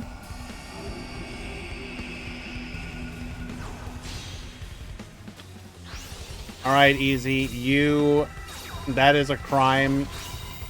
You have sinned in the eyes of God for what you have done.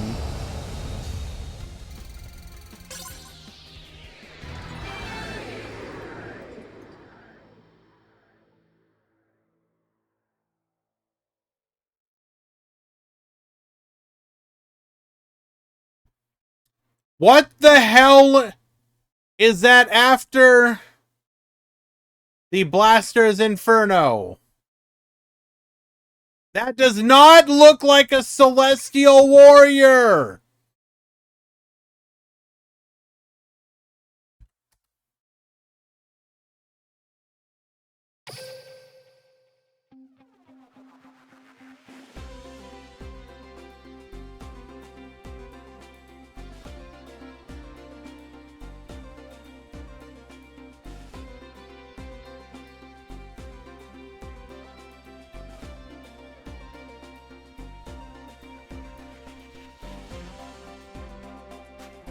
Alrighty, we come up onto the grand finals between two juggernauts.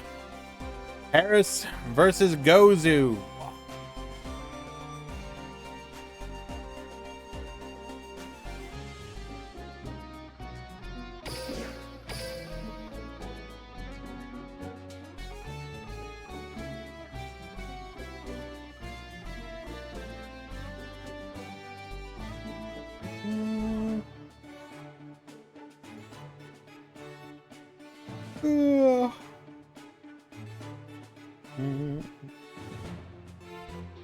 Oh, do I have to Gamba?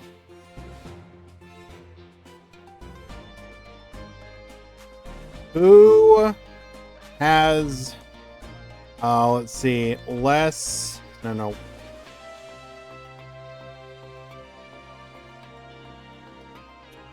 Who regrets their life choices less wins? No, more. Who regrets their life choices more wins? Paris, Materian, Gozu, Materian. You have a couple minutes to vote.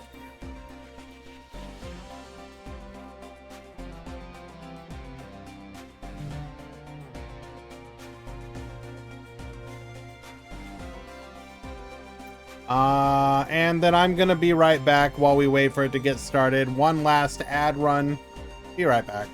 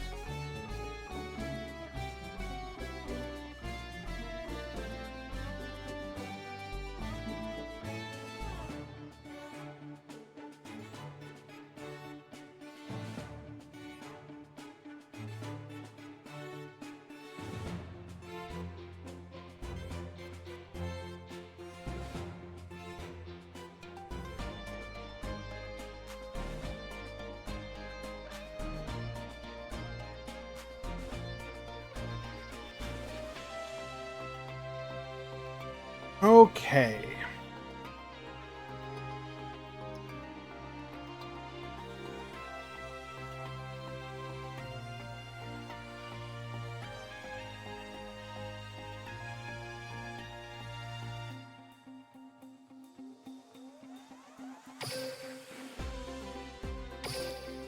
We're gonna end in 10, 9, 8, 3, 2, 1.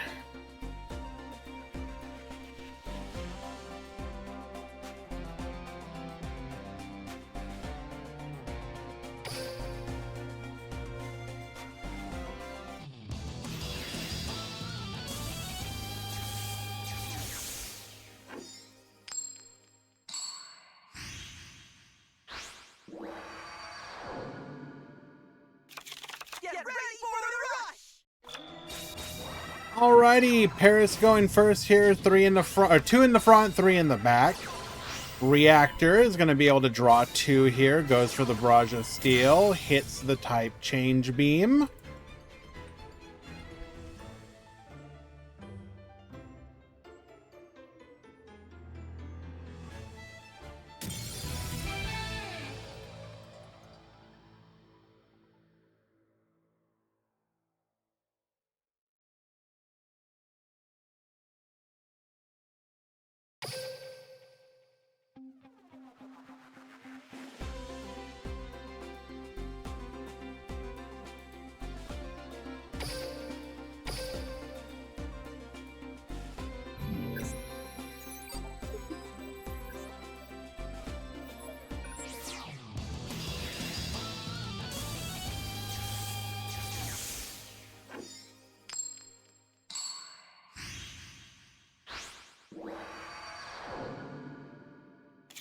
Get ready for the rush!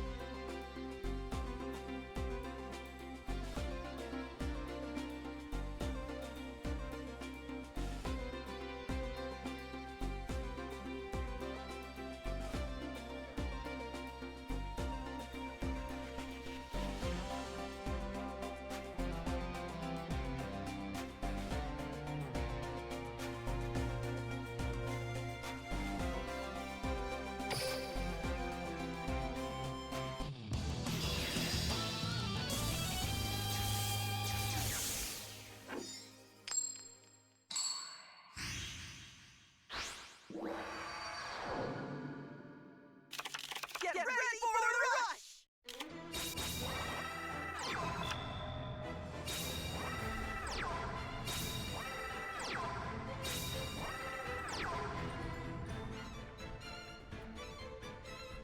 Don't know at this point, dude.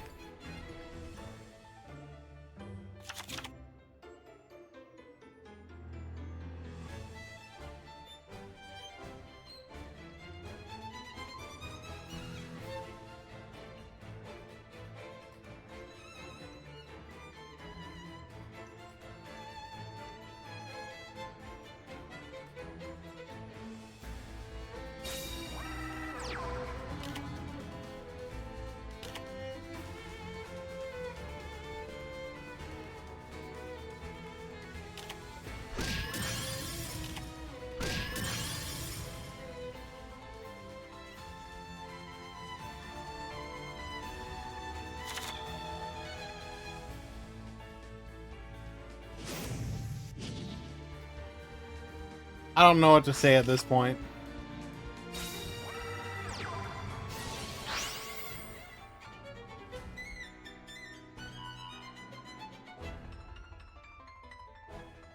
Whether it's due to the crappy servers or because of the incel.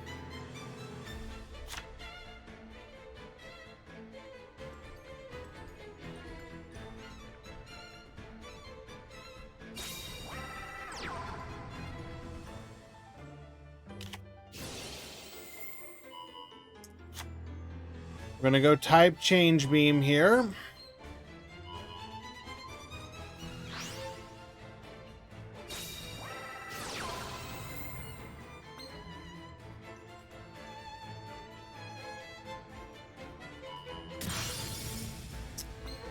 Barrage into barrage.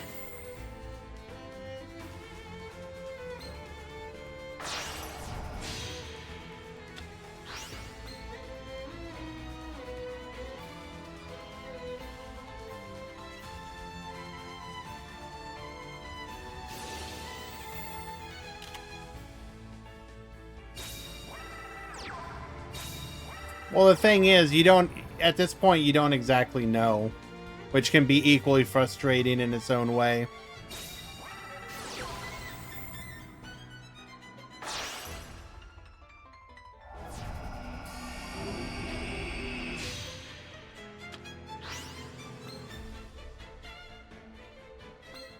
We're gonna make a Hercule star here.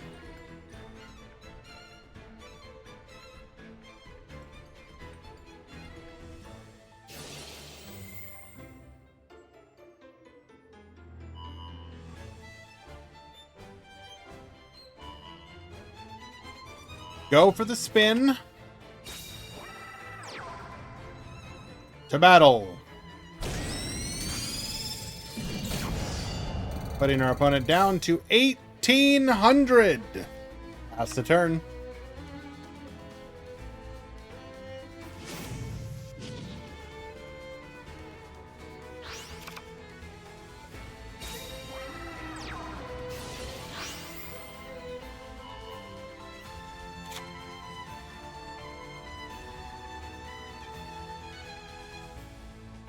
I think the especially frustrating thing is that if it ever is, you know, because the incel has so many people that they don't like at this point, you can just end up running into a situation. Well, I mean, it was the only card there. You can end up running into a situation where whoever they happen to be mad at this time, they it can impact other people because of it.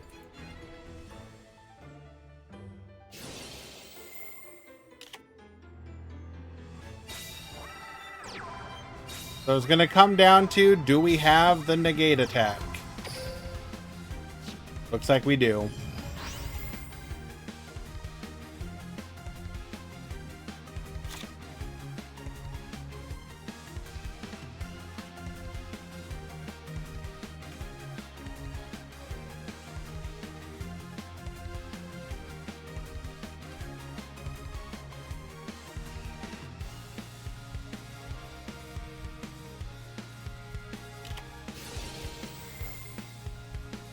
Barrage of steel, get poppin'.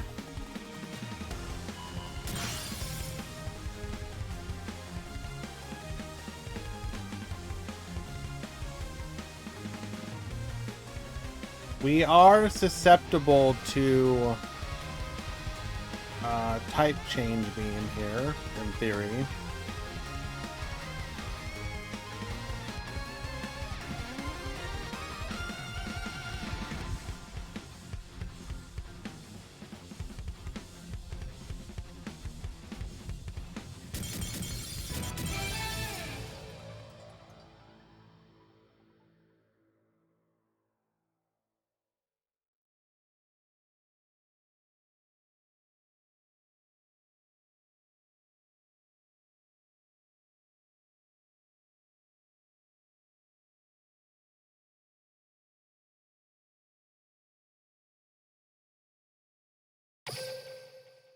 Cool.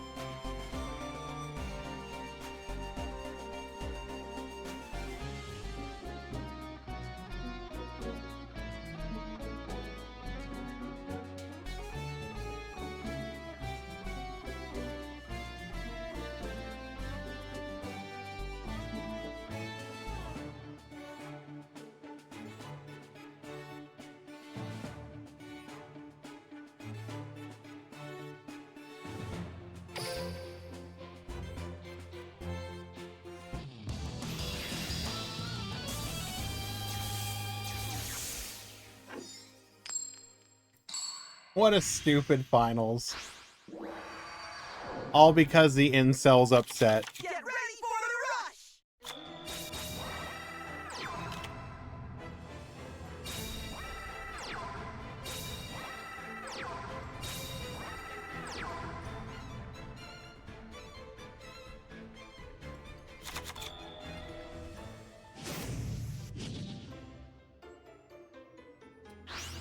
What is the incel upset about now? Who fucking knows, dude? That we still don't like him, that I'm not gay for him, I don't know. Whatever it is that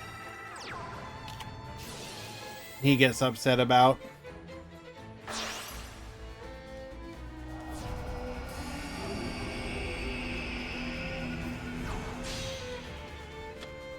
Hate watches my stream. Probably in here right now. Doesn't want to speak up because I'll insta-ban his account.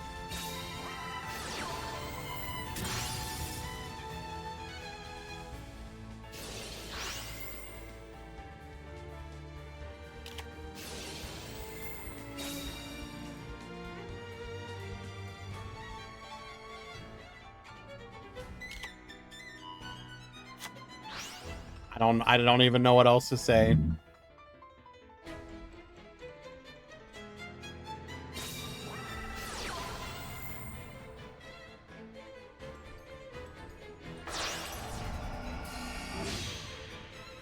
Gonna go for our Ashura Star here.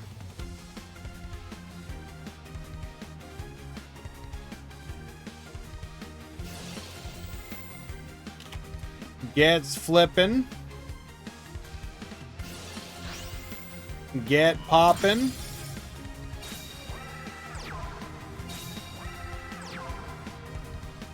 To battle.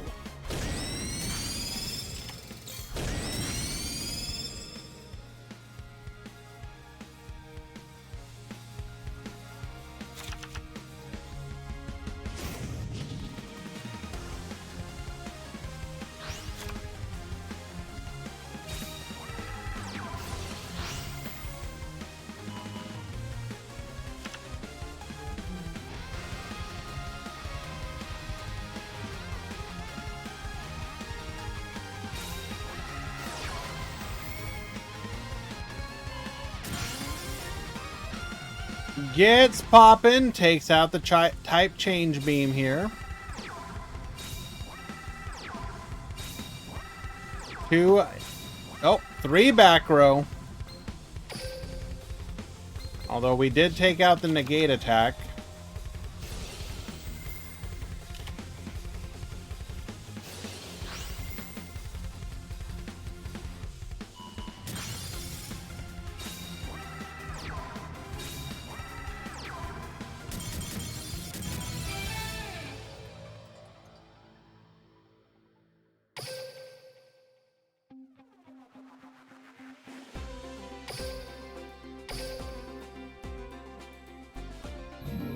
Okay, that was an actual surrender. Okay.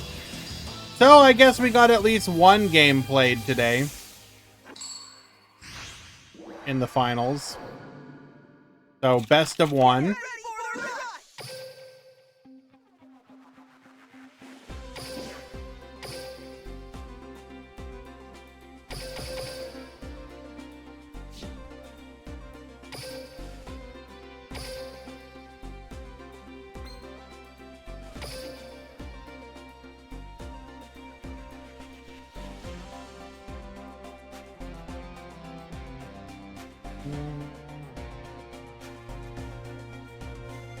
Nope, not repeating. You played a best of one. You both got a DC loss.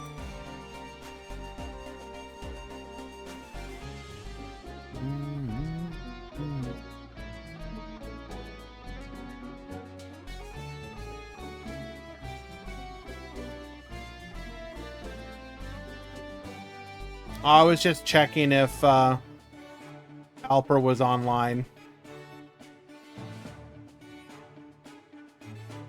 And they were, or at least recently.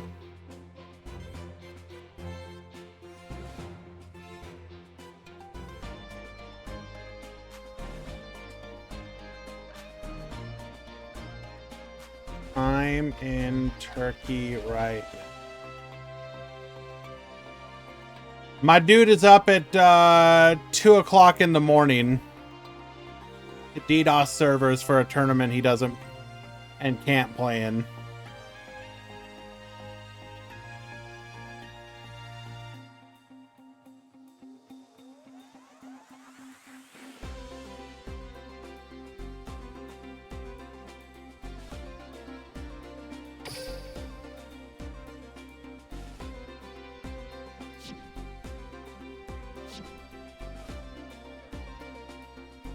All right. Well, congratulations, Harris.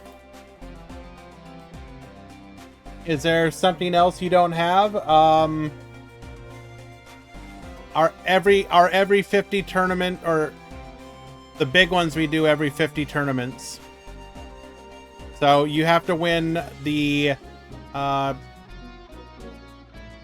100, or the tournament will hold in place of the 100, like we did the 50. You haven't won our equivalent of the MCS. Sorry.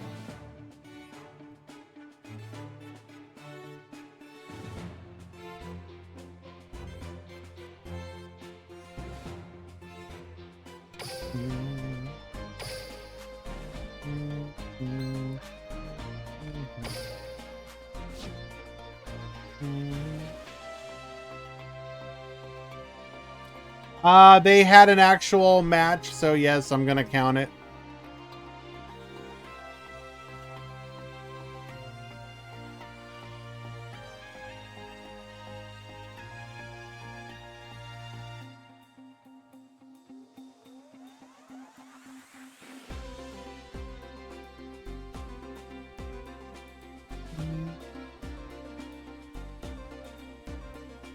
Can we raid a train?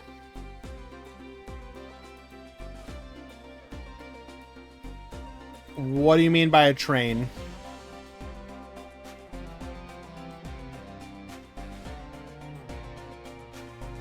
All right, but real talk, everyone. Thank you for hanging out. Thank you for letting me kind of rant today. I needed to get it out of my system.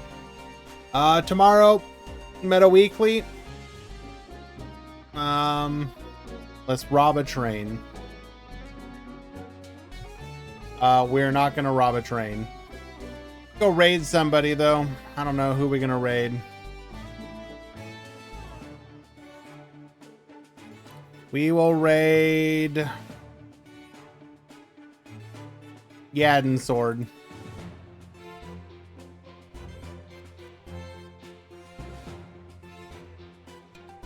Take care, everyone. See you tomorrow.